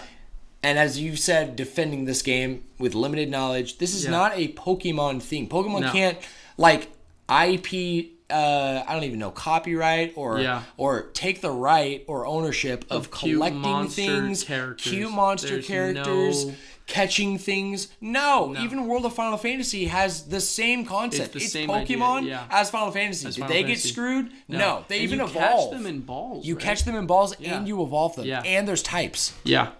So, and that is not a build 'em survival game. Yeah. That is a adventure game just like Pokemon. Absolutely. And it's funny, I just did some, I was doing some figuring out about some of the things in Palworld right now, but the typings are different than Pokemon. Yes. The way that each thing is beaten and the way that they work. The typing chart. I have it on here. Oh, do you? Yeah, because I thought it was very interesting. It is very interesting. I actually really like how it is. I might remember... So we could test me once we get to it. Hell yeah! You want to try that? We'll start out. It'll be a pre-bonus class trial question. Yeah, for the trivia. Okay, sweet. Also, to go along with like their inspiration and how it like really isn't like just Pokemon or anything like that. Even from everything you've said, like just playing it, it does not feel like a Pokemon game. Pokemon game. It's not a Pokemon It's not even, to be honest, it's not even, when I look at direct competitors, the way I was first looking at it, it does not feel like it's even in direct competition with Pokemon. If they wanted to, they could, but it's not. You're right. It's much more similar to Arc than it is Pokemon and they've said that the arguably one of the biggest aspects of the game is the survival mechanics and the in-game tasks. Yeah. About, like, what you said, like, there's a system, right? Absolutely. They got that inspiration from Rust, which, rightfully so, with how big Rust is and everything I've heard about it. Absolutely. A little bit of background. Yes. First planned for release in 2022. Yes. However, it turned out to be very difficult. They were running out of money. They went way over they didn't actually have a budget, but they set a kind of like estimated budget.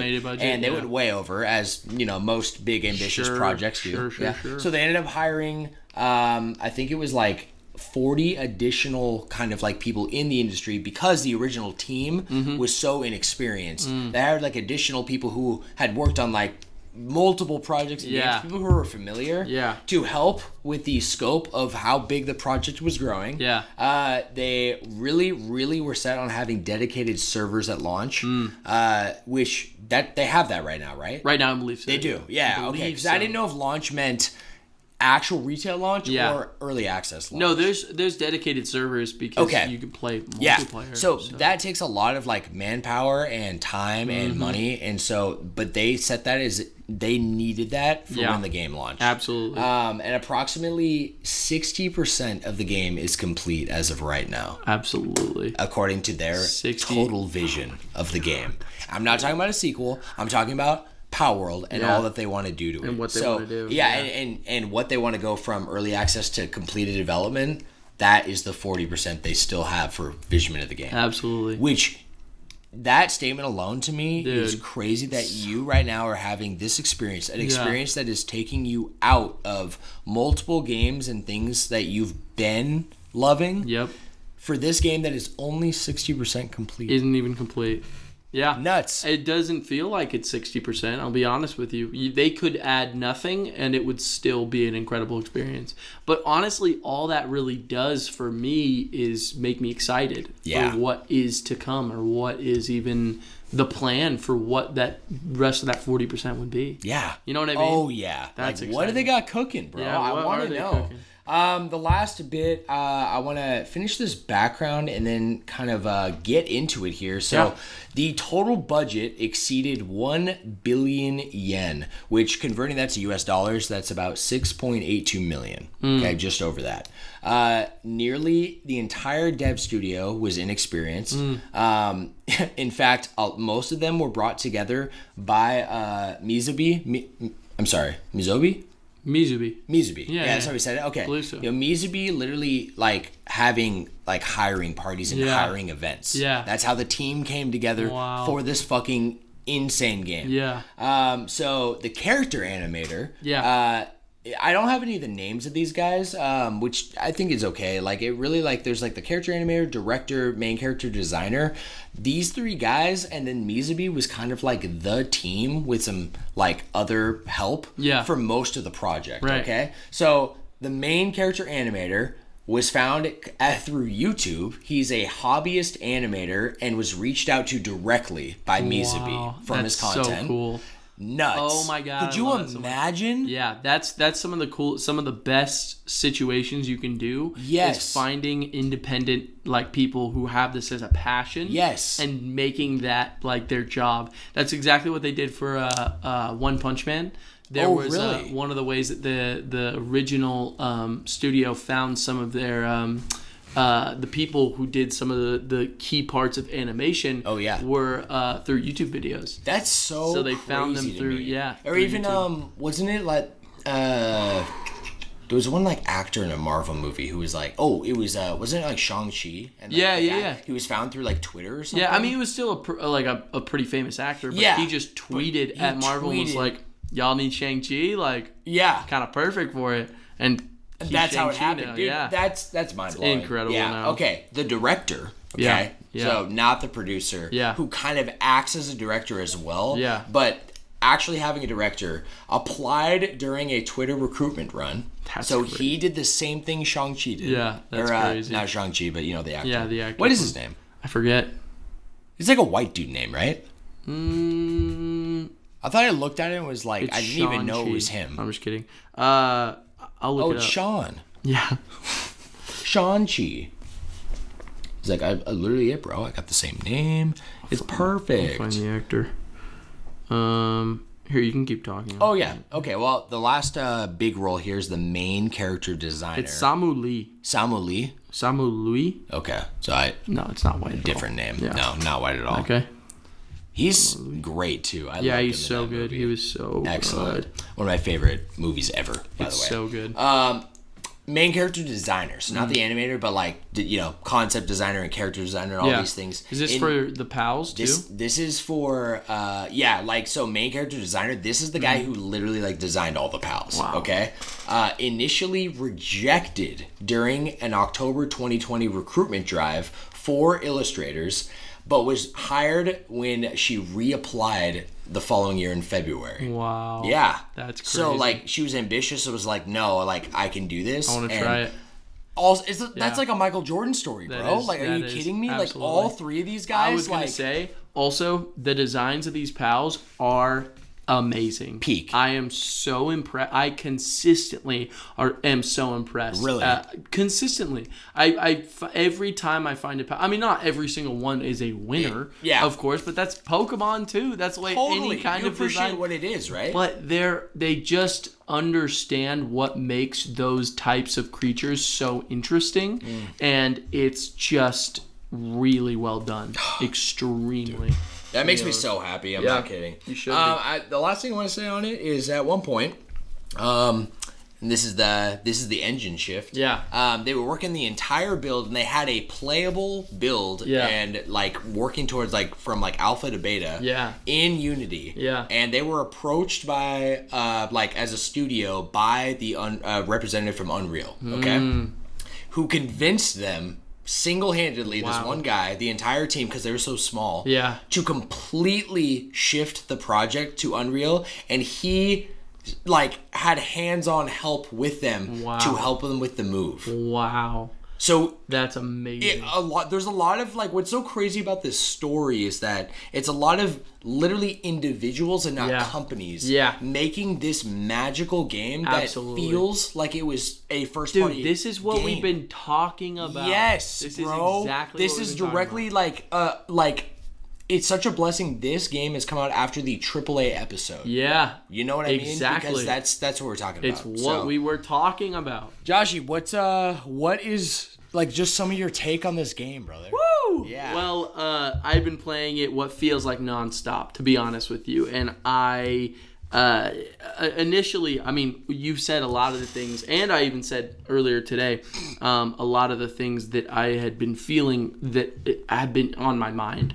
So obviously, it feels like the initial pull is Pokemon with guns, right? Right. And that's just not the game. You know what I mean? It's not Pokemon with guns. What'd you say earlier? Like you're like 20-something hours in, you got your first fucking gun? 26 hours in, I just got a musket. Yeah. That is it's a shitty gun that takes forever to reload. And I literally fought a boss this morning, and I literally I'm reloading this thing for fucking seconds. It's taking seconds. And I'm 26 hours in. Literally. And when you hear that, anyone who hears that, it doesn't feel unearned, or it doesn't feel like bullshit. It doesn't feel like there's any part of me that has to pay to get to the next level. It's all naturally earned. I will say the levels, I feel like in the game, are some of the most fun because your pals level up in a way. They all kind of get an XP share depending on what they do. If they kill a pal, or if you're riding around, or if they do tasks at your base, they will earn a small amount of XP. And you also get a small amount of XP from that, but your level is separate than your pal's level. What is your level? Your level is your character and what you can. So I'll break the whole thing down right now. Okay. Check this out. Yeah. You start out level 1. No clothes on your back, not a single tool. All you have are your bare fists. And with your fists, you can punch rocks, you can punch trees, Minecraft style. You feel me? Minecraft So style. you can do it Minecraft style. That's how you got to get it done. I'll always like remember too that first time punching. Oh a tree, yeah, because you got that's how you nothing. get it. That's how you get it, bro. You have to start from the bottom.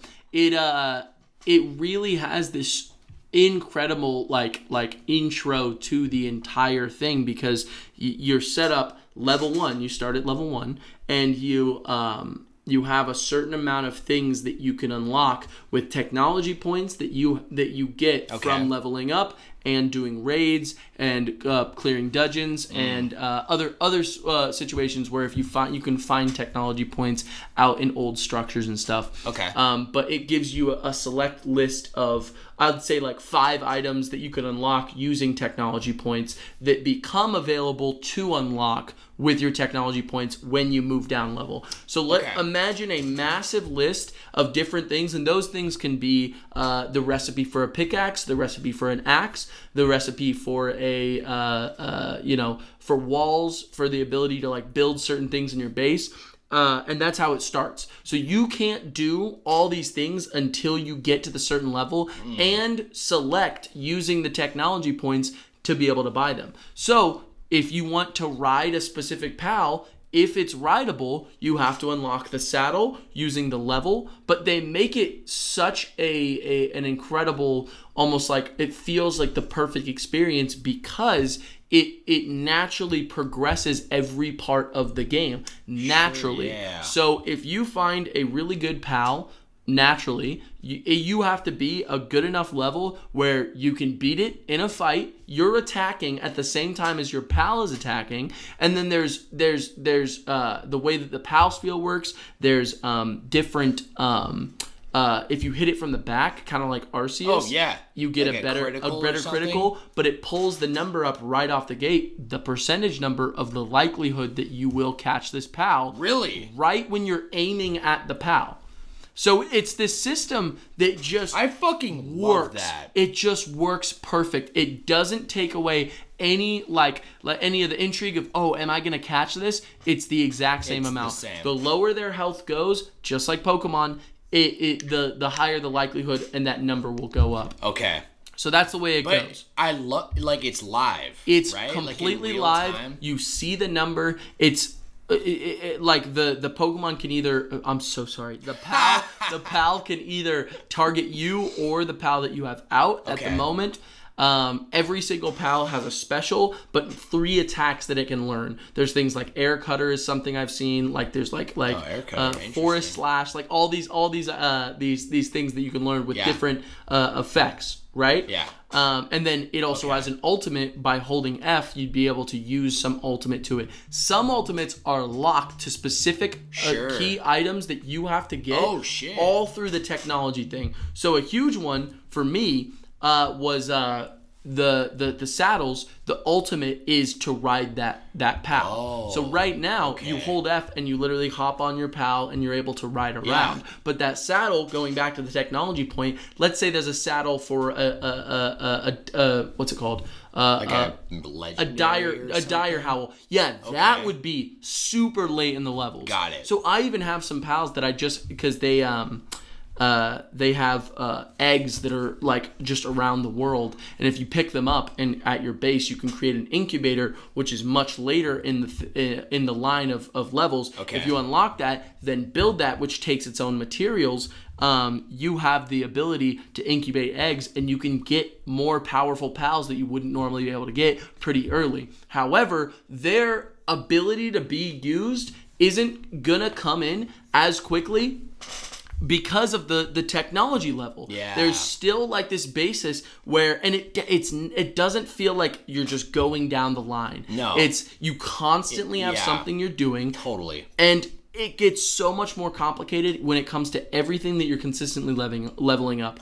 Your base is something that you are naturally going to level up. If you have the ability to level it up by placing a certain amount of structures in the game. It'll tell you, make a stone cutter, right? Make a blank, blank, blank. Make a farm, blah, blah, blah. It'll be two simple things. Like and then little, once you get missions. them, little missions, Yeah. exactly. Little missions that you complete, and then you're able to level up your base. At this point, I've leveled up. I think I'm on level. Oh my god, it's not crazy. I'm on level. What's some 14. of your stats? So now, Character level? Yes. Okay. And every time you level up as a character, you also get a specific stat point that goes to your character exclusively, and you get to choose what you put that into. When I first started playing, I exclusively was putting it into the weight in which you can carry, the maximum amount of weight. Makes sense. Yeah, I think I'm on level 7 on that part. Nice. And I just needed to max that out as much as I could, especially before I had a base and chests and the ability to place things in places, because I was carrying around all my shit. Makes sense. The entire time. Yeah, so some of that can be. Sorry, were you gonna say something? I was just gonna chime in that like Dark Souls, for example, they have weight. Set weight. And like weight directly correlates to what you can carry, right? And same thing with Skyrim. You gotta kind of prioritize it for a little bit. Then it kind of drops off usually, right? So it's like you're like, okay, I'm good. Yeah, and Dark Souls I think is the same way, where you get to choose where you put your levels into, right? Yes. So exactly it's got that element where you choose each one of those. That's completely, up to your own selection. Well, like what's other stats?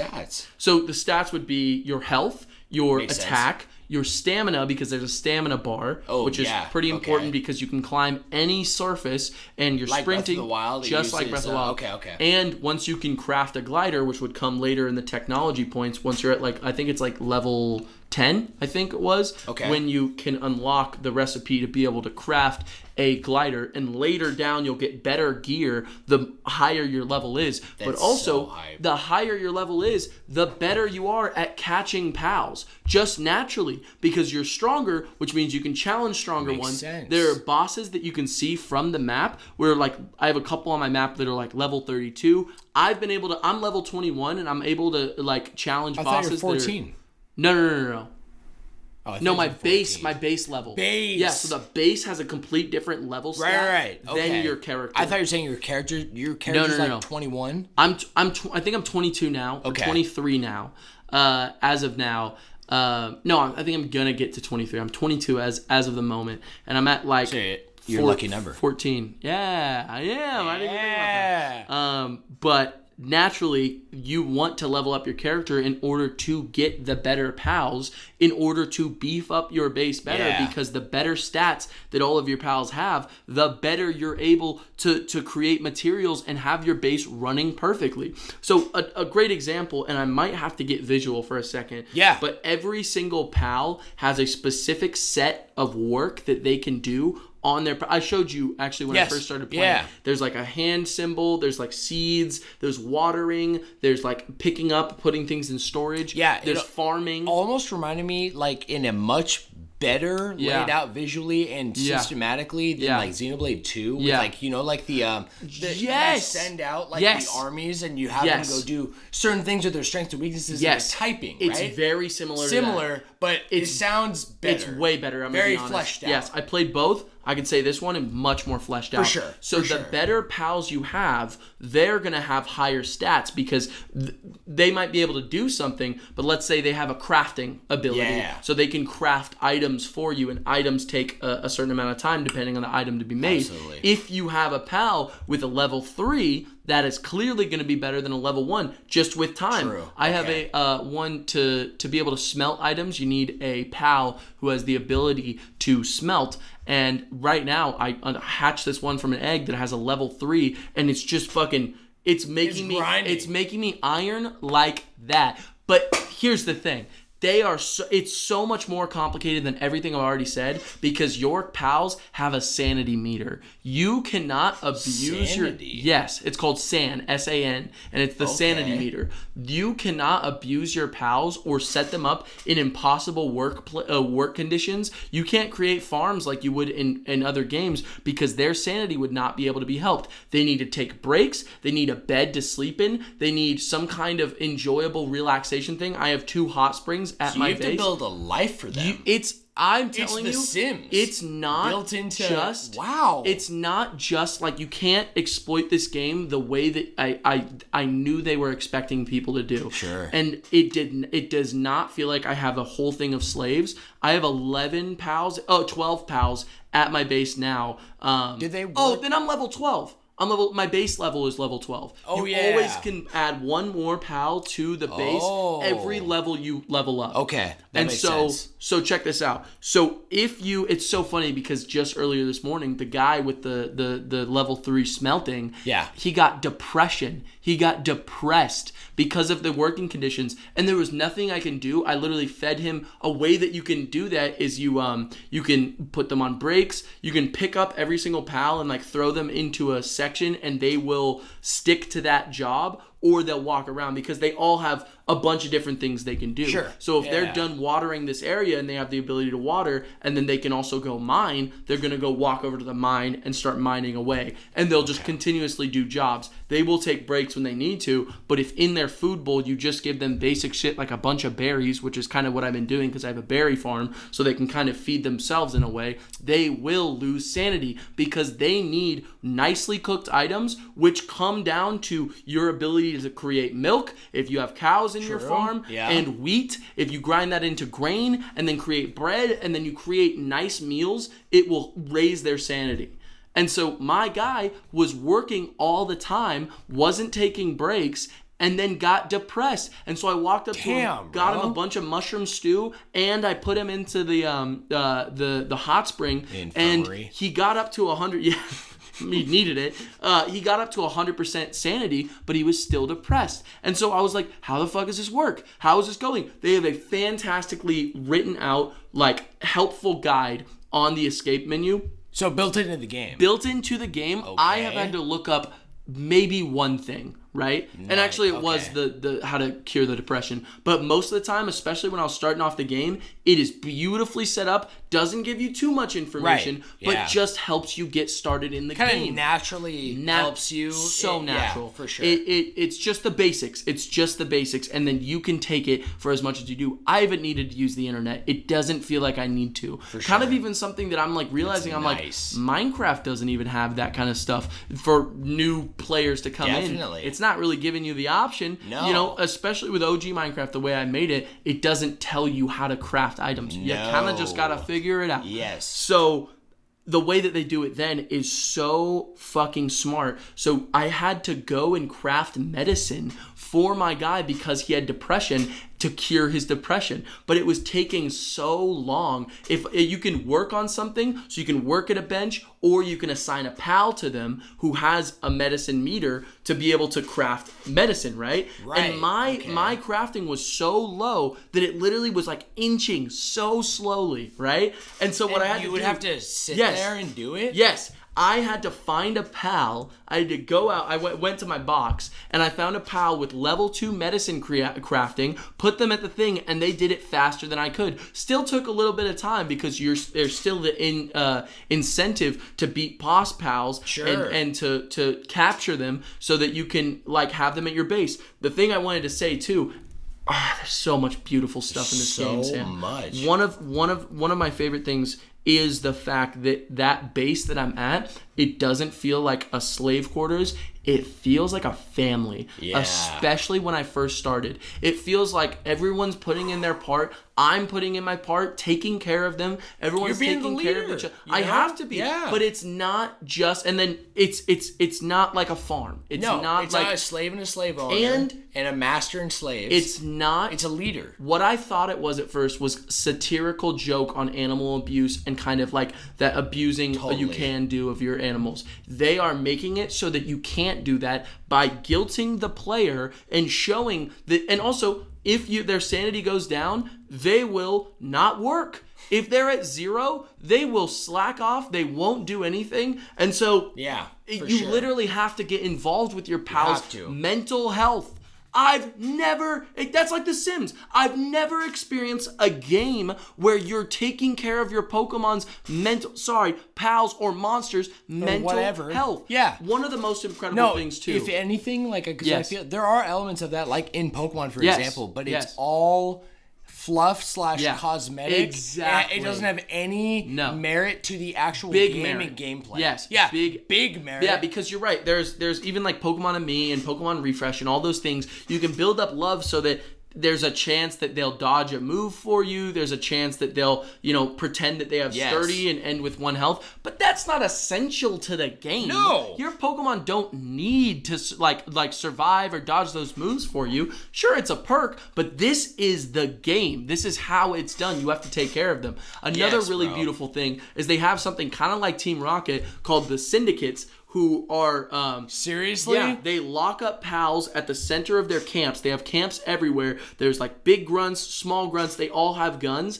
and you have to raid their camps to save these pals at the center. And you find rarer pals. You can only find those pals. Bro, that is fucking sick. That reminds me of Horizon Zero Dawn. Dude, it's better, I promise, because it feels so dynamic. You don't have to kill all of them, but the more enemies, the longer it takes to unlock the thing. It just feels like everything is thought of. So my first 3 pals I had at my base were all really good pals that were locked up. And so it felt like I was saving these creatures and then bringing them back to a home where they could work, and we all work together in a way you that rescued them. I rescued them, and then it was it doesn't feel like slavery because I have to take care of them. And you can also name your pals. You have your entire party, but then you have your entire, I have 12 pals at my base. They all feel like my pals, right?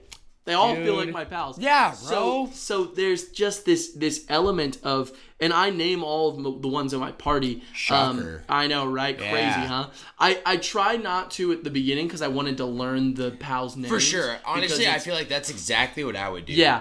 To help. But you get them, you get the names after a while. You see a lot of them. It pulls up a name in front, on top of them, shows their gender. Honestly, I feel like it'd be a different vibe than Pokemon too, because I do that in Pokemon. If it's a new gen for me, I don't do nicknames because I don't just want to memorize. I also want to appreciate. So I want to have my new starter in Incineroar, and I'm calling him Incineroar what he is, instead of just the nickname, and then I guess forgetting or playing Smash or whatever. Sure. Right? But I feel like there's a certain, maybe Scarlet and Violet's different now, but there's a certain level of slowness to the gameplay, whereas I'm imagining playing Palworld, you'll see a literal flock of something, and so you see the name out in the world and all that you have to do in the world and be involved in it for all the different ways you're playing. It's not like Pokemon where you're walking through a route, seeing a certain set of Pokemon, then once you've done all you need to do in the route, the only reason you'll come back there is to find specific Pokemon. Right? I mean, that's definitely, I feel like that's kind of done after Scarlet and Violet. Okay. That idea, because routes. You know what I mean? I do. Yeah. Because I felt the exact same way. Scarlet and Violet is truly a different style of Pokemon game. Cool. It's like the way those open sections were, and the way that they have Sword those. and Shield. Yeah. Yeah. So much better.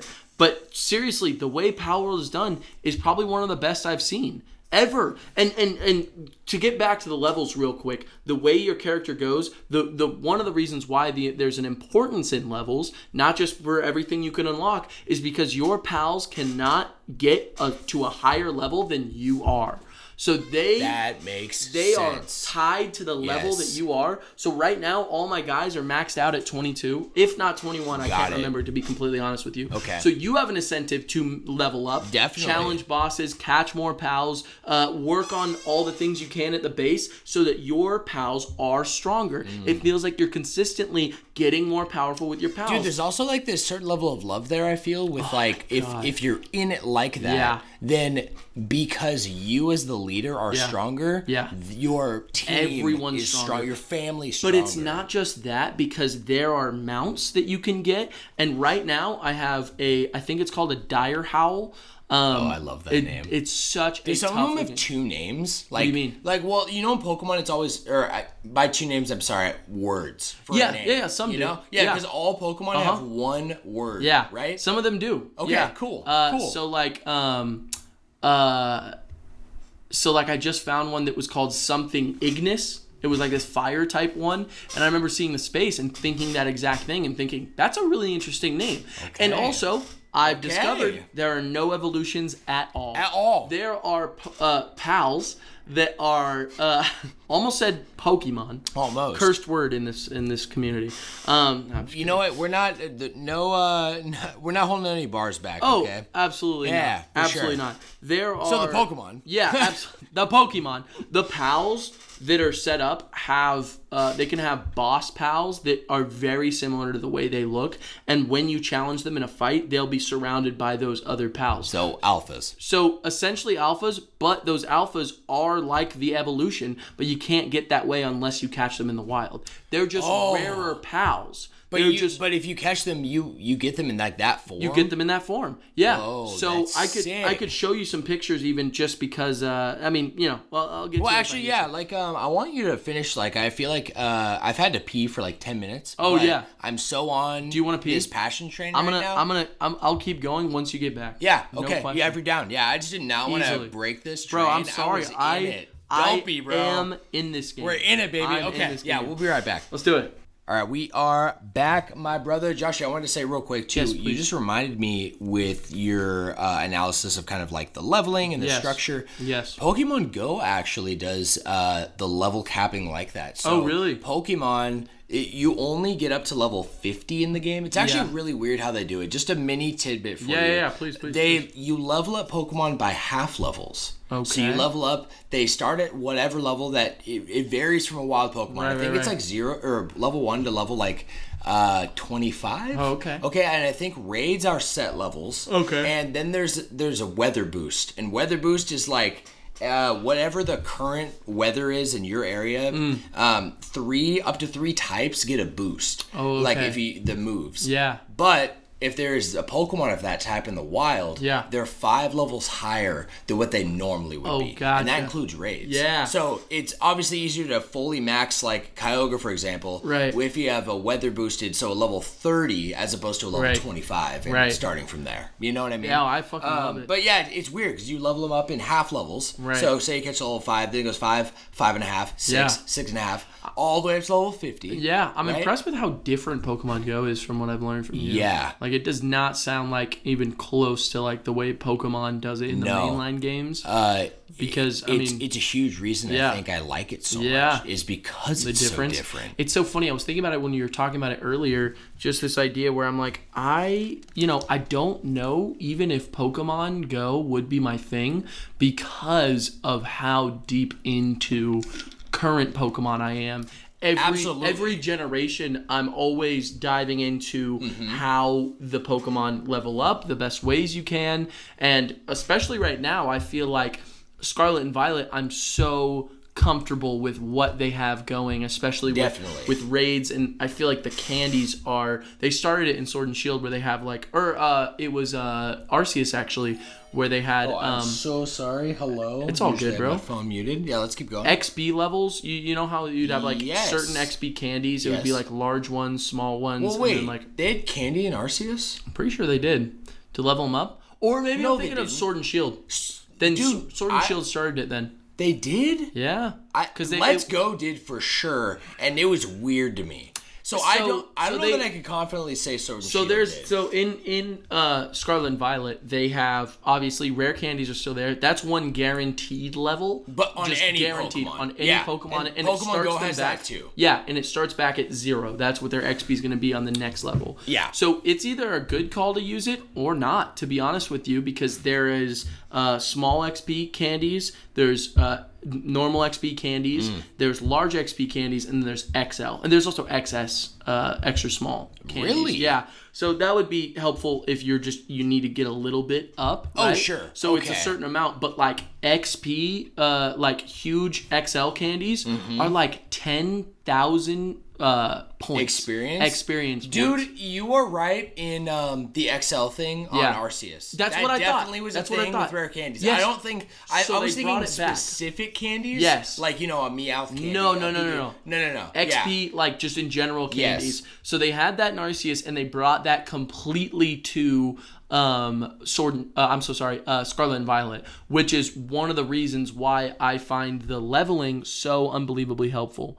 I see what that... Yeah. So I just pulled up Pokemon Go and I showed there's Rare Candy and Rare Candy XL. Yeah. You can actually in this game convert Yeah. but it takes 100 rare candies to make 1 XL. Oh, wow. And That's a good amount. after, I think it's level 40, it's 40 or 45, up to 50, it's only, I think it's 40 to 50. Yeah. You only use XLs, and you don't use any regular. Yeah. So it gets stupid because a lot of these legendaries, you can't level them up. So one thing that I wanted to say also about Palworld, getting back into it, one of the ways that I find it so much more interesting, in my opinion, right now, leveling them up, or not even more interesting, very different than the way Pokemon does it. You can IV train your Pokemon. Yes. Very, very clearly. They make it very clear in each generation how you would do that and how you can beef up certain defenses. Well, especially over time, because like before they didn't. They didn't have that. Yeah, and I'm pretty sure it started. Maybe Gen 1. X and Y, I'm pretty sure is when it started. Oh, for the the IV training. IV training. Yes, you're right. Absolutely. And that's when you could truly choose. EV training. EV training. No, you're so right. Yeah, EV. Yeah. Not IV. Right. EV training. I sometimes forget EVs are a thing because they're not a thing in Pokemon Go. No, absolutely. Right. So it's a pretty big thing in every other game, but Palworld does it in such an interesting way. What do they do? Because in the game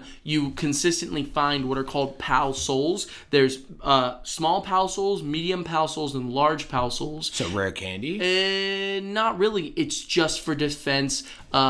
It's like, bless you. So it's defense, tasks, health, attack, and I think that's it. It's only 4. So you can use those souls that you found up through the entire game. There's a statue you can build that you would use to up those degrees in each one of your pals. Wow. Obviously, all pals are going to be using a different thing, so you're not going to want to beef up every single one of your pals' things. So I have this one... I think it's called a leaf monk. Okay. It's is that thing, by the way, called like an effigy something? Effigy something? No? Possibly. Okay. I don't know. It's like a green statue?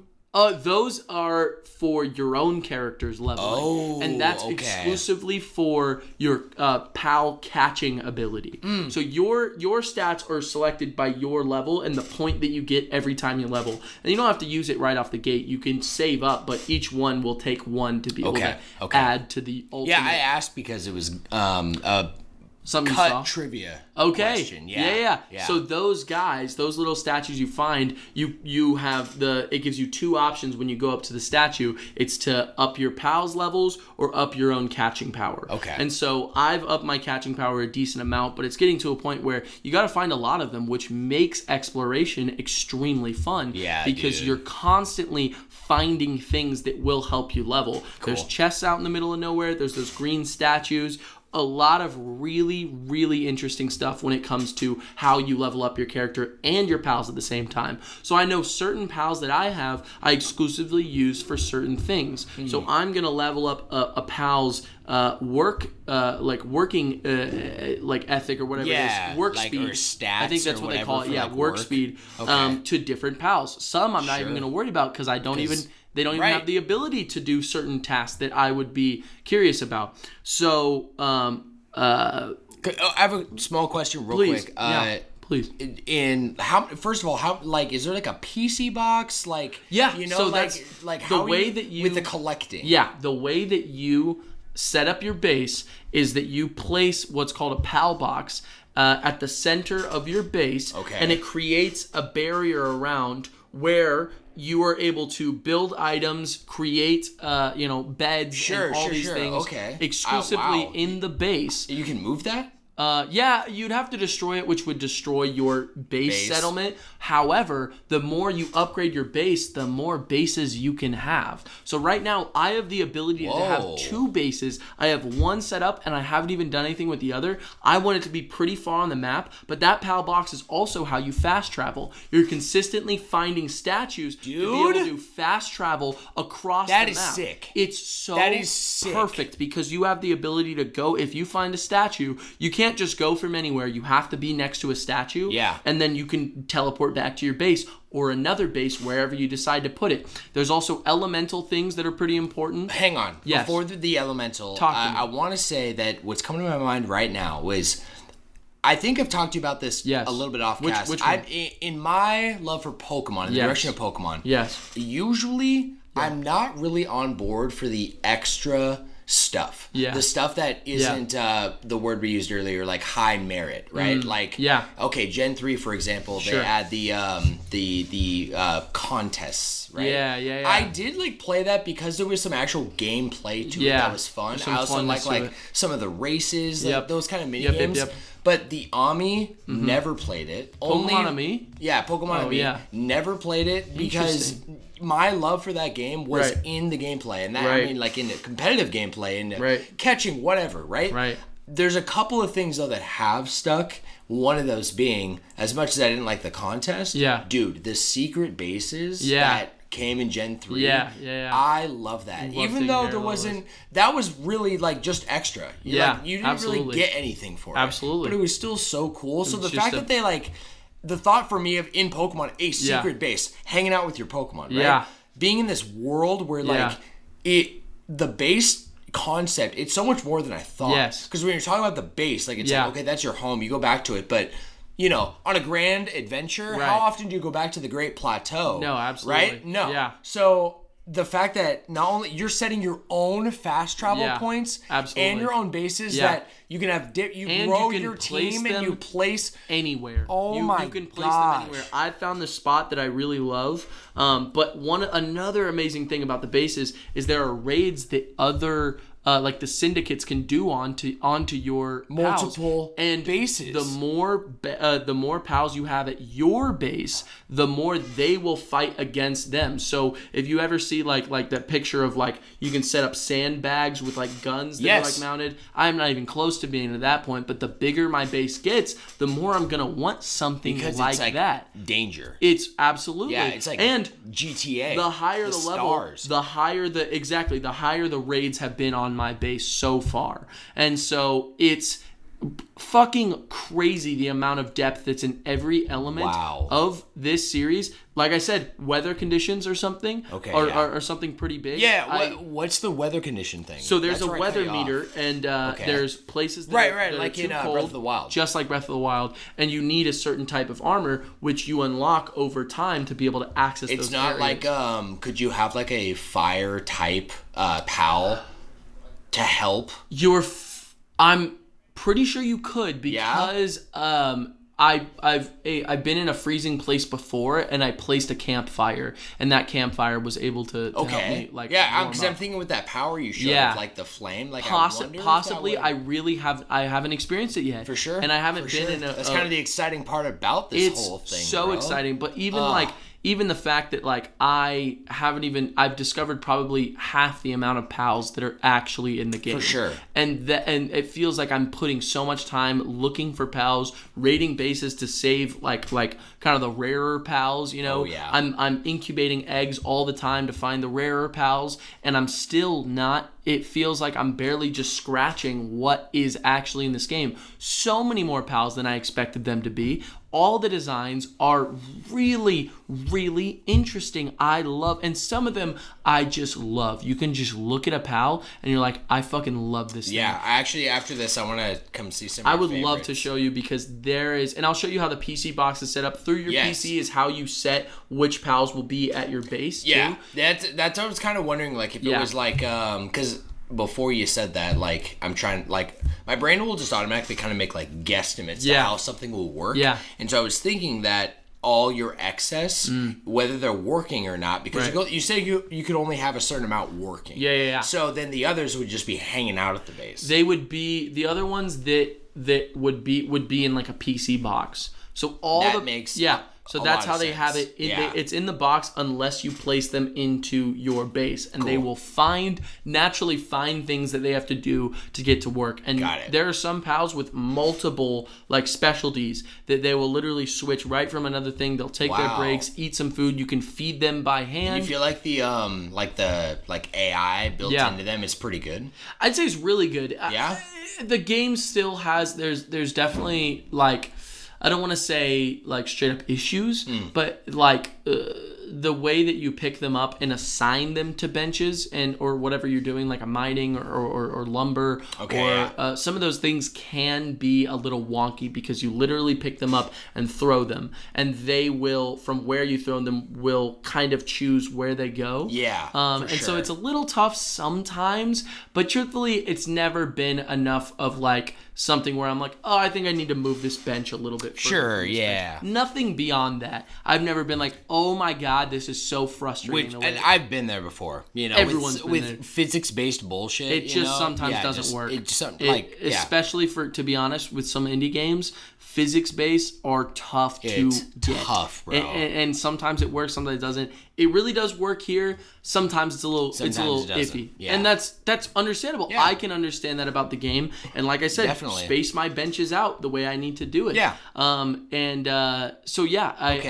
Even like food expires too, which is something I meant to mention. It has a timer on it, and it will slowly expire over time unless you buy a cooling box. And even if you build a fridge? Yeah, a fridge, but it won't cool itself. You have to have a pal with an ice like specialty you have assigned to it who will cool down your stuff, and that's where you keep all your food. What? And they take breaks and they have to do what they have to do. So everyone's playing their parts at this base, and I'm not kidding. I'm already thinking, I'm like, I want to expand my base as much as I can. Yes.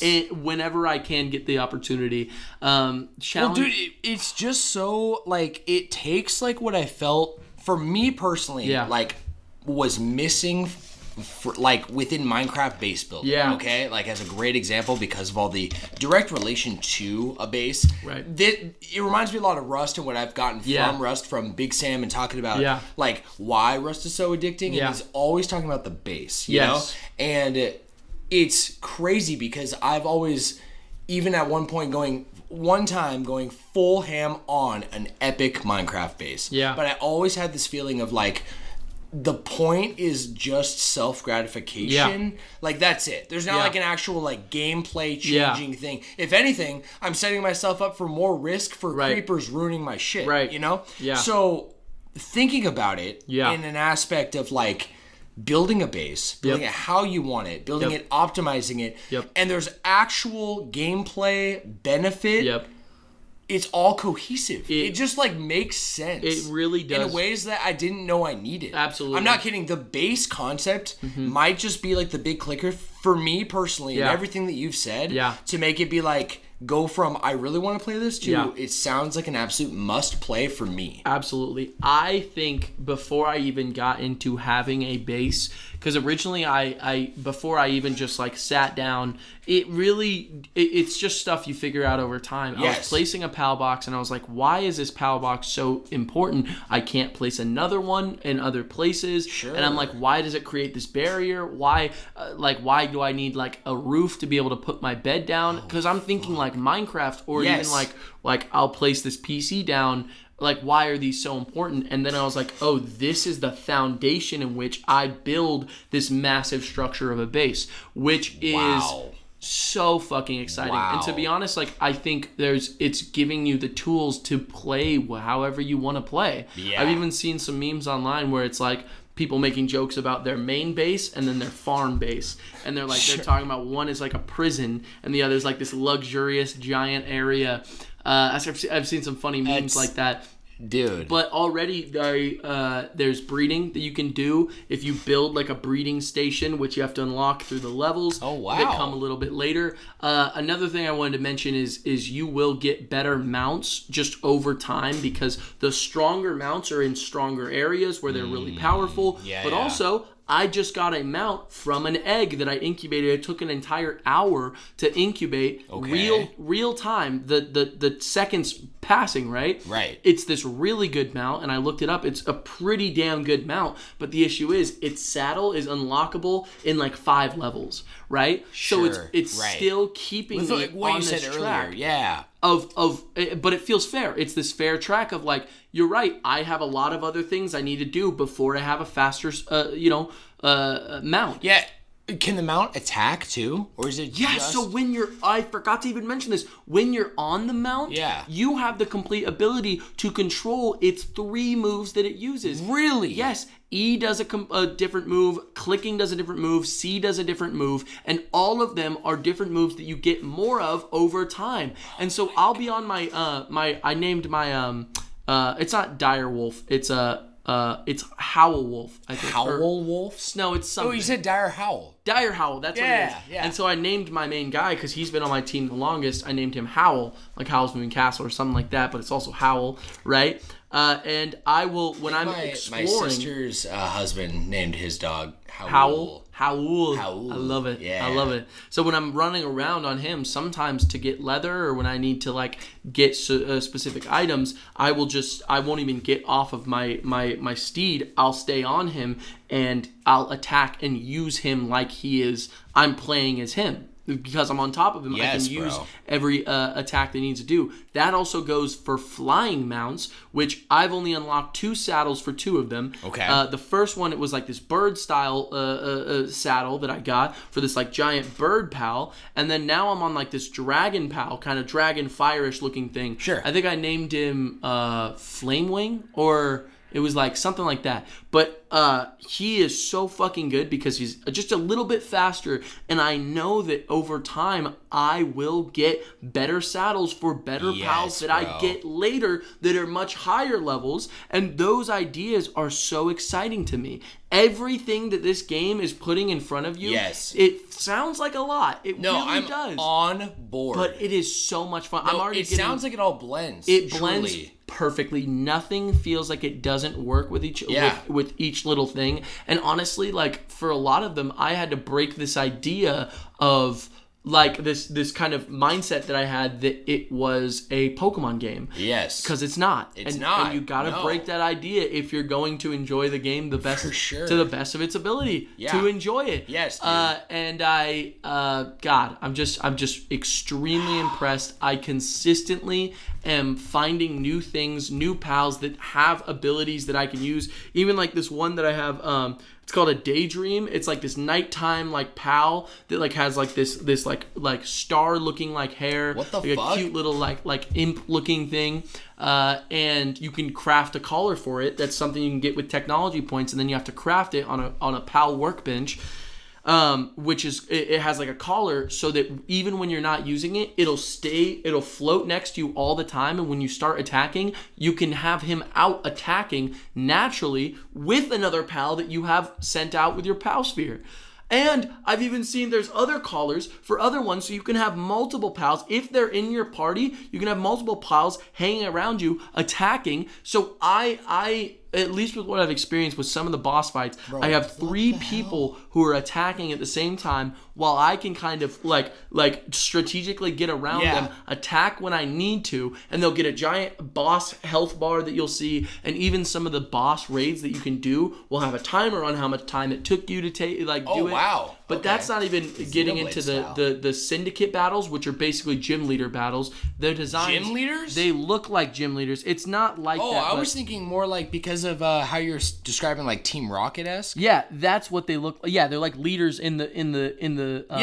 It's just like that in the way that they do it. I love that whole look. I know, and some of these guys I haven't even seen before, so I don't want to.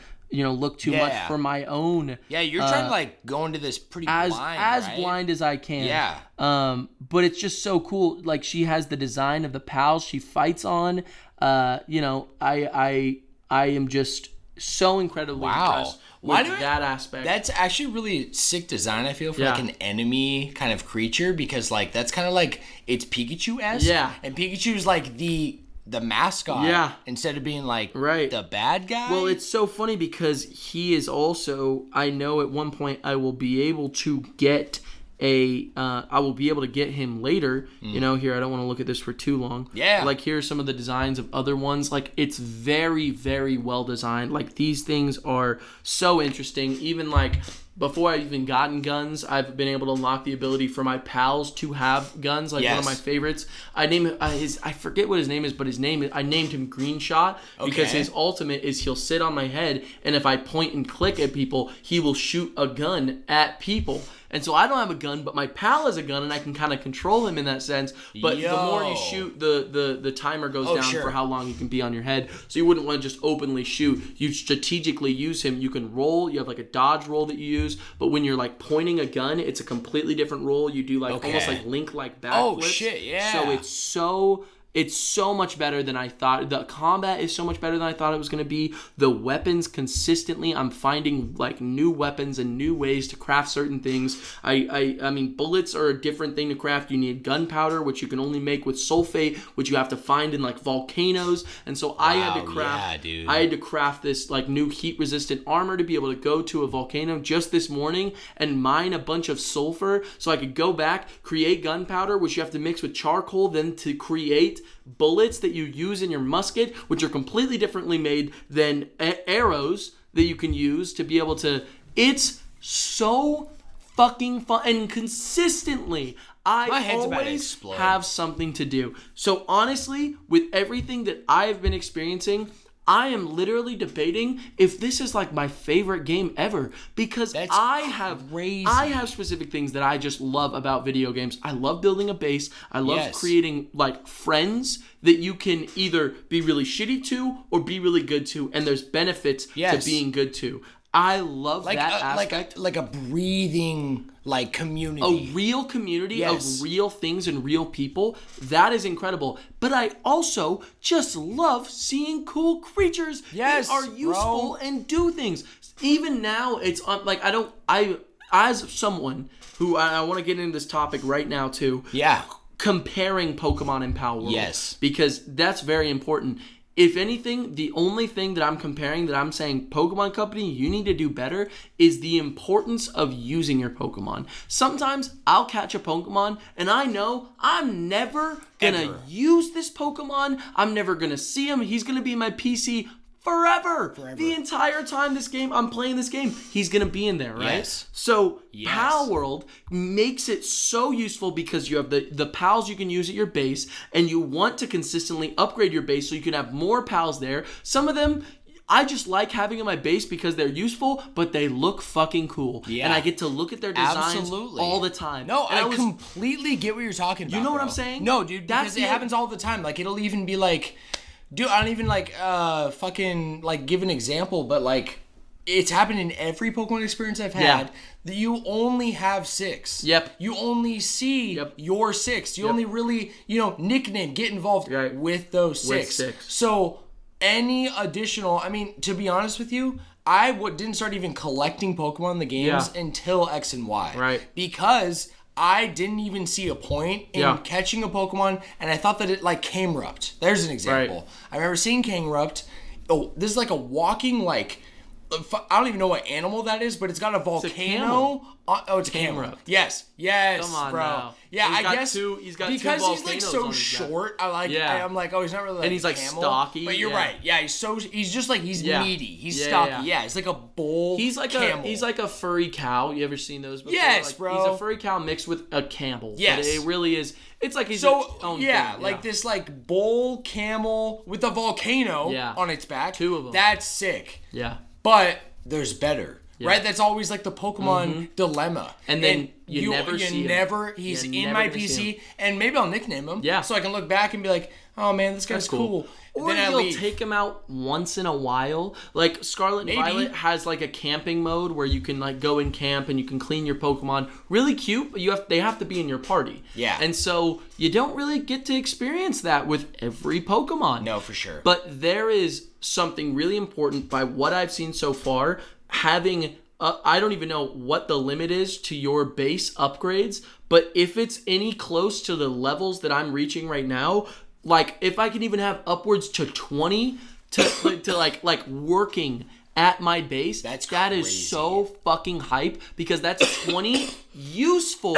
Excuse me. Bless you. Yes, bro. That's 20 useful pals who will be doing things to truly impact my game while I also get to experience having those pals. And you can walk up and feed them and you can do things with them and even just like the enjoyability of just having a really cool pal at your base. Yes, you beat a boss, you catch it, place it at your base. Yes. It's probably got good stats, so you might as well. And so eventually I see myself with like all these really, really cool pals just walking around. I'm helping them while they're helping me.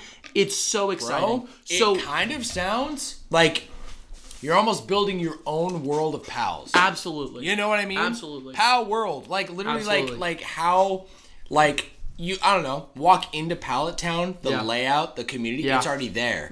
But it didn't always exist there. You're building that. You build that, and it's fucking incredible. I'm not kidding. And there's so many things that I see down the line with the technology tree where I'm just excited. Silos, things to help your pals work faster, to be better, more ways for them to take breaks, and like all those important things. It just is exciting. It's just so exciting. That's amazing, bro. Like seriously, I'm so glad this was the topic today. I completely agree. I knew it would just be filled with content without me writing anything down. But I feel like, I'm not kidding, it's sometimes hard for me to grasp because I'm such a visual and hands-on person and learner. Yeah. It's hard for me, like, if someone's explaining, you know, like the concept of a systematic approach to it. Yes. Like Xenosaga, for example. The meme with that for me is if you look at that game from the outside, you're watching a YouTube video, you will probably be like, what the fuck is this gameplay? Like, it doesn't make sense, right? Totally agree. And how do you explain that? Yeah. And maybe it's just you, but you explained all of the concepts of Palworld in an excellent way. Like, I'm serious. Like, I'm very intrigued. Very. First off, thank you. Yeah, and I feel like I understand Palworld. It's a lot, but it's not confusing. You figure it all out. I appreciate that so add much. on so much, and that's what I'm saying. This is 60%. This is 60%. What the fuck kind of updates are we looking at? That's what I'm saying. What the fuck is this game going to be in 3 years? So this is why it's encaptured me. It's because the truth is, like, here's a good example. I love catching things. I enjoyed what I did of Final Fantasy World, but it didn't. I don't really have that need to go back because it is a Pokemon game, and I don't really need another one. You know what I'm saying? Totally. And that's like something that I was thinking about going into Palworld. That is what I was thinking about. But it's not a Pokemon game, and if anything, you will see moments where you're like, yes, bro, that's amazing. The way they did that is amazing. That is different. So I even feel comfortable. I feel like we've gone into it enough that we can start wrapping it up. Yeah. When it comes to Palworld. I would love to. I'm done with this, bro. Fuck Palworld. Yeah, fuck Palworld, bro. Pokemon Scarlet and Violet forever. No, but if you want after the cast, I would show you. Yes. I'll literally just show you my base and everything I've been explaining. Yeah. And you'll once you see it, you will visually like connect all these things. Absolutely, bro. Yes, dude. I'm so down. I saved the last tidbit of info that I gathered for the end, and you kind of just touched on it. Okay, let's go. It was kind of the Pokemon community outcry and threats, right? Sure, so adding some detail into like what you said, because that is really like, from all of the things and everything you just explained, I think the game is nothing but short of outstanding and exceptional, okay? Completely in all avenues, not just the game, the development of the game, the story of these people coming together and creating a game that's this popular. Yes, that has accomplished records. Like unheard of records ever. Okay, from AAA studios can't touch this kind of stuff. How is this possible? So the only thing to complain about is like the niche minority, and really like this is not Pokemon saying these things. It's not the company, even though we're going to touch on their official statement about it. But this is all a problem because of the Pokemon community, and we talked about this a little bit last episode. I don't understand because I don't understand I've seen this in like the console war argument and the actual war, right? Sure. Oh yeah, no, you're just saying that because you're a PlayStation guy. No, I know I'm an Xbox guy, right? Okay, guys, this is all the same It's just the same love, It's bro. the same Why love, the bro. fuck are you, yeah, So we need to, instead of looking at it as competition is bad, no. You don't want just Xbox. You don't want just Nintendo. Believe me. You want to compete and push each other to be better. Then it's literally like you're down here, you're competing, some guy rises, the others rise, someone else gets a ledge up, you learn from each other. And then guess what's better on the other side? Everything. Even the way that the Switch is set up and everything that exists with it, Nintendo is forever going to make crazy, outlandish consoles that really are even like when you look up there, the craziest looking controllers are the fucking Nintendo controllers. Yes. But they have found this level where they've seen what, especially from Wii U to Switch, what works with other companies as a gaming console and what they changed about the Switch to be that way. Look at the Pro Controller. That thing is one of the best controllers, just design-wise, aesthetically, it just works. Yes. It just works perfect. But that thing would not exist if it weren't for the fact that they got their asses handed to them during the Wii U era. Yes, bro. And gaming, it felt like they were doing novelty over gaming. Yes. And guess what they learned? So much that we have one of the best Nintendo console ever made out right now, competing against the best PlayStation game, or console. Yes. And I can't say too much about the Xbox, but you know what? With the specs that I've seen and the specs that I've heard, they're not too far behind the fucking PlayStation 5. They are doing that is direct competition. Yes. Yes, bro. And so those things are important. They It always is will important. be. But I did want to mention, Yes. I have been on the other side before. I've been an exclusive console gamer all throughout the Wii U's lifetime. For sure. Not throughout the entire lifetime, but I did not have a PlayStation 4. I had a PS3 when I was younger, and I really, really loved Uncharted and Infamous and all these other games that I got to appreciate. But even then, it was when the Wii was out, and I felt like everyone goes through this where they feel like you kind of mature as a gamer. Yeah. You're like, I got to move on to bigger and better things. No, for sure. But then you can get stuck in your own ways. And it's all about your maturity and your ability to look at things from a bigger picture. Because I completely agree. Back then, I couldn't have. And so I see these people complaining, Nintendo gamers, who are saying, this is a ripoff. They're stealing what works about this. And the truth is, it just comes down to how much they love what they love. But the issue is, there is no exclusivity to love. In my opinion, unless you're talking a relationship. There is no exclusivity when it comes to your passion. Yes. That is, a hobby does not have to go against another hobby. No. If anything, gaming works better when you have every console and you play every game. Yes. And you don't exclude if you're not, if you don't exclude the other options of gaming. Yes, because once you do that, and guess what? PC Master Race are also doing the exact same thing. It's the same idea with different skins. Nothing is better than another way. Whatever you prefer, whatever you like, just play what you want. Nothing is going to directly destroy what you love because of the way they do it. Absolutely. And if they are doing it better, and they bankrupt something else, then that thing needs to get better. Yes. There is nothing evil about something working when it works. No. That's seriously not bad in any way. In reality, it is simply sports teams. It's two big football teams. Right now, this is Palworld and Pokemon going head to head, and the Pokemon fans are the fans in the grandstands, and their team is losing because this team that out of nowhere came up and is slaughtering them. But the truth is, so they're bitching about it. But instead of appreciating acknowledging what they have or that their team is just getting beaten. Yeah. So their team needs to get better. Absolutely. There's nowhere else around it. But the truth is, it's not exactly it's not two teams, because guess what I'm enjoying at the same time? Pokemon.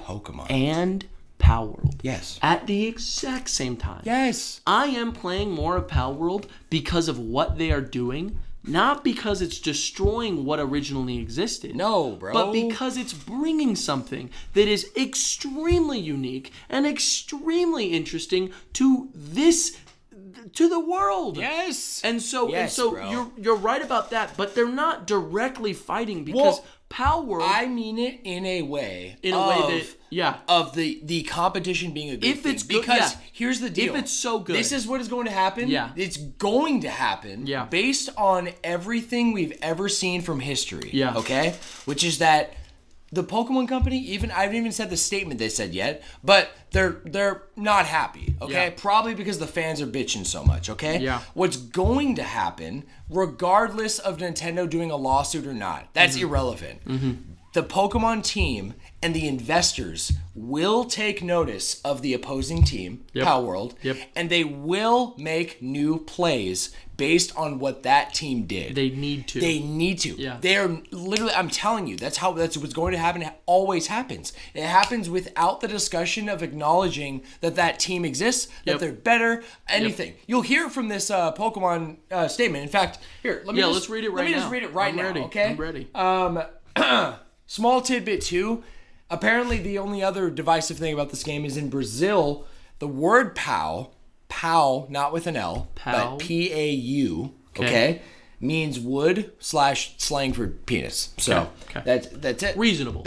Reasonable. Yeah, for sure. Throw a bitch fit, whatever. Okay, the Pokemon Company put out this statement. I think it was on Twitter, like days after all of this was going down. The days after the release of Palworld. They said, quote, "We have received many inquiries regarding another company's game released in January 2024. They don't even acknowledge it, but you know what they're talking about. You know what the fuck they're talking about. We have not granted any permission for the use of Pokemon intellectual property or assets in that game. We intend to investigate and take appropriate measures to address any acts that infringe on intellectual property rights related to the Pokemon. We will continue to cherish and nurture each and every Pokemon in its world and bring together the world through Pokemon in the future." Okay.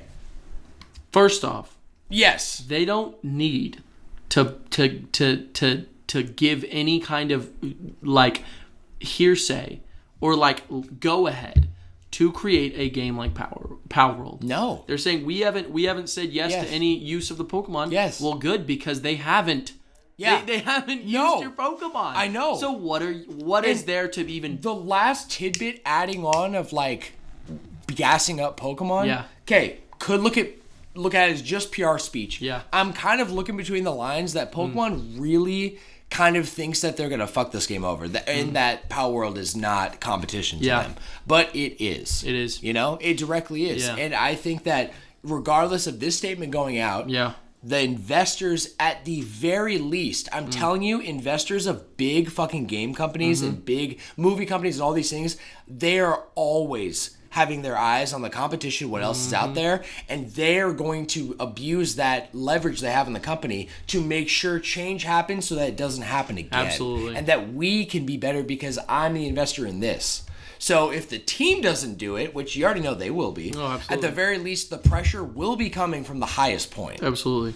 So, is there anything else you really wanted to say? I mean, the truth is, like, you know, I think there is a mature way that Pokemon can deal with it, and it's by backing up their words. There is no legality they can take if you are afraid of competition. I will be shocked if there is. No, there is no merit. And it's funny because I just read an article about this one guy who was comparing models of specific pals and Pokemon, trying to claim that they were the exact same models. And it got a good amount of press, and people were talking about it a lot on Twitter. Okay. I saw one that was kind of like Luxray. Was that a part of it? Luxray? Oh, yes.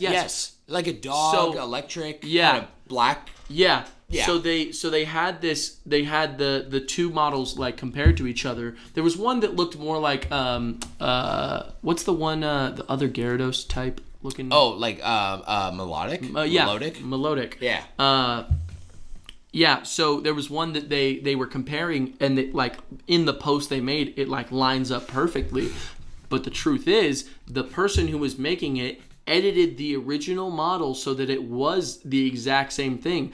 There is no and they basically and they came out and said, and they were like the only reason I did it was because I didn't want to like support like a game that was like promoting animal abuse. It's like This has nothing to do with that idea. crap. And the truth is, you are trying to push your agenda to create false claims that there is somehow legality action to be made. You are like fraudulently making those claims. That is not true. And the truth is, in an extremely toxic way. Absolutely. Yeah, dude. So you have no ability to make. There is no legality that Pokemon can take, and if there was, they would have made it. For the sure. truth is, it would have not gone out this long if they were waiting on some case. Dead There ass. is nothing they can do. Pokemon Company. And also, I'll be real, dude. Yeah. Like, if we're talking like big heads, like in Japan, I don't know what else, like game wise or like projects that the producer, Mizobu, Mizubi. I don't know what else he's been involved in, but my guess is that he didn't just go into this endeavor with $6 million on the line. No. Just like very Just rushing. naive Yeah. to the whole Yeah, situation. If they're having any part of imitating of Pokemon is one of the biggest IPs in the world. Absolutely. So they're not stupid. No. You know? Like, agree. And here's the thing too, if these other trash phone games are getting away with what they've been releasing, Oh my God. that are literally like copy paste of like old Pokemon games or Yep. new formulas, it's like if they can get away with it, dude, this game It has nothing to worry about. is nothing to worry There about. is literally nothing Yeah, to worry because about. sometimes it's really comical what actually is like copywritten in terms of like what you're able to do. You know what I mean? Like in terms of Absolutely. like legal assets, like you can recreate like all of Mega Man and change a couple of things about him cosmetically, and Yeah. it can be a unique, original character. Right. And then any fan would look at it and be like, Be like, no. no. It's not. Joshy, I wanted to say one last thing. Yes. And Please. then let's wrap up. Wrap it It's, up. Nexus Mods. Are you familiar with that website? Yes. You are, yeah. A little bit. It's one of the biggest mod distributors for like Yeah. Steam games. Yes, yeah, Okay. yeah, They stated they would not risk taking, or they would not take like any risk for like legal risk of distributing any Pokemon themed mods for this game. So they're not. Mods started coming out because you already know like people are on that shit. better be So they careful. at the biggest mod distribution Yeah. site pulled back and said we not want doing no part of this because we fear Nintendo too. Absolutely. You know? Yeah. So Absolutely. it sounds to me like the fans are gonna have to suck it up and Pokemon's gonna have to suck it up. Yep. And I am so happy with everything that you covered on this because that really is the meat of what this game is. It's more- like this ugly stuff. It comes with the territory. Yeah. Like everyone's territorial. You know what I mean? Absolutely. So the fact is, with all of those feats, just like you and I are so on the side of like that's why it's amazing. Yeah. I mean, I said exceptional, right? Yeah. There has to be people on the complete opposite side Yep. who it disgusts them that this game was made by these people and they should be like dude, they're getting death threats No, it's from ridiculous. fans. That's ridiculous. It's dumb, guys. Yeah. Let's move on. Let's get to a more positive note here and end the episode strong. But and let's all check out Palworld. let's all check out Palworld, man. I'm not kidding. I See it was if you like really, it. I almost was about to like look it up on my iPad and download it, and forgetting I can't play it because it's not available on my iPad, or Yeah. because it would have to be like released specifically on Apple OS, right? Yeah, that's right. It's not on Because I'm like Steam's on here, but Yeah. it's really limited. It is pretty limited. Yeah. I will say, I think it'd be worth getting it on your Xbox. I will say that, again, based on the timeline I've got going on and Rebirth around the corner, but I kind of really view this as a summer game that I'm bouncing between like this and Persona 3. And one of my savings goals by the summer is getting a gaming laptop. Yes, you told me. Specifically. Yeah. Yes, because told me. I want to have the freedom to, I feel like I can do most things on my iPad, and then everything I can't do. Now, Kendall's got a working MacBook. Yeah. We got our old one, or the one that I Nice. used to have. Yeah. We fixed it up. Yeah. It was a pretty penny, but Yeah. so happy it's working. So now I can do everything this can't on there, and then a gaming PC, so Yeah. that not only do I have a pretty well running Windows platform, Yep.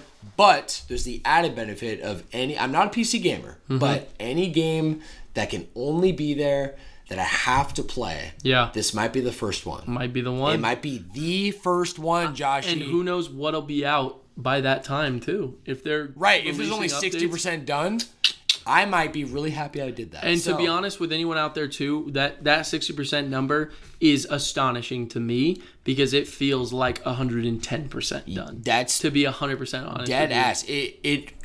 I am so shocked at how deep the systems are. It's just so much more than I ever could have expected. Oh my god! And guess what? Like I said, it's not just Pokemon with guns. No. Because guess what? I don't even have a gun.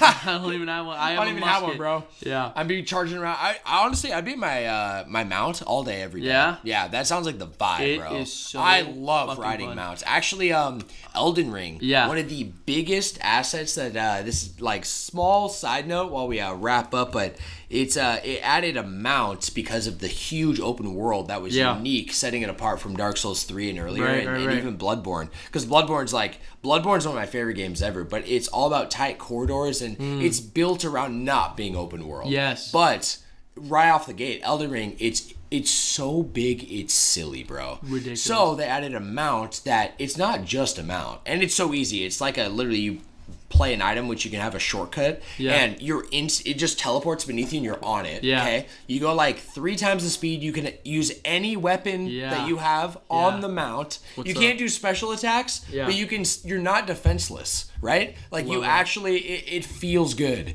However, when you play the game cooperatively, guess what you can't do? Use a mount? You can't use a mount. It's disabled. That's weird. It's weird, and I'm not kidding. I'm like missing an experience by only playing the game cooperatively. I was gonna say I don't like that. I don't at all. So the fact that this is a mount, dude, I've been fixing for a mount for a minute. I'm not kidding. Some amazing mounts. Can you there's a lot that you can choose. Dude, like. The fact of leveling up a mount hypes me up so much because that's not a thing. It's also just so much more because once you get off, they will fight and attack with you. It's not just a mount. Dude. And it's not just a mount because guess what? You can feed it. It can become your friend. And guess what? If you can have one pal that you throw that'll just start working in your place. Dude. And you can level them up. When I'm at low levels, I'll throw my lower level ones and they'll just run around my base and they'll do whatever tasks they are able to do. I will show you all of it once we're done. I swear. Joshy, do you want to save then the typing for the class trial?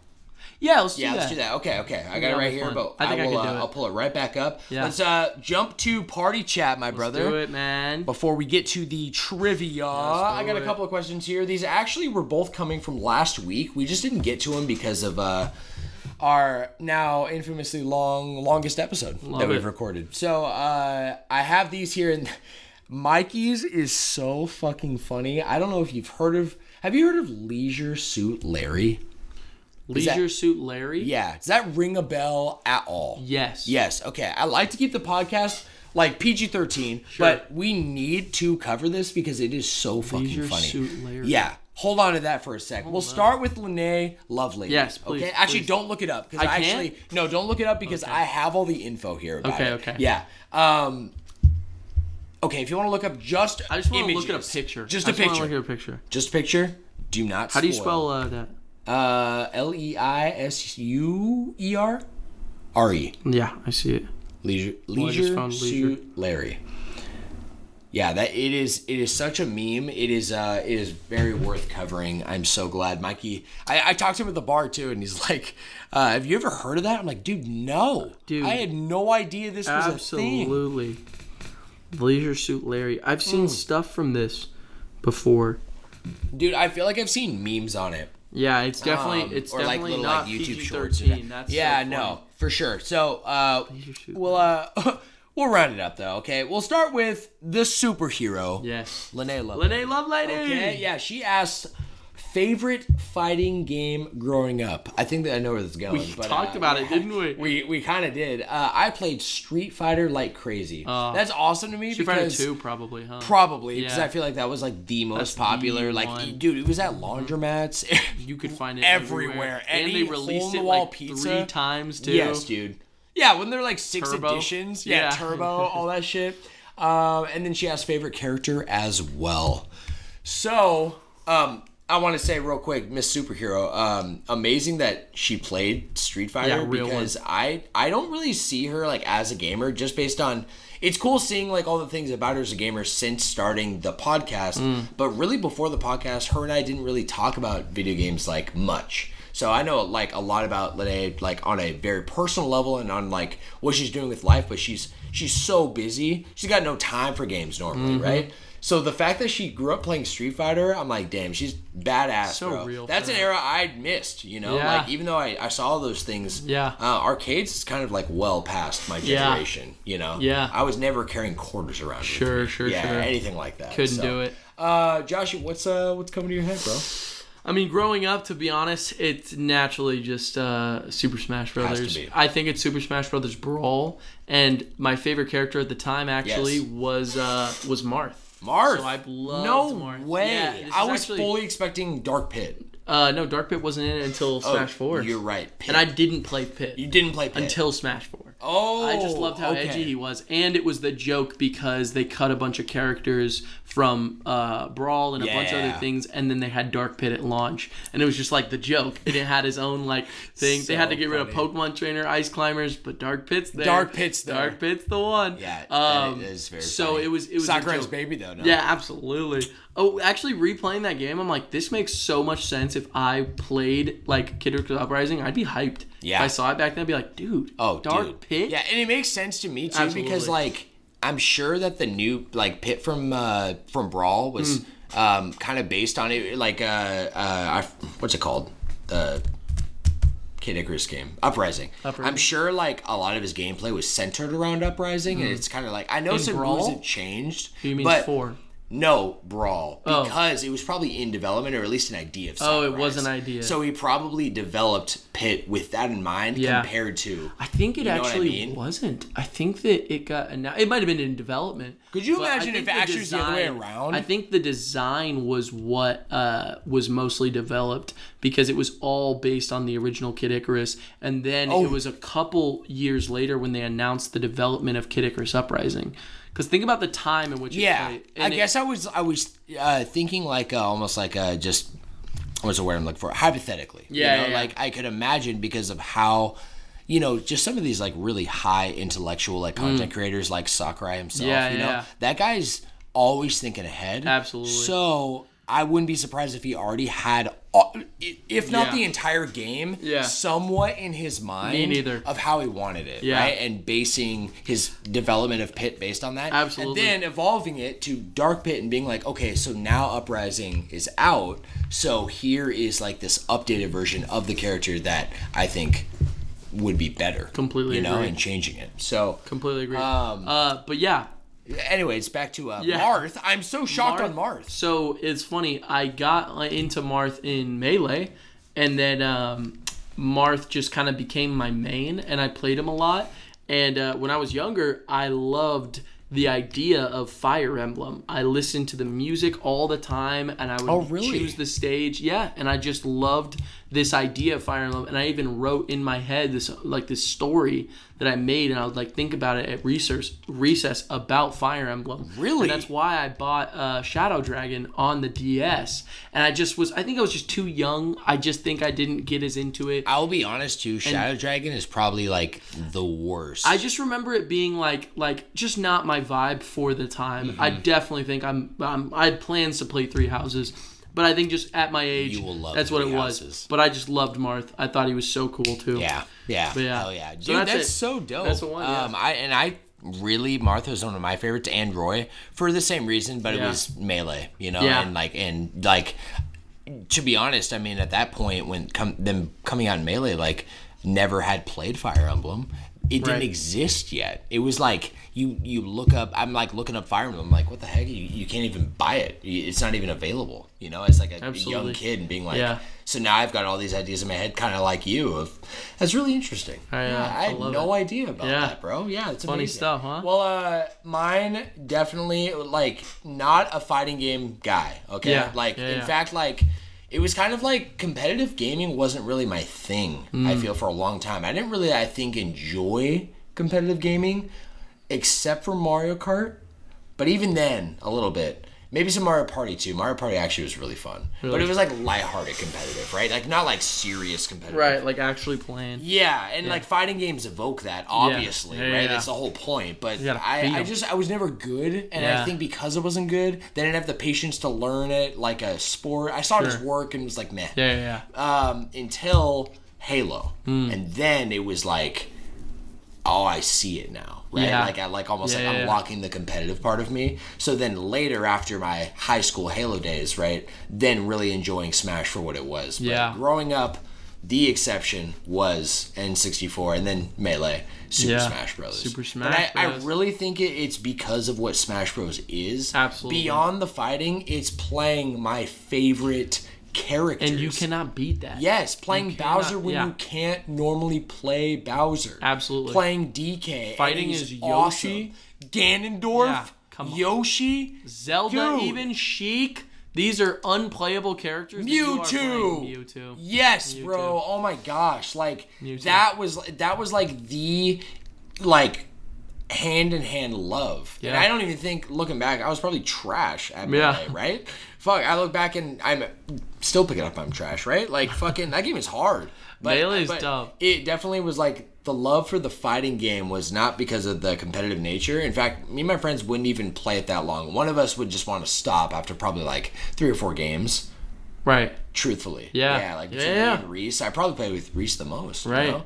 We play more now than ever. All the time. Yeah, absolutely. Dude. I play with my siblings all the time, and I just remember always losing to my older sibling. Oh, consistently. Always. Absolutely. Always, bro. Fuck. But now I'm better. Yeah. Joshy. Oh, favorite character. It's gotta be Mewtwo. And Mewtwo. It's for so many reasons. It's like it's so awesome for me that it's full circle because I would say Mewtwo is my full main in Ultimate. Like just where like everything in Mewtwo, now that I've learned him, and I feel like I've learned 80% plus of every character in that game. Except for a few. Rosalina. Yeah. I refuse on a couple, okay? But I'm pretty well versed on most characters in Ultimate now. Right. And Mewtwo, there's something about the fluidity. I make the least mistakes. The only mistakes I really make with Mewtwo is teleporting. And it's very, very sharp timing. Yeah. So I'm never mad if it happens because I'm like, hey, whatever. Yeah. You know? I also think he's a tough character, too, because he's really light. Yes. So there's some toughness to him. There is you gotta some be toughness. good. And and like learning how his jumping works. Like, it's kind of goofy. Very goofy. Both jumps are goofy. Absolutely. And teleport even. Like there's tech I know now that I was like, teleport's useless. And now I'm like, oh, teleport? Like pretty good. Goated, dude. It's really goated. Yeah, dude. man. But specifically in Melee, like I don't know if you remember this, but I probably really remember it because I grew up with it in the childhood. Which one? The nostalgic lens, but it's unlocking Mewtwo and how you unlock these characters in Melee. Yeah. There was such depth to it, and you know it changed after Melee because then even there was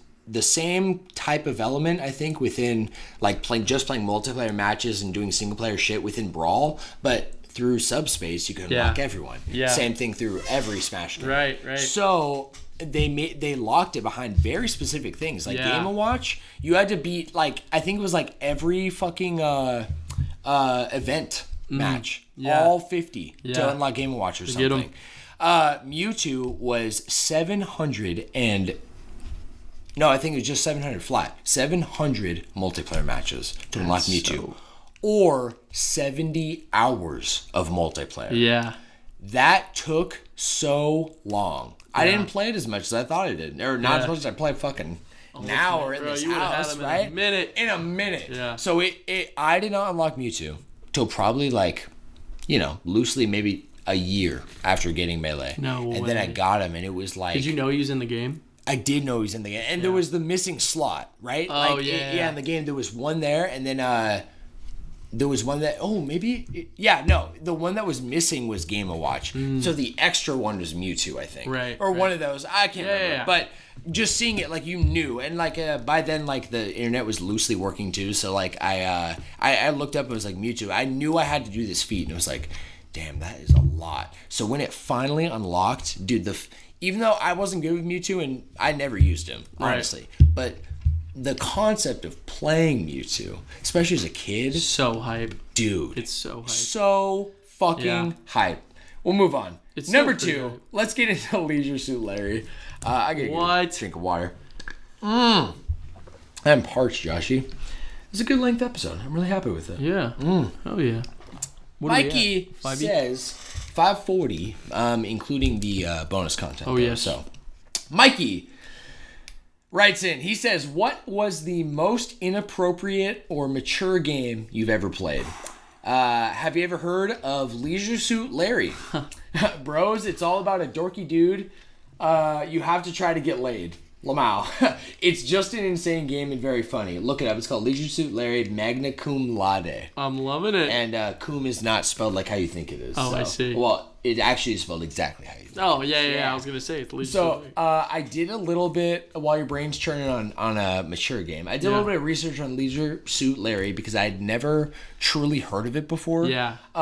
So this originated from a company called Soft Porn Adventure. What? Or actually, I'm sorry, it was a company that made Soft Porn Adventure, which was a 1981 text-based adventure with the story and structure reused for, like, from the ground up, pretty much exactly for this first Larry game. This is hilarious. Fuck, why the fuck do I have dude. this on my search history now, too? You have to. You absolutely have to. Shit, dude, it was running on the Sierra.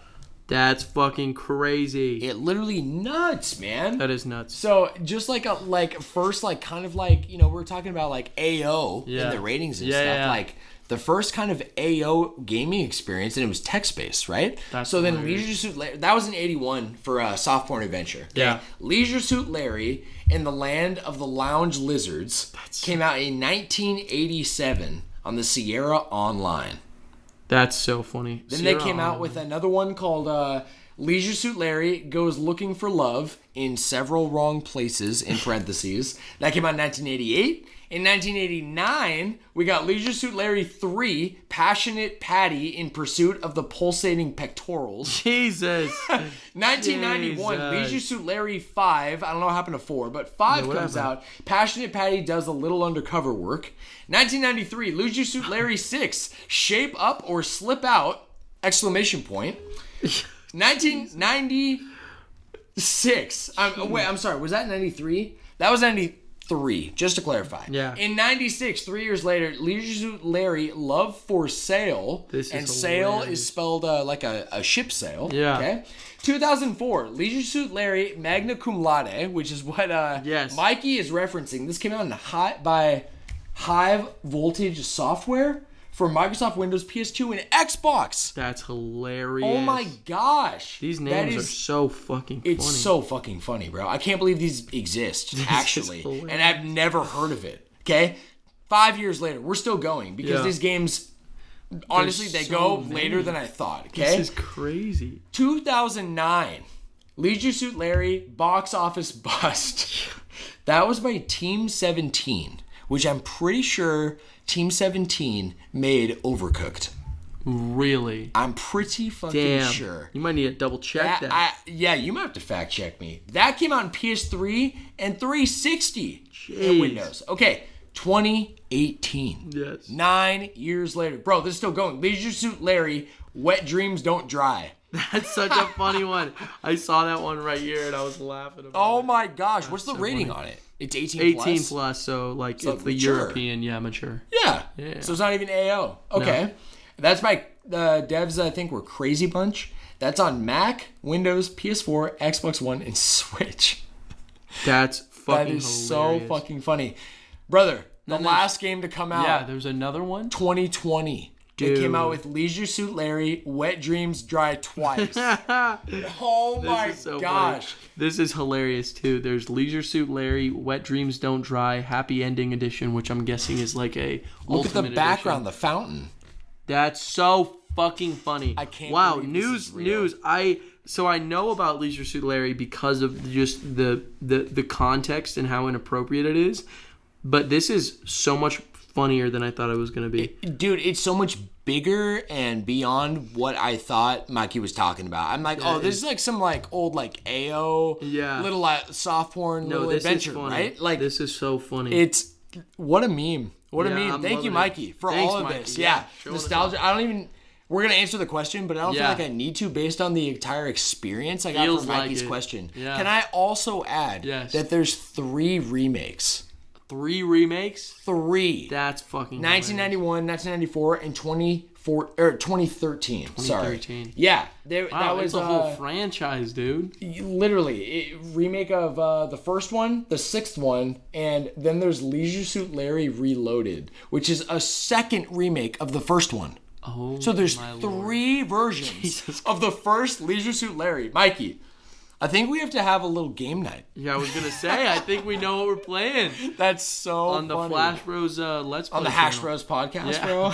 That'd be hilarious. loving it. Bro, did you think of any inappropriate game? Well, just when I was a kid, Yeah. Blade let me borrow GTA 4, GTA. which was Classic. everyone's first experience of inappropriate. Oh, yeah. Very, very violent, terrible. Vice City for me, bro. one time my mom caught me playing it because I would just play it and I would like close my door, Mm-hmm. and she got so fucking mad at me, and Oh shit! Yeah, she got Did you get pissed. like she rip your console out of the wall? dude. And, like, I mean, grounded? like basically just like she was like, wherever you got that from, like you better get rid of it.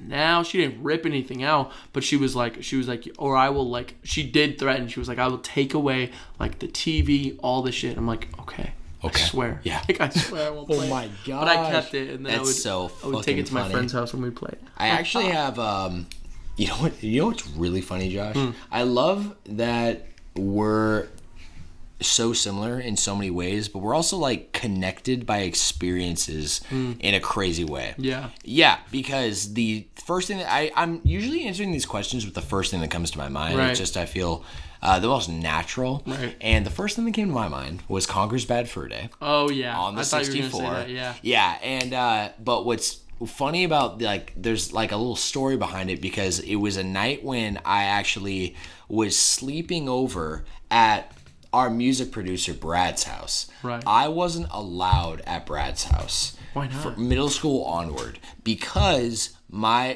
parents, and mostly just being raised by my mom at home, and so pretty much like my dad like supported all of whatever rules she came up with. Right. She deemed that his living situation, which was bouncing always between his mom's house and his dad's house, she deemed that it was totally okay for me to hang out at his dad's house. Right. But his mom's house was not okay. What? Yes. And the reason for that, I'm not going to get into like the details, but she really didn't like certain members of the family. Okay.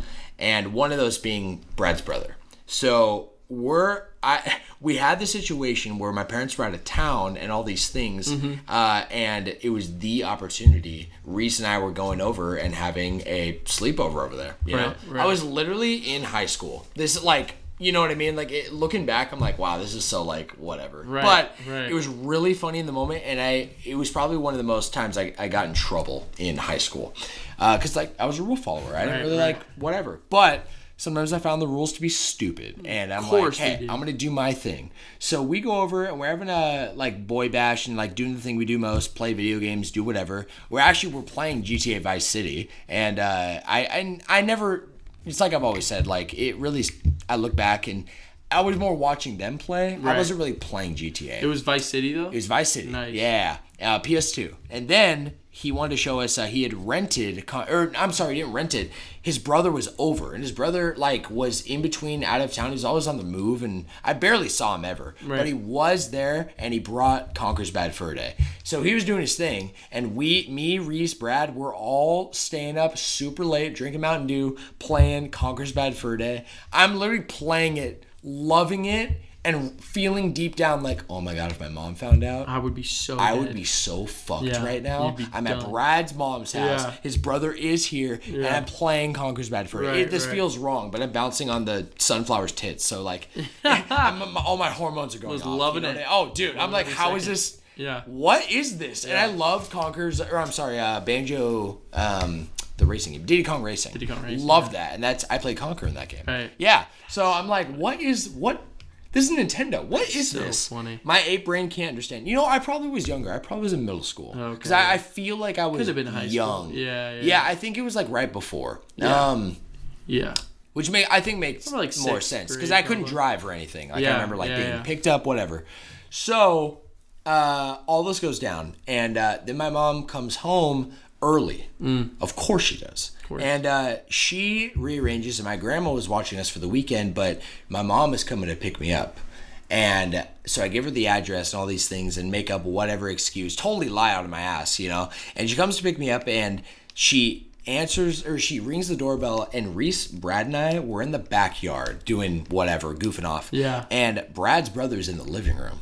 She knows who his brother is. So she rings the doorbell, and he literally screams, "Who the fuck is it?" You know, like just for a meme. Shit. And I literally I'm in the backyard, and I'm not kidding, bro. It was like this shock moment of Oh my God. oh, I am fucked. I'm so And dead. then my mom answers the door, and I make eye contact with her, like through the brother answering. I'm in the backyard. She just makes eye contact like 40 feet away, and she's like, "We gotta go." I'm like, "Yeah. Okay, dude, that is my memory. Yeah, Holy a whole story to go with it, but yeah, that was Wow. that was an experience. Thanks Yeah. for pulling that out of me. No, of course, Mikey, man. Mikey and That's so Joshy, I good, love you man. guys. My brother, it's time to wrap up. Yes. We have some trivia, my Let's friend. go. Let's fucking go. I'm glad we saved those questions too for this week because those were really good. Those are fun. Yeah, I love like diving those. into those Yeah, those are nostalgia fun. trips we love so much. Absolutely. Josh, I have questions for you that I've tried to gather specifically about Palworld. And like I said, there's not a lot of info really, Yes, and I don't yes. want to really quiz you on like development or what I just talked about. Sure. So just some things that I felt were like early game Okay. that I kind of gathered, and hopefully they're good questions for you. Okay, we'll see, Let's we'll see. dive into some Palworld class trial. Let's try Shall it we? out. Let's try it Yeah, out. we'll see how yes, good sir. I do. Let's start with number 1. How many players can play online in one server in Palworld? I'm gonna go with 4. 4 Yeah. is incorrect. What is it? It is 32. No way. Yes. Oh my God. What the fuck? Isn't that crazy? That's insane, And dude. apparently they even really imagine. wanted to launch early access with PvP, Dude, holy shit. but they weren't able to finish it. But they did get their goal of the dedicated servers with like multiplayer aspect Mm-hmm. Yes. up to 32. Yeah. So they're Ah, working that's actively crazy. right now on PvP. That's so sick. I can't I love even that. imagine that game with PvP. No, bro. it's gonna be amazing. It's gonna be amazing. So, yes, sir. You're doing great so far, Joshy. Dude, Let's fuck. go. Number 2. This is so crazy. Sometimes, I swear to God, I be making my own trivia most of the time. Yeah. And you will, without me prompting it, you will answer a direct trivia question. It goes without fail most of the time. Most of the time. Number 2. What does SAN stand for? Sanity. Yes, sir. Which you literally directly, right. you were saying sanity. I'm like, oh, he'll know the answer. And you were like, oh, it's SAN. S-A-N. Yeah. Stands for sanity. I'm like, Like, no fuck. way. Oh, yeah, Shit. for sure. Yeah. You're telling me, bro. Telling me, man. That's Number news. 3, Joshy. What 2 types are gummos? Gummos. Oh, it's grass and ground. yes, sir. Yeah. Nailed it, baby. Yeah. I love how there's duo typing, too. Yeah, it's so cool. Yeah. Love it's it. fucking awesome. Also, have you seen Gummos? Have you seen No. his design? No, Can I pull it show up. you right Pull now? it up, please. I love his design. Let me jump to number 4. If you need Please. more time, let me know. How can you get cloth? You have to create it using wool. Can you be more specific? More specific. Yes. Like, can like you where tell I get me, wool from? Can you tell me how much wool you need to... I think it's It says specifically refining blank wool. refining. How many is the recipe? Refining to wool. That is correct. Let's go. Yes, Gosh. sir. Man. You're doing great, Yeah, bro. I make so much cloth. I do it in so many bulks. Oh, but sure. I'm trying to think about the amount of wool that I have beforehand and after. So Yeah. 2 I sounded wanted to about make right. it like a little more refined for that question because I feel like you're so good with crafting things, like with Animal Crossing, with Yeah. Minecraft, that I felt like you would just know that one. Thank you, bro. I appreciate that a lot. Dude, That's Gummos right I there. love that. Isn't he so He cute? reminds me of Was it Goo? Slagoo? Yeah, no, the pre-evolution. Gudra? Oh, Gumi. Gumi. Yeah, kind of reminds me of like a different kind of Gumi. He's like a Gumi. Yeah. Oh, I love that. He's so goofy, cute. I know. I love him. Like the cuteness factor makes me feel guilty for the killing. You know what I mean? Yeah. But if I look at it in the dinosaur aspect of like nature, then I'm like, oh, it makes sense. They're also it's what you got to do. Yeah, for sure. And you also, gotta do it. Yeah, they'll kill you. That's just reality. You know what I mean? Like honestly, like if it was something like Pokemon was like real, that's probably like way more akin to what would be reality, right? You know what I'm saying? Joshy, let's go into number 5 here. What are the glowing green statues called? Fuck. I gave you a hint earlier. I didn't cut the question. I actually thought I did. Damn it. If you'd like a hint, let me know. Will you please give me a hint? Yeah, the hint is the hint I gave you earlier. It's that it's 2 words, and the second word is effigy. I think it's called an effigy, by the way. I think you're right. Yeah. I just don't know how to That's okay. talk. Is it a leaf monk effigy? Effigy? It is a leaf monk effigy. Okay. Bro, nice. Let's go. You're killing it, Dude, man. I did not expect to get that one. And we got a bonus question here for you. I actually have 2 because I came up with my own earlier. Let's do it. What are the 3 types of pals? 3 types? Yes. Of pals? Yes. Apparently, there's 3 classifications or types of pals. I'm not talking elemental or whatever. I'm talking you could have Gummoss, and there's 3 types of a Gummoss you could get. Okay. Does that make sense? Yes, it does. Let's see. I know one of them is larger, but I don't remember the name. To be honest, I don't think I'll be able to remember the name. It's a bonus question anyway. Yeah. So, I'll tell you, it's honestly, I was like, really kind of like, wow. Yeah. This is hype. Yeah. Okay? Yeah. It's standard. Yes. Which I'm guessing is like 99% of what you see. Yeah. Then it's alpha pals. Which is kind of what you were describing, right? Like those like big ones that you can only catch. Like that's they're different. So there's boss pals, which are the ones that are like big, but they're a whole different like pal. They're a different design. And okay. Yeah. So then alpha pals must be some just different bigger versions. Yeah, bigger I'm guessing. Version. Okay. Yeah. Then there's lucky pals. What do you think pals. that is? I think it's like shinies. It is a shiny. Yeah. So cool.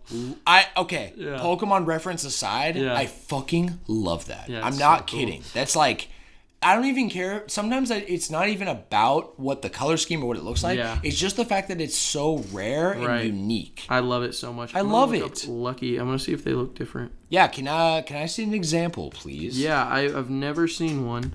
But from what I've seen on the excuse me, there was like an explanation. They just kind of sparkle. You good? Excuse me.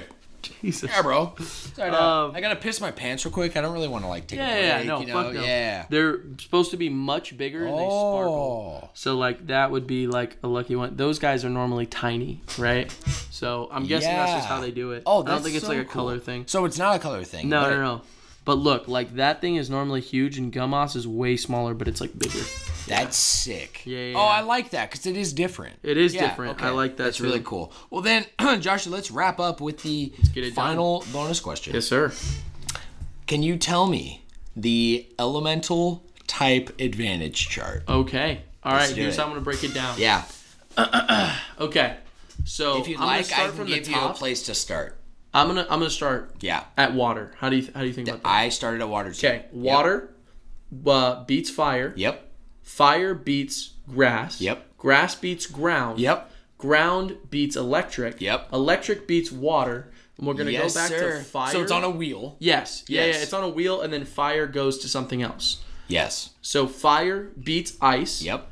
Ice beats dragon. Yep. Dragon beats dark. Yep. And dark beats neutral. You fucking Let's Let's go, baby. That's tough. I feel like that's so tough because it seems pretty easy. I'm not kidding, Sam. Yeah. I looked at that chart once.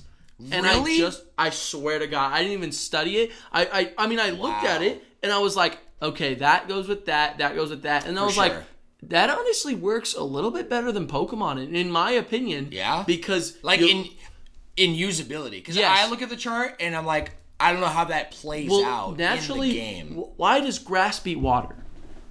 Why would grass beat water? I don't know. Grass. Because a leaf can get wet, but it's still a leaf. Yeah, but the same thing can be said about a rock. But water beats rock. Yeah, that makes no sense. So check this out. Grass beats the ground. Okay. Because it grows through the ground. True. Grounding electricity is what ends electricity. Absolutely. So it's going to finish that. If you shock water, you fuck up water. Absolutely. Fire naturally melts ice. Fire naturally melts grass and ice. No, burns grass and ice. And ice, yeah. Ice, I'm just looking at it, I'm like, dragons are like fiery. Ice beats a dragon. My guess on the ice dragon thing is that every time, like I look at something like Smaug, okay, and it's like Smaug, like you're right, like the fire inside, flamey, and they're normally like in a lot of mythology, dragons are so hot you can't even approach them. So it would make sense that ice would also stop them from flying in the sky. But I feel like dark in this sense is like that evil, like magic kind of style. And a dragon would destroy those kind of magical users. And then magical users destroy what's neutral. So I just saw that and I was like, okay, I kind of get this. Yeah. You know? Yeah, honestly, I like that. I like it a lot. And I like ground with electricity and electricity with water way more than leaf. Like, I just think that's... Yeah. Dude, there is some things that just make no That was 1 sense. point? I need like 1,000. Honestly, you get 1,000 points. Yay! Good job, Joshy. Got 1,000 pointer for the Palworld, baby. Man. Yeah, good job. You've been paying attention. I'm not kidding. Good. That was really good trivia. Yeah, hell yeah, bro. I'm glad you liked it. Yeah, seriously. I'm glad the questions weren't all dog because they were I haven't played the game. So yeah, they were perfect. You know what I'm saying, bro? It's like when I made the Sea of Stars trivia. Oh, true. Yeah. Actually, you made a lot. You made the Fire Emblem trivia too. I did. Like honestly, like there's a lot of stuff that like when you're making trivia, you don't know anything about it. No, like, I know nothing. That's for me, to be honest, it's kind of the most fun. It is pretty fun. Yeah, like just making up trivia out of like a concepts you don't fully understand. Really know, so but you're kind of hoping that they do. Or like relying on it. So no, dude, we're playing into each other's strengths and weaknesses. You know what I mean? My guy, I want one last thing on just this trivia in talking about in Palworld. Yes. Shit, there was like something really specific. Oh, for me, and like me being impressed by you memorizing like the entire like chart and as quickly as you have, and by only looking at it once. For me personally, I don't know, sounds like this isn't a struggle with you, but I've played a lot of other RPGs that have elemental typing. Yeah. And when the elemental typing is like too far gone from, in my mind, the classic Pokemon formula, which works well. Yeah, it does. Yeah. I do get confused, and in some games, because like if the elemental part of it isn't like, it's a big deal in Pokemon. Right. So I don't know what it's like in Palworld, but you know, having something do no damage or half damage, that's pretty big. So the typing is like really important. Yeah. But it's not in a lot of other games, and if it doesn't match up, I'm like, fuck it. It's all for attacks. It's all for what does a little bit more damage or doesn't do as much damage. I have flame arrows and I beat a flame boss. And I still I used my musket the whole time. Sure. So it did less, and my guy was using flame attacks. Noticeably less, yeah. But it still was not really that big of a deal, to be completely honest. No, absolutely. Because it's all about how you like use your pals and everything, and use your weapons. You are the fighter. They're just helping you. You know. Right. Oh, and having like a skill element in there of like real time battles instead of like a turn based statistical stuff. Right. Absolutely. I feel like it plays a big difference in it. So absolutely. It's almost like it's, instead of it being imperative, always having strengths and weaknesses, and it's all about advantage. Right. It's spread out more over more stats, more situation stuff, and like actual like player skill. You know, which I like. And so then it's looked at for me as more of a bonus than like a bonus / like a hindrance. Absolutely. Right, with like good and bad. Right. I agree. Makes it very different, because like in Pokemon, you know, you have like a steel type. Well, steel type is really defensively good, and usually steel types are accompanied by very high like defensive stats and whatnot. But it's only really good defensively, because it's only super effective against fairy and ice and rock.